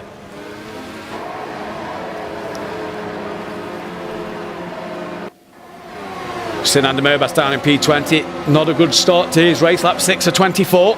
Javier Loro's got past Kaufman for P17. And look at this. There's about 8 cars in this fight at the moment. But it is all a bit of a train. No one's really close enough to the other driver to make a move, to make anything stick. Here's Enrique Marignon, still not used one push to pass usage at all. Iskro now gets past Ivan Kaufman down the order. There you see Holstein, Sanchez, Smeedle, Zambra. Marignon a little deep there in turn 13, comes up to turn 14 now. Just a hurry up and wait corner. You just have to wait till you get back on that power. And again, still no push to pass being activated by the top few drivers at the moment. As they come down the start straight. Slipstream in full effect. Sanchez does a personal best. Smeedle does a personal best. So does Zambra, Marignon. Most drivers do a personal best.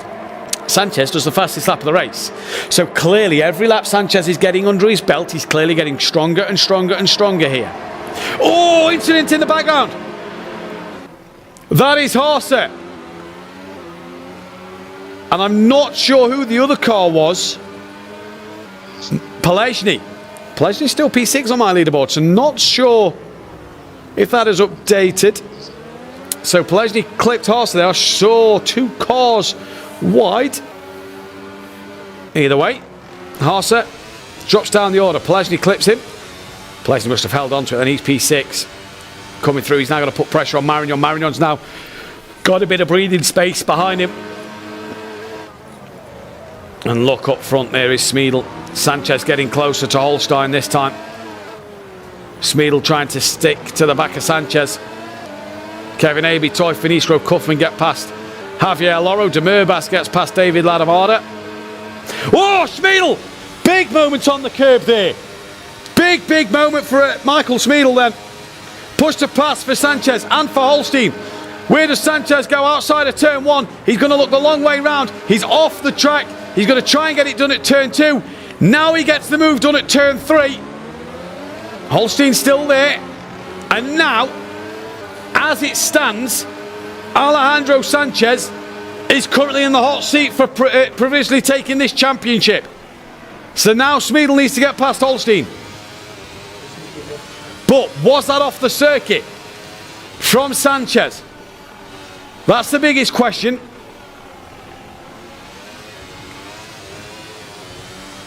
I'm sure that's what race control will take a look at as well. Now Sanchez starts to pull clear of Holstein, and Holstein now just holding up Michael Smeedel a little bit. Marignon's got past Ciro Zambra, but he's currently 1 second behind this Smeedel-Holstein battle. So can't really, as Holstein really losing it under traction there. Marignon can't really help out Sanchez at the moment by getting onto the rear wing of Michael Smeedel. Smeedel activates a push to pass now.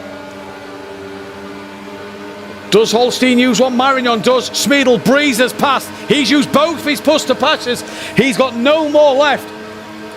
So Smeedel tactically uses 2 to get past. Right, game on now. Because now Sanchez needs a car to get past Smeedel.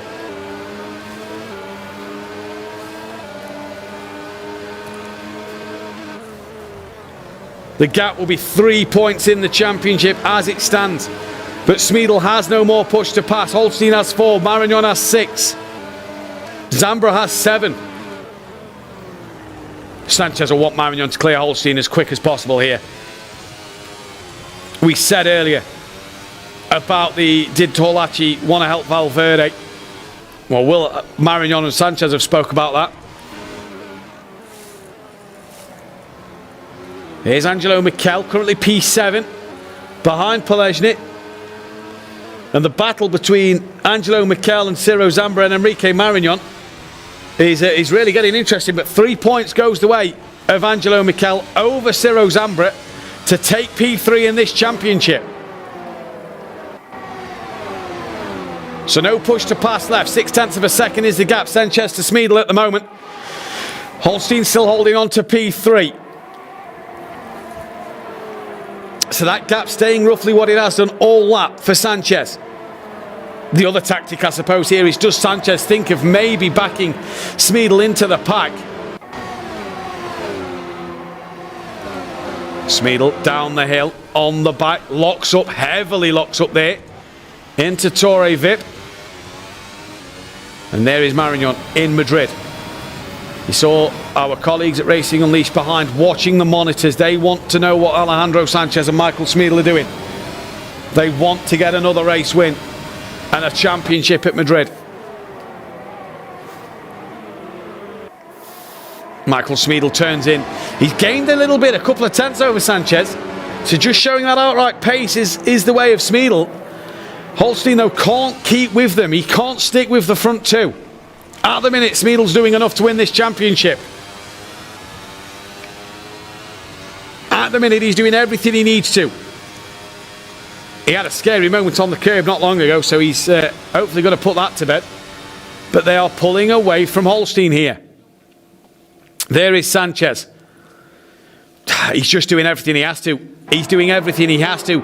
The problem for him is he needs the cars behind to start attacking Michael Smeedel. And at the minute, it just isn't happening because Marignon still behind Holstein. Zambra still behind Marignon. hats off to Christoph Holstein today. He drove a great race. He defended well from Sanchez. He defended well from Smeedel. He's defending well now from Marignon. Race winner back at the Red Bull Ring was Christoph. So he's had a good season himself. Didn't really expect the race win, but he had a good season himself. Oh, little wiggle Marignon there. Keeps it together.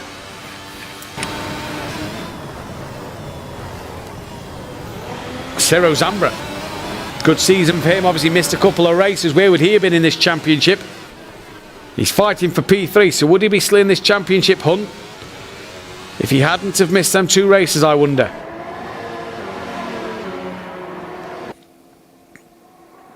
Here comes Smeedel down the hill. Still gap about half a second. Can't really close it any more than that at the moment. Marignon and Zambra both use push to pass. Holstein does not. But Marignon might be using it to defend from Ciro Zambra, who does a personal best lap of the race. Looking in the background there, Ciro Zambra did not make a move. Javier Loro, sorry, Kaufman's just got past Devin Iskro.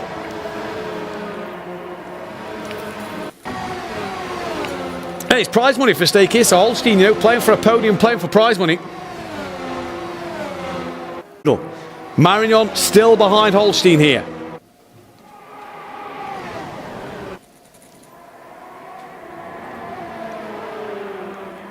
Smeedel doing exactly what he needs to do. Remember, if Sanchez wins this race, Smeedel needs to finish 3rd or lower. That is not currently the case in this race.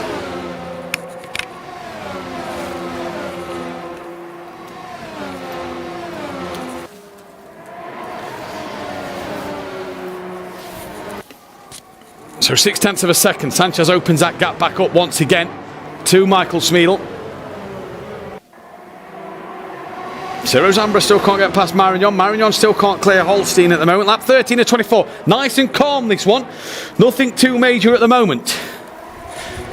$7,000 on the line for the race win. So they're all going to want to take the race win here.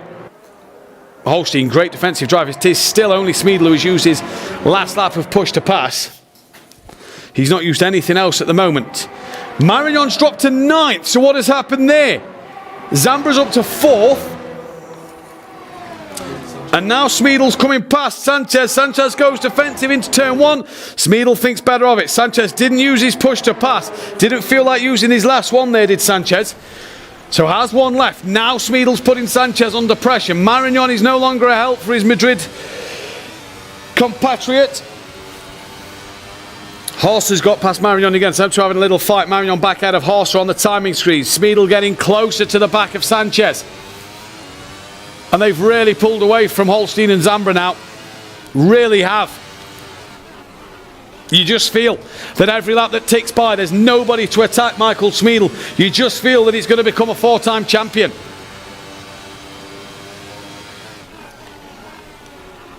The driver from Czechia. Currently P2 on track. And looking for that championship win.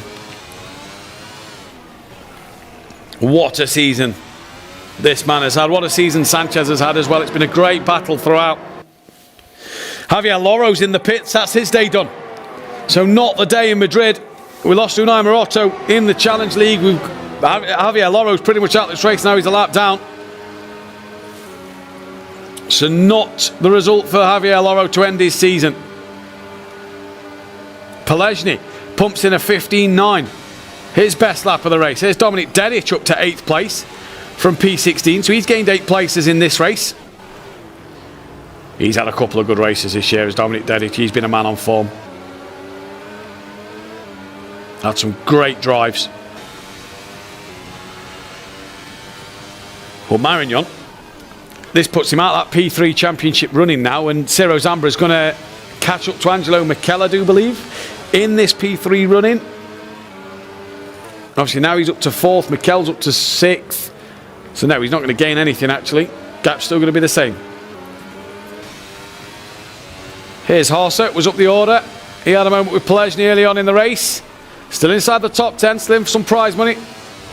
Remember back to Monza, Florian Horser saved all his push to pass to the end, got himself on the podium. What a drive that was that day. Smeedle's dropped back to within a second of Sanchez now. So he's lost a bit of time to Sanchez somewhere.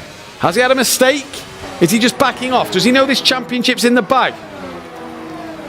1.7 back to Holstein. He lost half a second that time around. Holstein was quicker.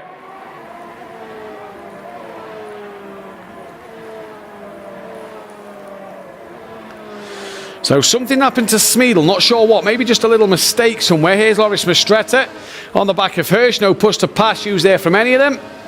Stays behind. P11 and P12. Not the best race for Sebastian here. Oh, Mastretta holds on to it, but just late on the brakes. Day late, dollar short, and nearly round he went. David Seed's not close enough to capitalise. Now here is Marignon, Haase, Dedic and Mark Gasner. Great return for Mark Gasner inside the top 10. Great return.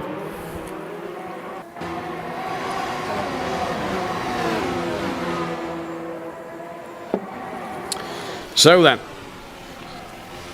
for Michael Smeedle, currently is going to be leading this championship and will win this championship by a handful of points. Gap was 10, it'll come down. Sinander Murbas moves up to 15th place, he's got past Kaufman.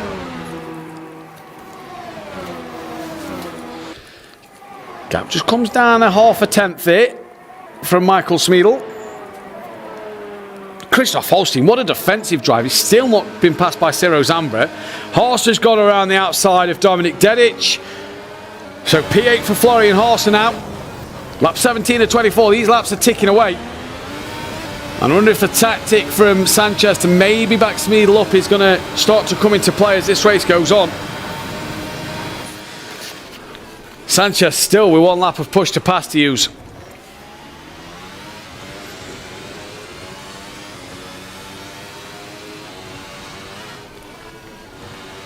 Enrique Marignon, P10, was running P4.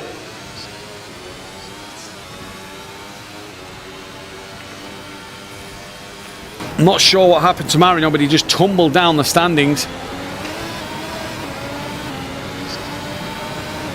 Dominik Dedic, P9, he's got Marignon putting him under some pressure now.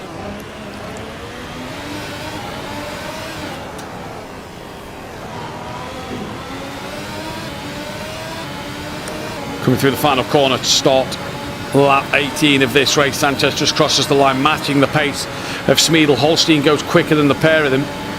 Wojciech Polesny still in the 1 minute 15s. Here comes Enrique Marignon, push to pass. Straight through he goes. Marignon, great job.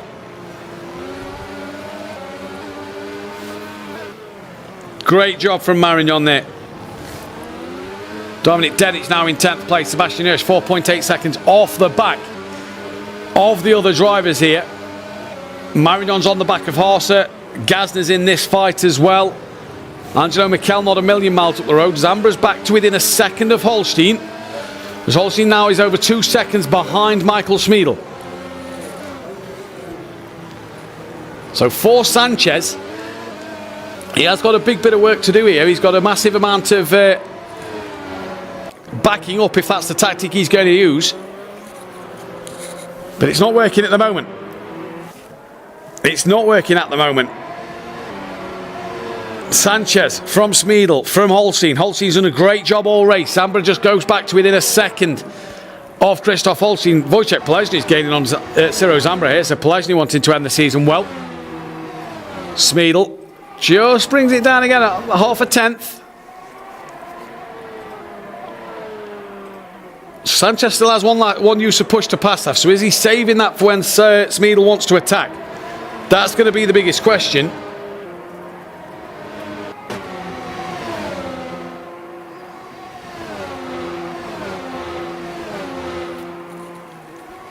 Looking down the order, Mark Gasner has Haase, Marignon, Dedic right on the back of him. David Seed's down in 13th. Loris Mastretta got passed by her. She's not been able to get back ahead. David Ladamada a bit off the pace at the back of the pack. He's some 8.9 seconds behind. Smeedle just, gone deep there for Smeedle. Rare mistake from Michael Smeedle, the championship leader. He won't keep doing that because Holstein, he's not close, but he's there and has 4 usages of push to pass left.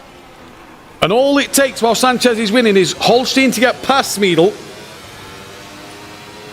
to make the championship interesting. 1.9 is now the gap. So a little mistake from your championship leader, Kevin Aby. Jan Teufel has got past Kevin Aby. Here is Marignon. Uses push to pass. So does Florian Horser. Does Horser pull out on Gazna? I think the gap's a little too big. He has a look, but it is just a look. Into turn one they go. 2.1 seconds. Holstein's got the gap down to 9/10 here. Holstein's got the gap under a second. Bit of push to pass. And Christoph all of a sudden brings himself back into this. And it is late in the race. It is very late in the race.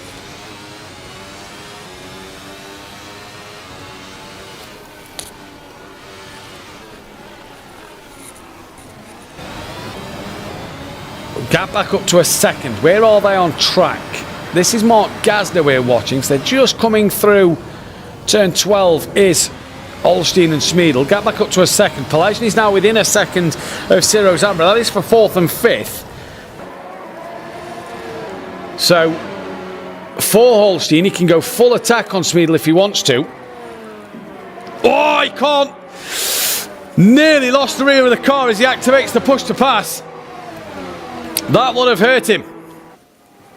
Sanchez in the 15.9s.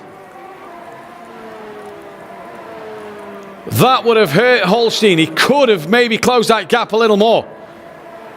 Marignon's got ahead of Florian Horser. So that's down the order for 8th place. As it stands provisionally on lap 21 of 24, Michael Smeedle will provisionally win this championship.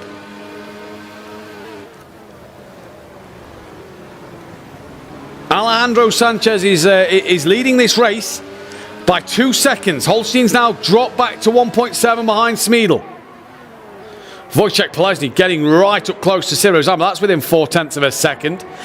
All season long this has been raging on. And Sanchez looks like he's going to take his 3rd win. But it does look like Smeedle is going to provisionally win this championship. There is Pelagny right on the rear wing now of Ciro Zambra. Has a similar amount of push to pass usages left as well. So not a lot that will hurt Ciro. Ciro uses one now. That'll be to defend. Wojciech doesn't. Smeedle 1:15.9 for lapping well. Back to his best. Marignon's within 0.2 of Mark Gazna as they come across the line. Marignon only has one usage of push to pass left. It is a big, intense race here. It's been a lot quieter and calmer than the Challenger League one. Less to probably look at for the championship. Reminder, for Sanchez to win this race, Smeedle needs to finish 3rd or lower. That is currently not happening. He's currently P2 for Michael Smeedle. So he will just score enough points. I believe it'll be 3 points the gap between the championship leaders. Gap's down to 1.6. Holstein's gone back up to 2 seconds. A lot of places changing down the bottom end of the field. Sinan de Murbas up to 14th, ahead of Devin Iskro. I believe Kevin Aby got ahead of Kaufman there as well last lap. Now we're watching the Enrique Marignon-Mark Gazna fight. Here is Sinan de Murbas. Currently down in P14. Having a good fight here with Devin Iskro. Devin's tapped him round. Sinan gets back going, but he's tapped him round. And I believe there Jan Teufel was about to get past Sinan de Murbas, back with Enrique Marignon. Gaining on Mark Gazna, penultimate lap of this race. Smeedle's lost a bit of time again here. He's gone back over 2 seconds to Sanchez. And the gap's come down to 1.7 to Holstein. Now, Holstein's not close enough. He only has one usage left as well. Sanchez has used his last one. Maybe that's why. But on the penultimate lap of this race, it's been a quiet one. It's been a quiet one, especially for the championship rivals. And this race could come to an end.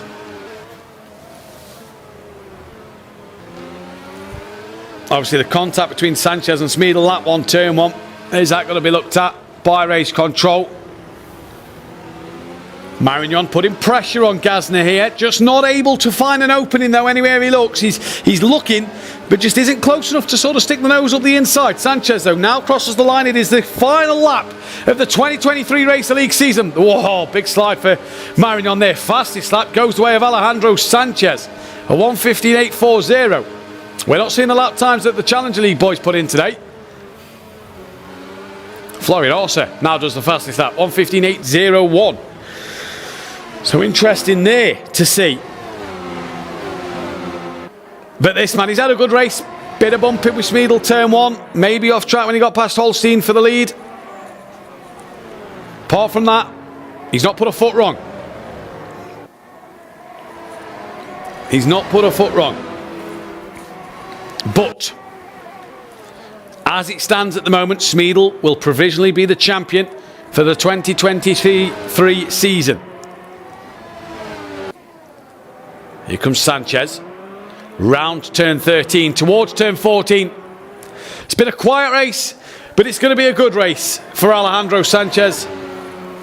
He possibly knows that isn't the championship, but he will take the race win on the road provisionally at the minute. Alejandro Sanchez, your final race winner this season.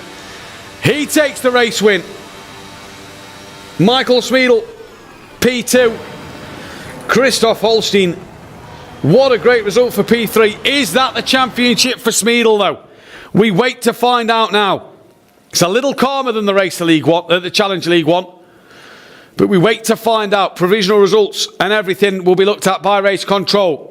Christoph Holstein, I believe, come across the line to finish P3. He did indeed. Ciro Zambra will get P4. P5 will go the way of Wojciech Polezny.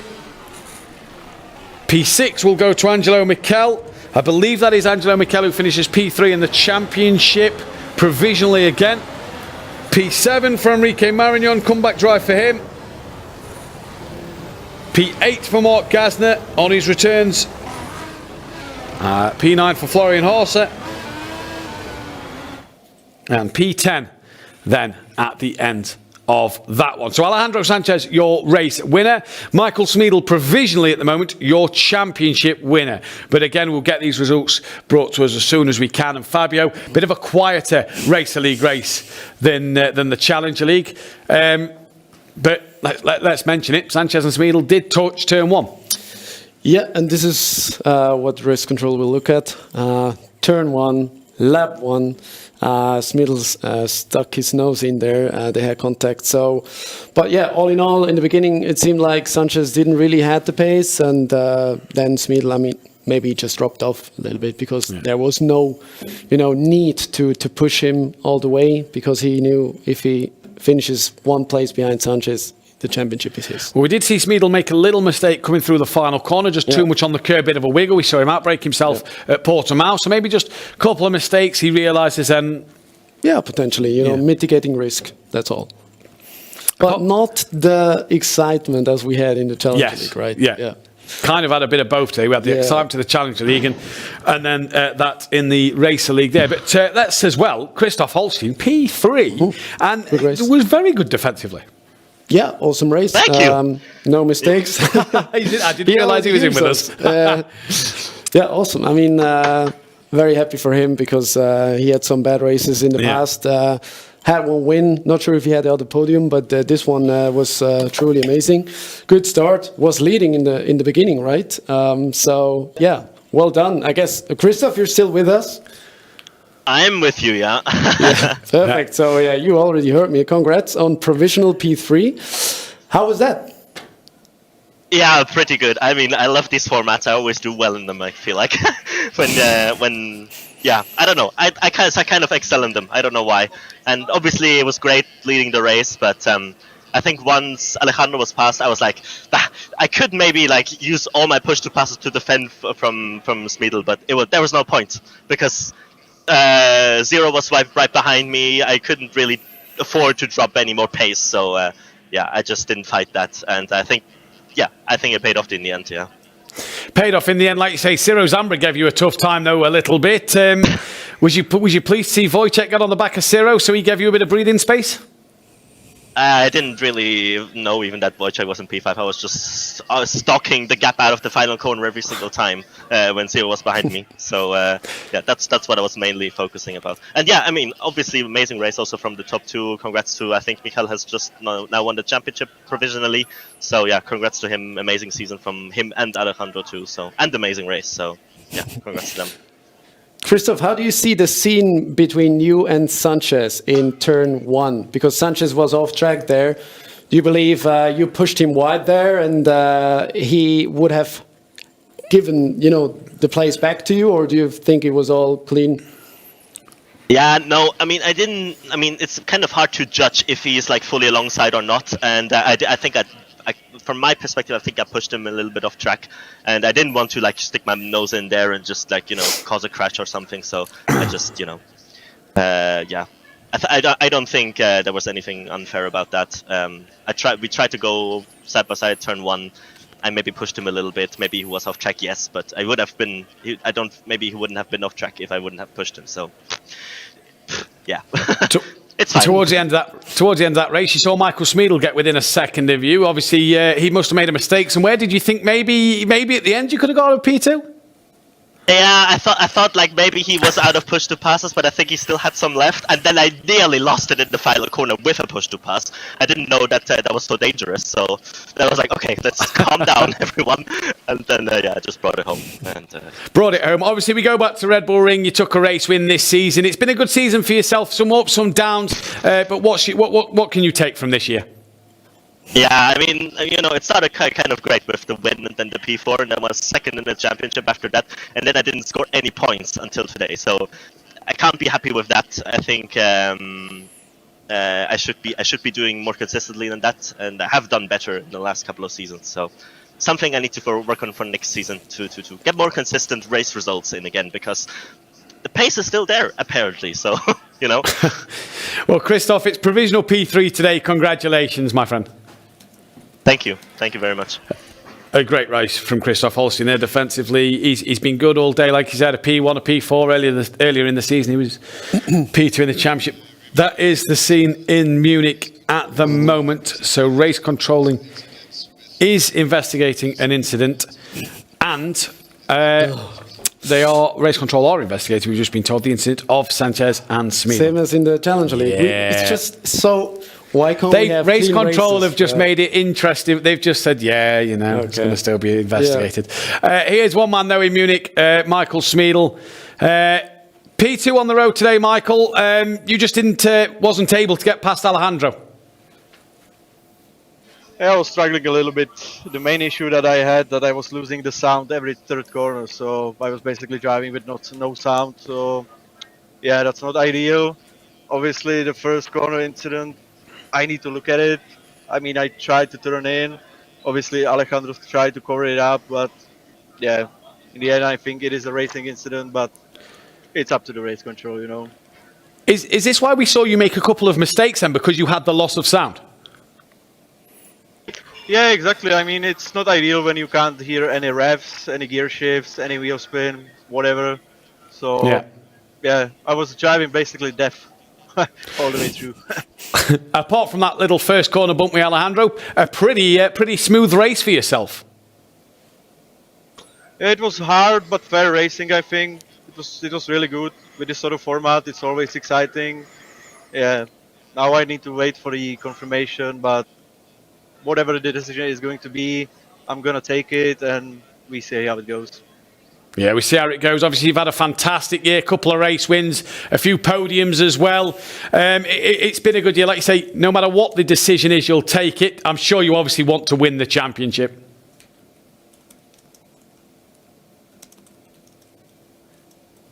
I believe he's had a loss of sound again. So, yeah, can you hear me now? Yeah, I can hear you now, yes. Was saying could you please repeat the question? You've had a good couple of podiums this season, a few wins. I'm sure you say that whatever the decision is, you'll take it. I'm sure you really want to win that championship, though. Yeah, the thing is, the season was horrendous for me anyway. So yeah, I'm gonna take P1 or P2 and with like no emotions, because yeah, compared to 2022, it was just a disaster. So. Well, Michael, P2 provisionally today. Hang tight. We'll get the result to you as soon as possible. Congratulations. Okay, thank you. So, Michael Smeedle there. Difficulties in the car, losing sound every third corner. Yeah, tricky. Tricky. I just got the results from the Challenge League. I need to do some calculations. Okay, Fabio's doing calculations. So Michael Smeedle then losing sound every third corner, very difficult for him. But we can speak to the provisional race winner. Alejandro, provisionally race winner at the moment. But so far, that's provisionally not enough to win the championship. Yeah, I mean, I did everything I could. I'm very happy with how I drove. I had really good pace. It was quite impressive. After having some issues with the sim during the warm-up, I had to get up to speed relatively quickly in the qualifying session. I did my PB on the single, in the Super Bowl, which was impressive as well. I didn't expect that, but I'm kind of used to that format. Other series I do are I like that, so I think I had an advantage over everyone in that regard. But yeah, really happy with the race pace. Really happy with how I drove. I didn't really make any mistakes. Really happy. It took you a while to get past Christoph Holstein, though. He was defending quite well for a long time. It took you a while to get past. Yeah, it was quite smart with the usages of push to pass. Whenever I was close to him enough to get draft, he will use the push to pass to make sure I didn't get it alongside. So it was quite smart for him. So yeah, he drove quite well as well. Congrats to him on the podium, and we had a really nice battle. It's P2, P1, we don't know yet in the championship, but it's been a championship of positives for you this year. Good wins, good podiums. Can you take that and move forward into the 2024 season? I'm pretty sure I can. I'm very happy with how I drove this year, and yeah, had some races where I had some incidents and stuff, but everyone did, so that's the way racing goes. But yeah, happy with the way I drove, and we'll see next year how it goes. Indeed. Well, sit tight, Alejandro. We'll get the final confirmation as soon as we know it. Congratulations today. Provisionally P1 for yourself. Thank you very much. Alejandro Sanchez there then. Provisional P1 and Michael Smeedle provisional champion at the moment. You had a big smile on your face, and you are currently, you can see Fabio working very hard at the minute to calculate everything. We will bring you full confirmation when we know it on the Challenge League. That, though, is the battle for glory, and is the 2023 season done. We are finished. We are done. It is wipes clean. We go again in 2024. Well, we're already in 2024, but we go again for the 2024 season a little later on this year. What a fantastic season it's been. You can see how hard Fabio is currently working to figure out championship points and things here. It's been a brilliant year for the drivers up and down the grid. And what an event today was, especially if he was in Munich. It was a fantastic event to see everybody working hard and to see everybody really enjoying themselves. There you can see Sanchez in his cockpit talking with Smeedle. This is obviously conversations that these two don't normally get to have with each other. So this is interesting for these two to finally now sort of be able to discuss incidents and chat to each other face to face and have a proper conversation. All looks like it's smiles and having a laugh, Fabio, which is great to see. Yeah, indeed. Actually, very happy that they get along well. They had a tight battle there. Game recognizes game. They're super quick drivers. As it stands now, it's only 3 points between them, so very close championship. It's what we wanted to see. We wanted to, see a race where they go head-to-head in the same lounge, potentially. We got that. Now it's up to race control to decide with those incidents. And they've pushed each other hard all season. I'm just looking at the stats here. If the classification of that race stays the same, Alejandro Sanchez, 3 wins, no seconds, 3 P3s, so 6 podiums in total. Michael Smeedle, 2 wins, 2 P2s, 1 P3, 5 podiums in total. It just shows how these two have pushed each other all year. Yeah, indeed. They will push each other also in the future, and these guys are the benchmark. So the other people, or the drivers, really need to catch up. Otherwise, they will make, the titles between themselves. Also this season, next season, whatever season.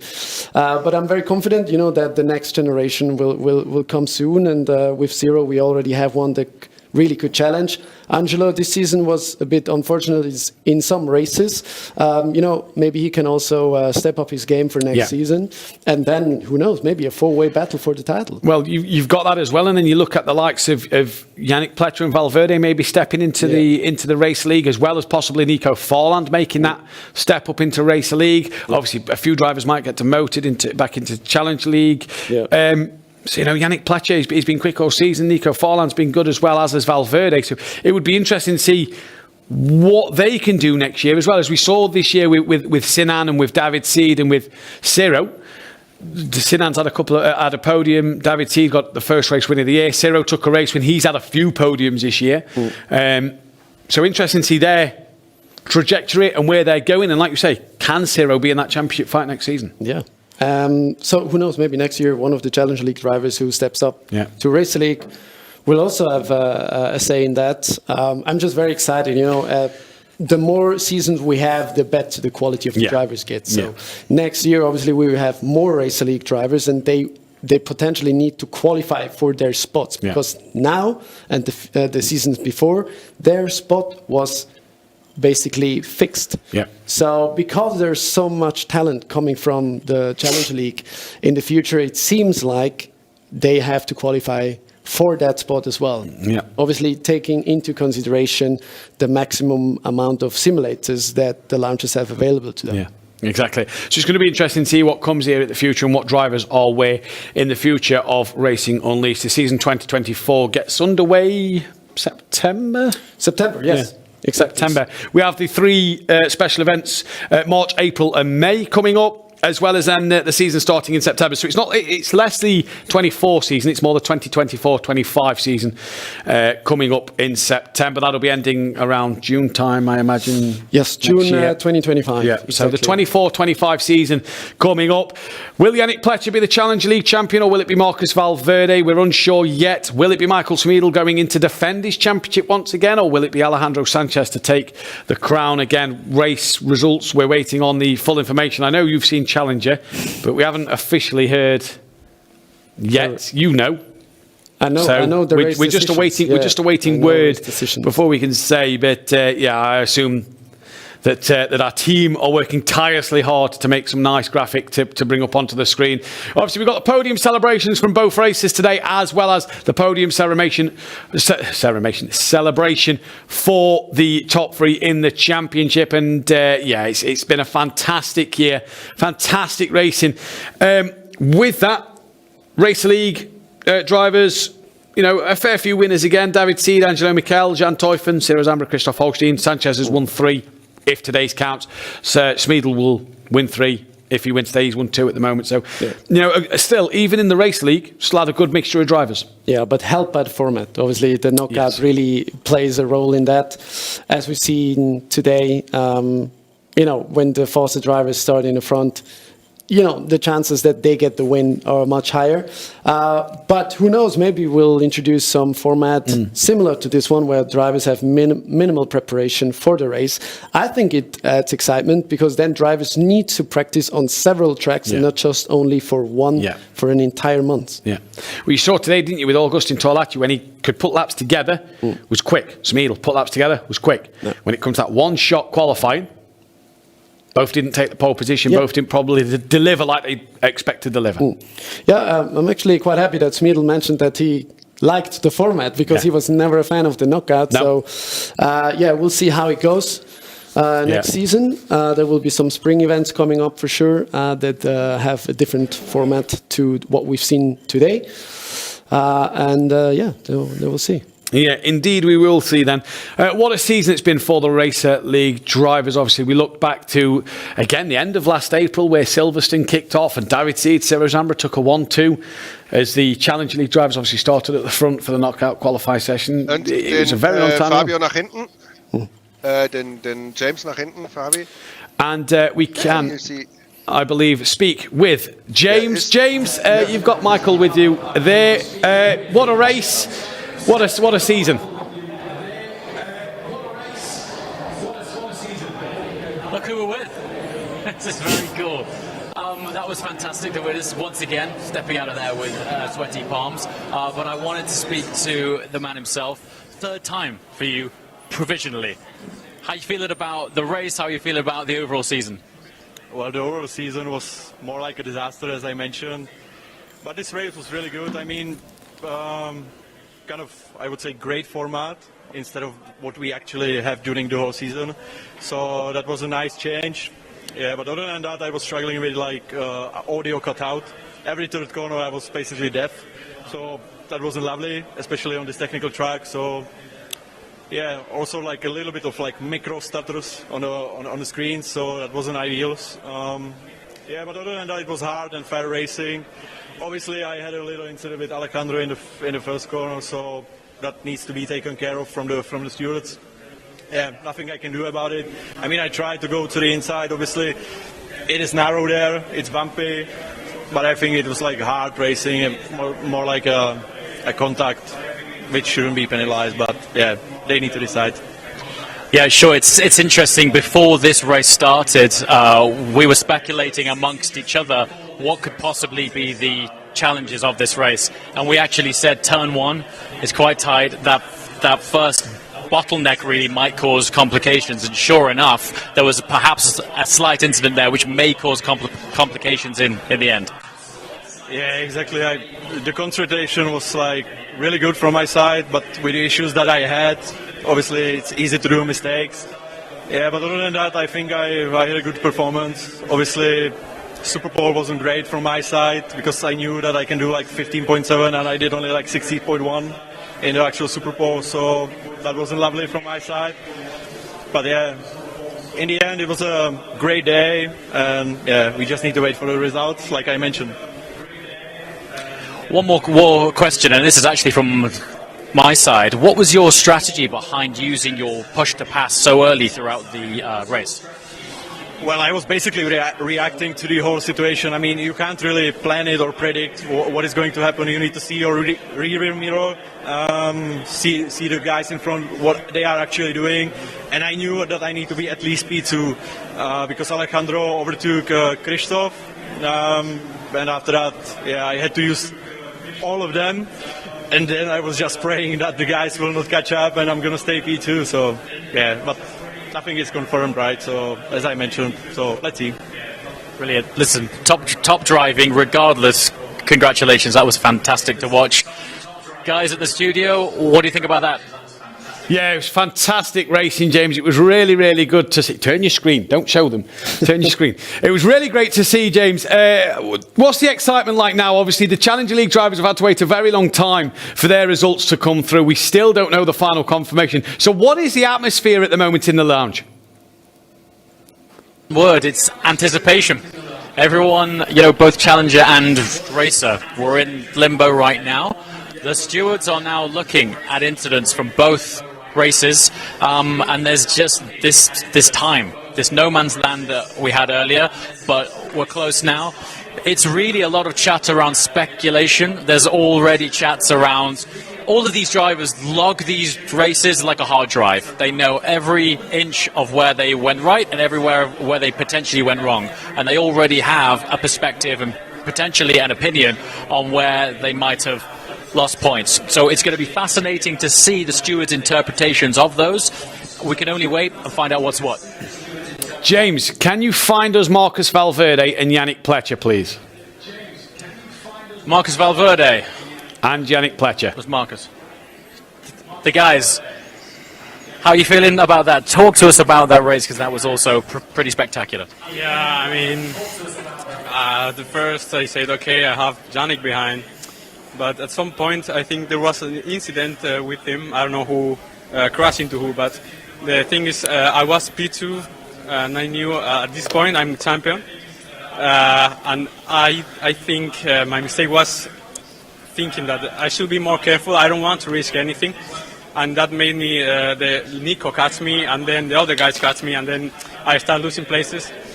But otherwise, I think I managed it pretty well. But yeah. It's a lot of pressure, last race, who win the champion.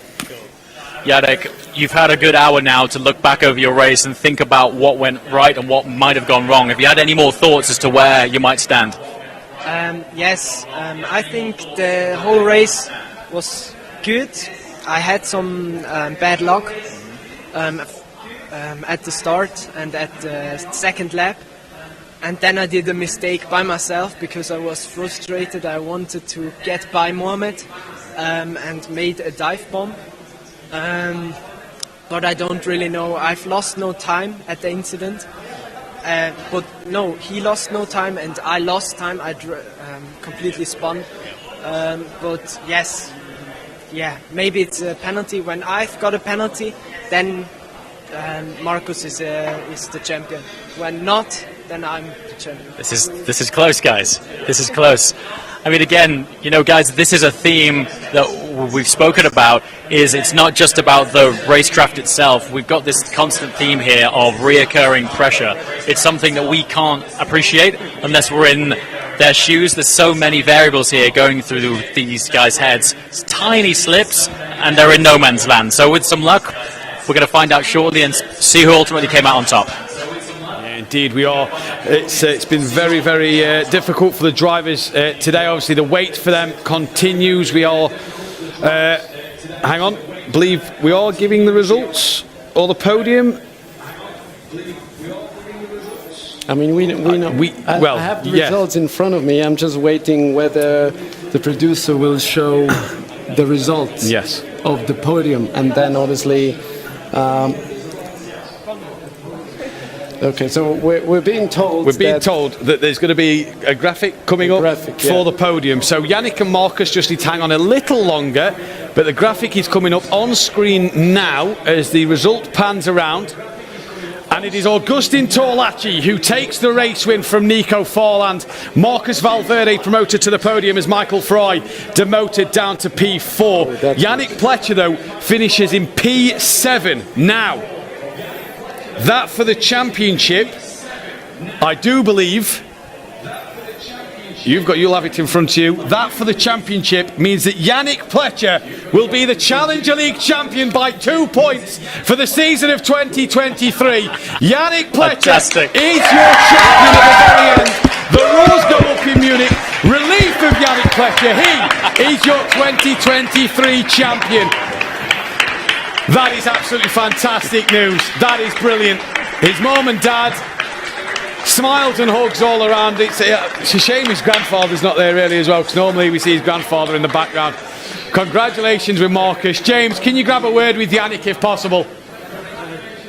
Yeah, guys, ultimately right now it is emotions pinging all over for this room. You know what's actually absolutely incredible with this is seeing the reactions from the family, from the friends.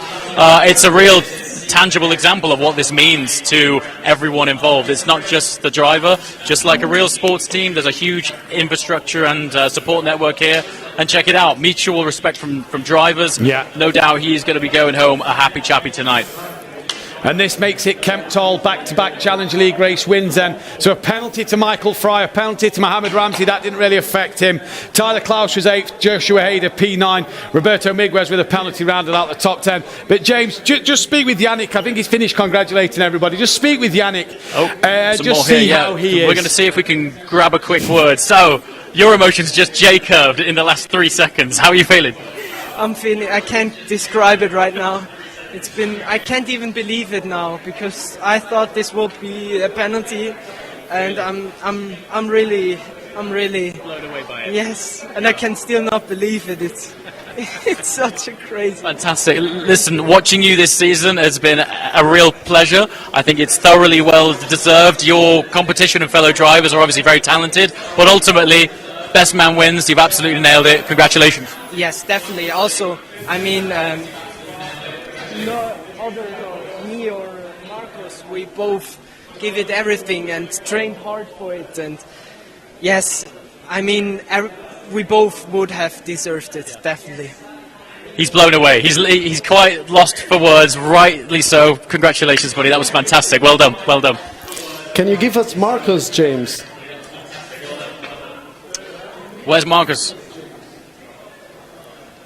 Here we go. Are you ready? So, probably not the result you're after, but I still want to hear from you how you're feeling, and are you going to take any learnings from this into next season? Yeah, I mean, it was a season from the incident I had first race. I lost the connection. I never thought I would actually make it to this point to where the championship, I will be fighting for the championship last race. So I'm really proud of my driving over the last races. And yeah, of course, congratulations to Yannick. Any of us, whoever won was a really nice deserve of the championship. But yeah, what can I say? I'm really proud to be here, really happy, really thankful. And yeah, it's a day I will never forget. So tell us about next season. Is it something that you're looking to do? Are you going to come back? Yeah, I'm definitely looking forward to Race League. And yeah, I will try as hard as I can and push to see where's my top, you know. But yeah, I'm looking forward to keep improving and driving. It's my passion, you know. Well, listen, regardless, congratulations, absolutely top driving. We'll look forward to seeing you next season. So equal balance, elation, disappointment, regardless. I mean, these guys, as I'm sure you guys will share, the progression has been fantastic, and just witnessing them, the evolution, some of the lap times out there are ridiculous. So I'm looking forward to seeing what these guys take from this season into the next.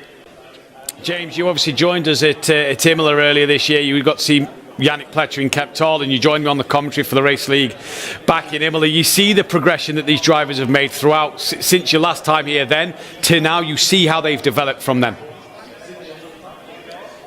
Yeah, I mean, it's a different league, really. It's a case of these guys are not just here getting seat time.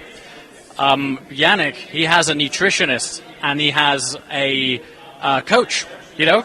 So this isn't, you know, just on themselves. As we've seen, I think when that win was confirmed, you saw the infrastructure around these guys. It's not just them turning up, getting sim time. It's friends, family, and actual professional contribution to these guys' outputs. Yeah. So the development has taken a J-curve because they are taking it so seriously. So it's an investment in time and investment in resources. I can't wait to see how this evolves, because if they're at this stage, at this early stage, where are they going to be in a few years? Yeah, exactly right, James. Yannick Pletcher's face said it all there, didn't it? With his family, that special moment to be crowned champion, you know, it's just nice to see him take it all in. And again, obviously, emotions must be running high for Yannick at the moment with his family. It's been an emotional ride. Yeah, I mean, I think it's not to underestimate how much time they dedicate to this. Oftentimes, these lounges aren't on everyone's door, and there are cases of people flying in from different countries in order to get some seat time. Every time I've attended a race, there is more infrastructure around these guys, and I guess the more it starts being taken seriously, that's when family and friends join in.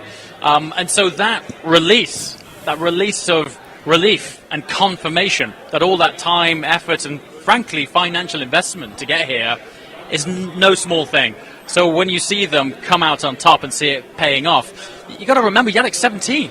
You know, where's he going? If he's here now, this sport is only evolving and growing. It's one of the fastest growing sports. And if he's here now and he's taking it this seriously now, it's like any sport. If you've got the right team, the right coach, you're going to go places. He is dedicating a big proportion of his life to it, and clearly the results speak for itself. Yeah, exactly, James. And Fabio, for Yannick to be crowned the champion as well, you know, he's been fantastic all season. He's been really good. And as James says, the time, the dedication that he's putting into his racing at the moment has paid off.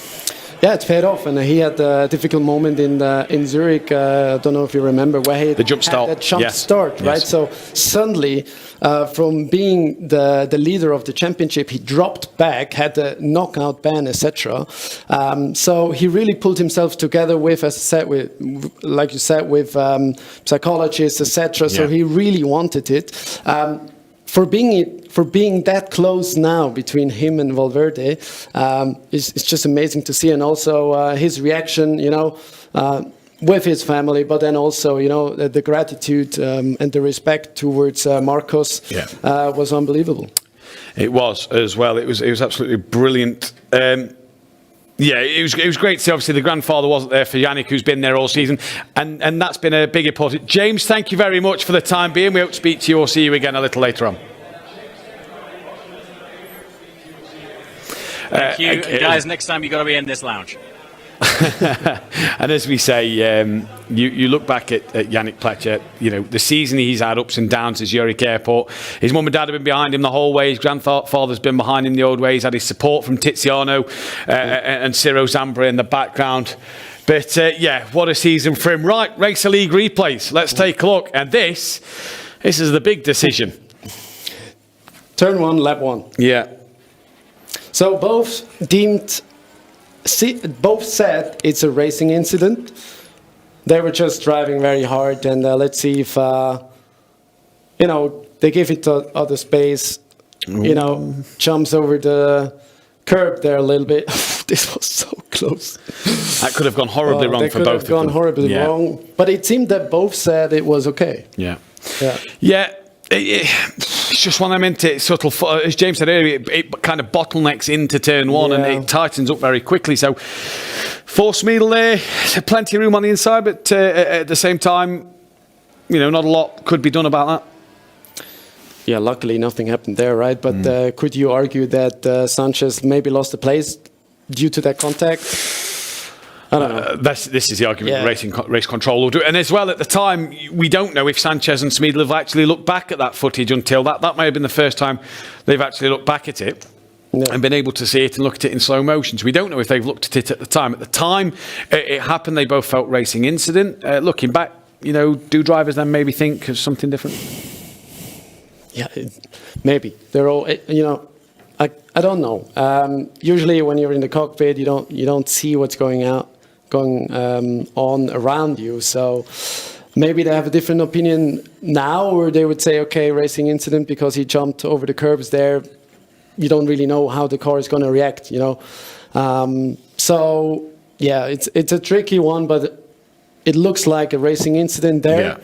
Yeah. I don't think that Alejandro will say, okay, this is a definite penalty. But I don't know. So driver opinions change very quickly. Yeah, exactly. Like we say, it's when they look back at it that they'll be able to look at it and say what they feel or anything.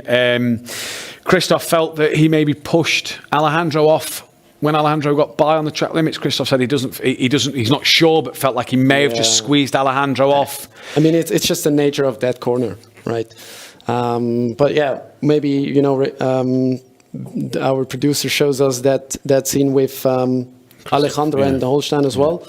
There has been some crashes in the background with Polesny. Hopefully we're going to see that so that we know. Polesny hit Horse, I do believe, didn't he? Spun Horse around. So some things happened in the background, so I would like to see those. I know the results from the race league, that I know. But maybe if our producer can tell us if there are any more replays that we can commentate on.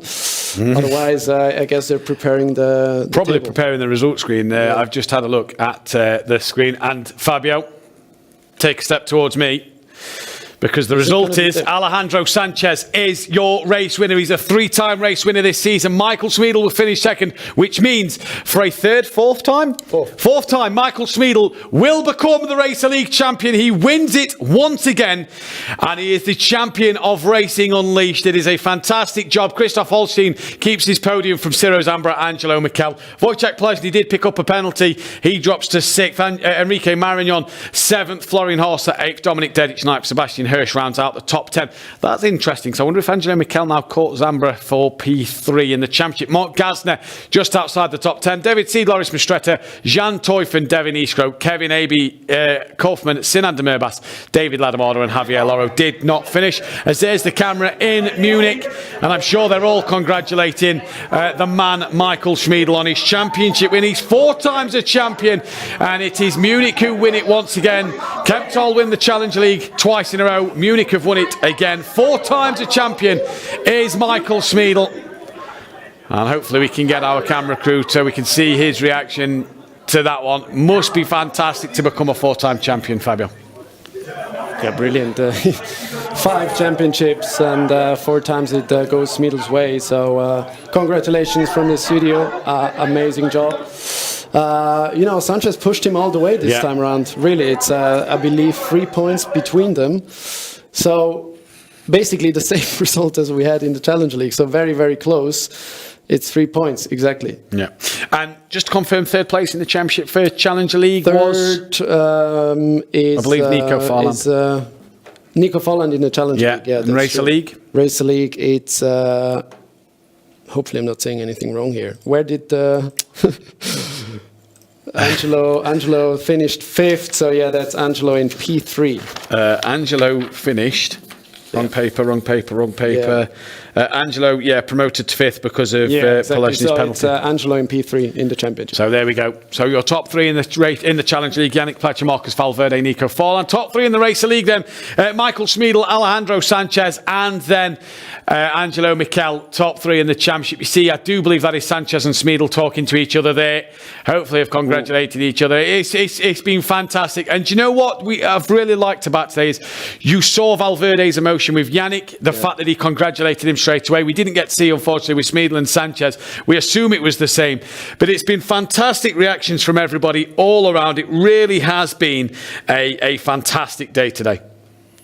Yeah, indeed. I think they're all moving now to the second room, actually, because the podium will be there, together with then obviously also the championship results, trophies, prize money checks. So they will then slowly make their way to the other room there where the simulators have been placed. There is Schmiedl and Sanchez obviously discussing, can both be very happy with their work today. They've pushed each other hard, pushed each other very, very hard this season. Nico Folland discussing, Konstantin as well, our Munich lounge manager, just making sure everything is running well and running as it should be.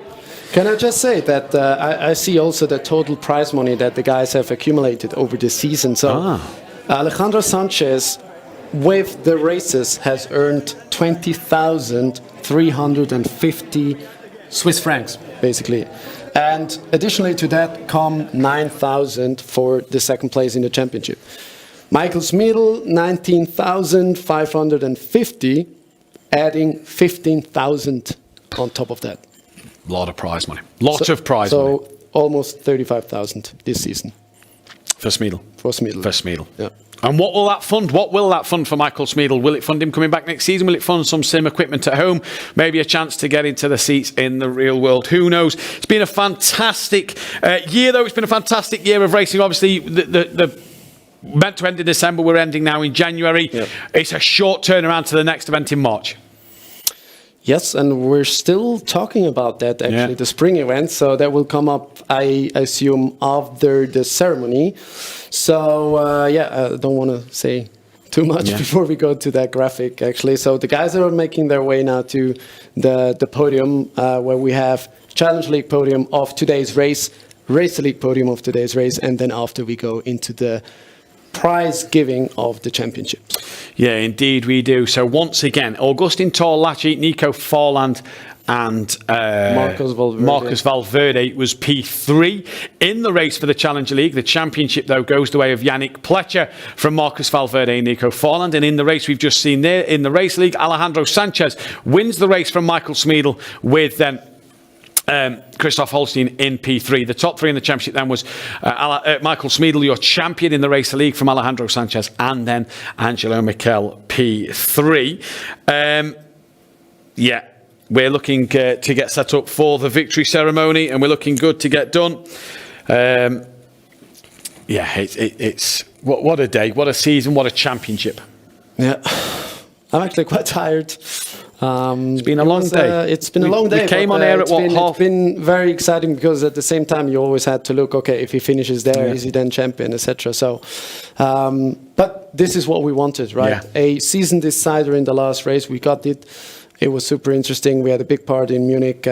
More of that, please. Yeah, no, indeed it was. We've had good parties in Munich and in Kempthof. Madrid as well. When Madrid got their new racing lounge, it was always lively in there. It was a great atmosphere in there. Let's just touch on a bit of Challenger League a second. Valverde said it to James there. He had that disconnect race 1. Yeah. And he lost the championship by 3 points. Yep.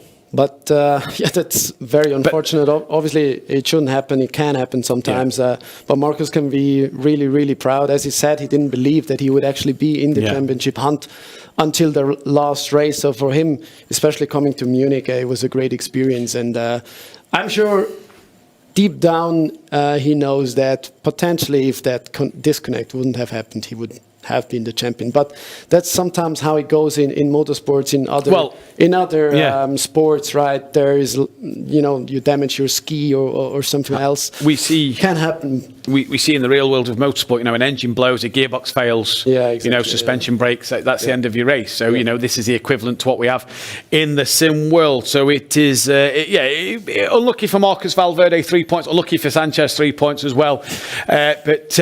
Madrid can be very happy with that. Here we are then in the other room. It looks nicely set up. Battle for Glory 2023.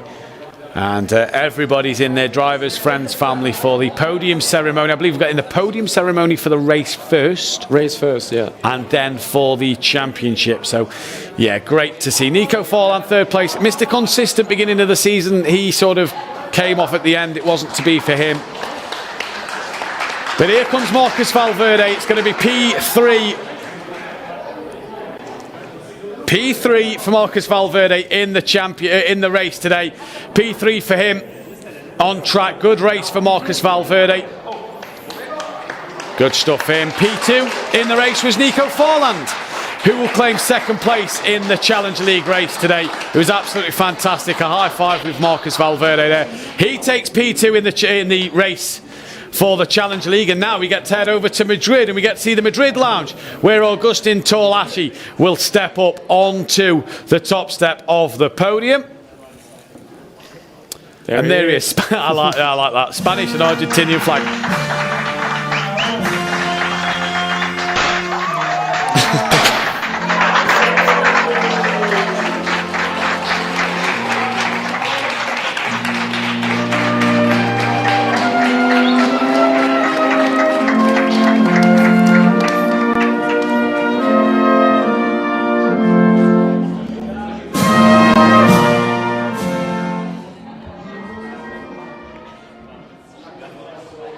There then was your top three for the race. Agustin Torlachi, race winner from Nico Forland and Marcus Valverde. And I believe are we straight in for the medal? Did you see? Right. Last time round it was kiss on the steering wheel. This time round, kiss to the medal. Kiss on the medal. Yeah. Well, the last time Agustin won, he was in the old lounge. His last race win. It was the old lounge. Yeah, it was the Mugello race. Yeah. Race 3. Yeah, something like that. Yeah. So very long time ago for them guys. Now we get the podium ceremony for the Race League, and this time we're in Kemptall as Christoph Holstein stands on the podium. P3 for Christoph Holstein and his trophy there. And I'm sure they're very happy to see that Yannick Pletcher has become drivers' champion in the Challenge League. P3 though for Christoph Holstein, and then we get to jump back to Munich. Nice job. Oh. So Christoph Holstein, your podium sitter there is Michael Forland and Nico, just father and son having a nice picture with his second place medal. As we now get to see Michael Schmiedel stand on the second step of the podium. It is going to be P2 for Michael Schmiedel. A good race today, second place for him. Brilliant to see. And then we await Alejandro Sanchez, who will for the third time this season take the top step. There's a high five and his trophy for Michael Schmiedel. Well done. Good stuff for him. Just awaiting the big trophy there. Yeah, the big one. And now Alejandro Sanchez, a high five and congratulations. Alejandro Sanchez steps onto the podium.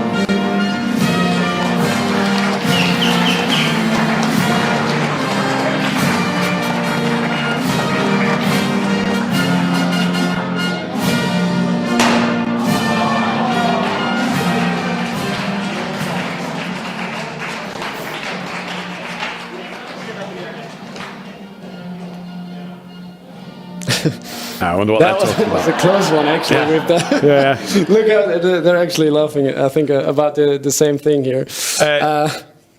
Lovely to see that Michael Schmiedel P2, but he's nearly as tall as P1. Yeah, indeed, he's a tall guy. Next up, we're going to be doing the championship podium ceremony. So again, all in Munich for this one. So everybody there ready to go. The trophies there. Obviously, and the trophies the drivers have won, you've seen them all year long. They've been the fantastic trophies. It's been on display here for the drivers that they'll be able to take home. And Yannick Pletcher and for Michael Schmidl, pride of place on their shelf. Yeah, indeed. It's a very nice looking trophy. And for the guys on the podium, they'll have some prize checks waiting for them. I believe we're going to start with the Challenger League podium. And it is going to be Nico Farland, who will be the first man to step up onto the podium there then. And here he comes now. Nico Farland steps onto the podium. P3 for him in the championship. Well done. A great result for Nico Farland. It's brilliant to see. Mr. Consistent. Mr. Consistent at the beginning of the season. P3 for him. So P2 now. Where is that prize check? There it is. 1,500 Swiss francs for Nico Farland to take home for third place in the championship. Well done. Good to see for Nico Farland there. And we next get to welcome Marcus Valverde onto the podium. P2 this time, so them to have swapped places from the race. P2 this time, Marcus Valverde. Second in the championship, lost out by a couple of points.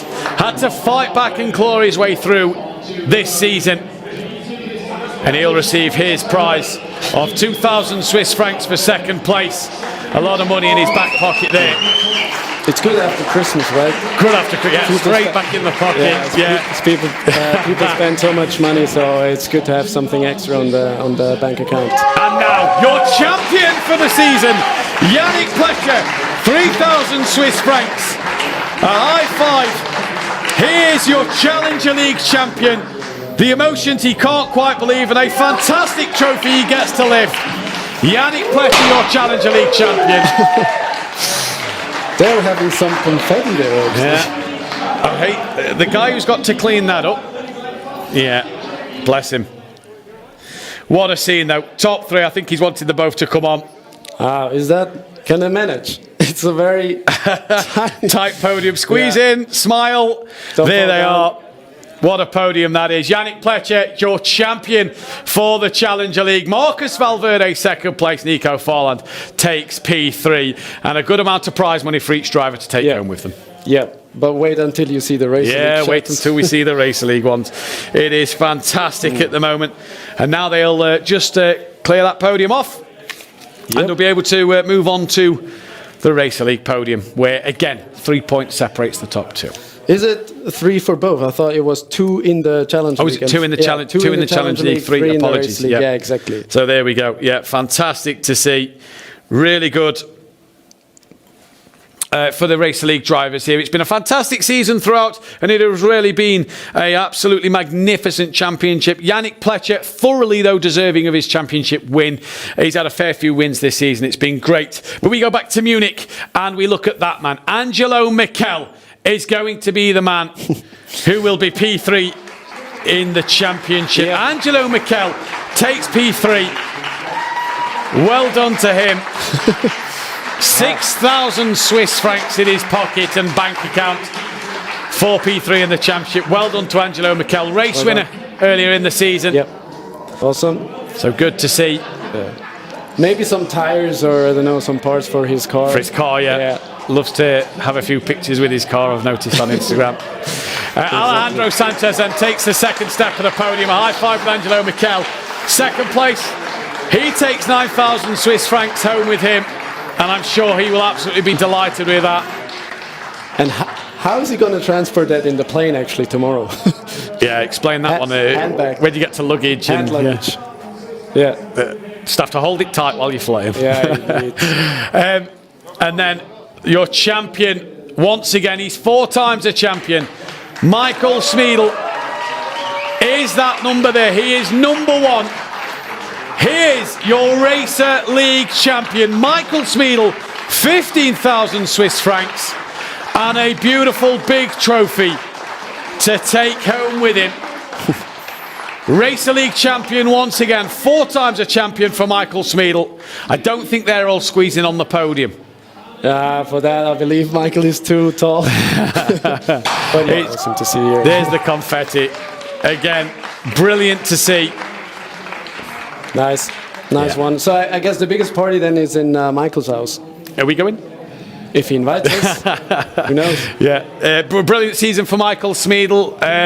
Struggled, if you remember, early on to get used to the car. So to come away with the championship is fantastic. Yeah, awesome. So it's never been in his favor, the format. So, but still, he managed to do it twice in a row with the knockout format. So. Shall we change it? Shall we not? He liked the format this season, so we'll see how we do next year. Yeah, we'll see how we do next year. And it's great to see all the friends and family there. Yeah. Absolutely brilliant to see them all. James as well. Drivers stayed till the very end. It's been a great atmosphere in Munich today.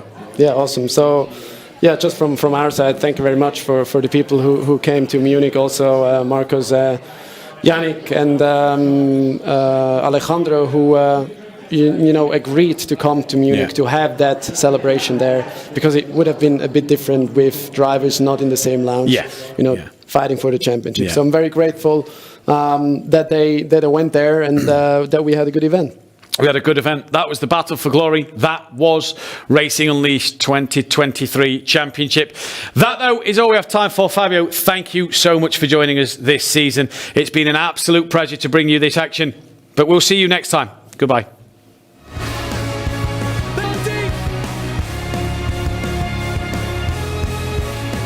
Oh, little wiggle there.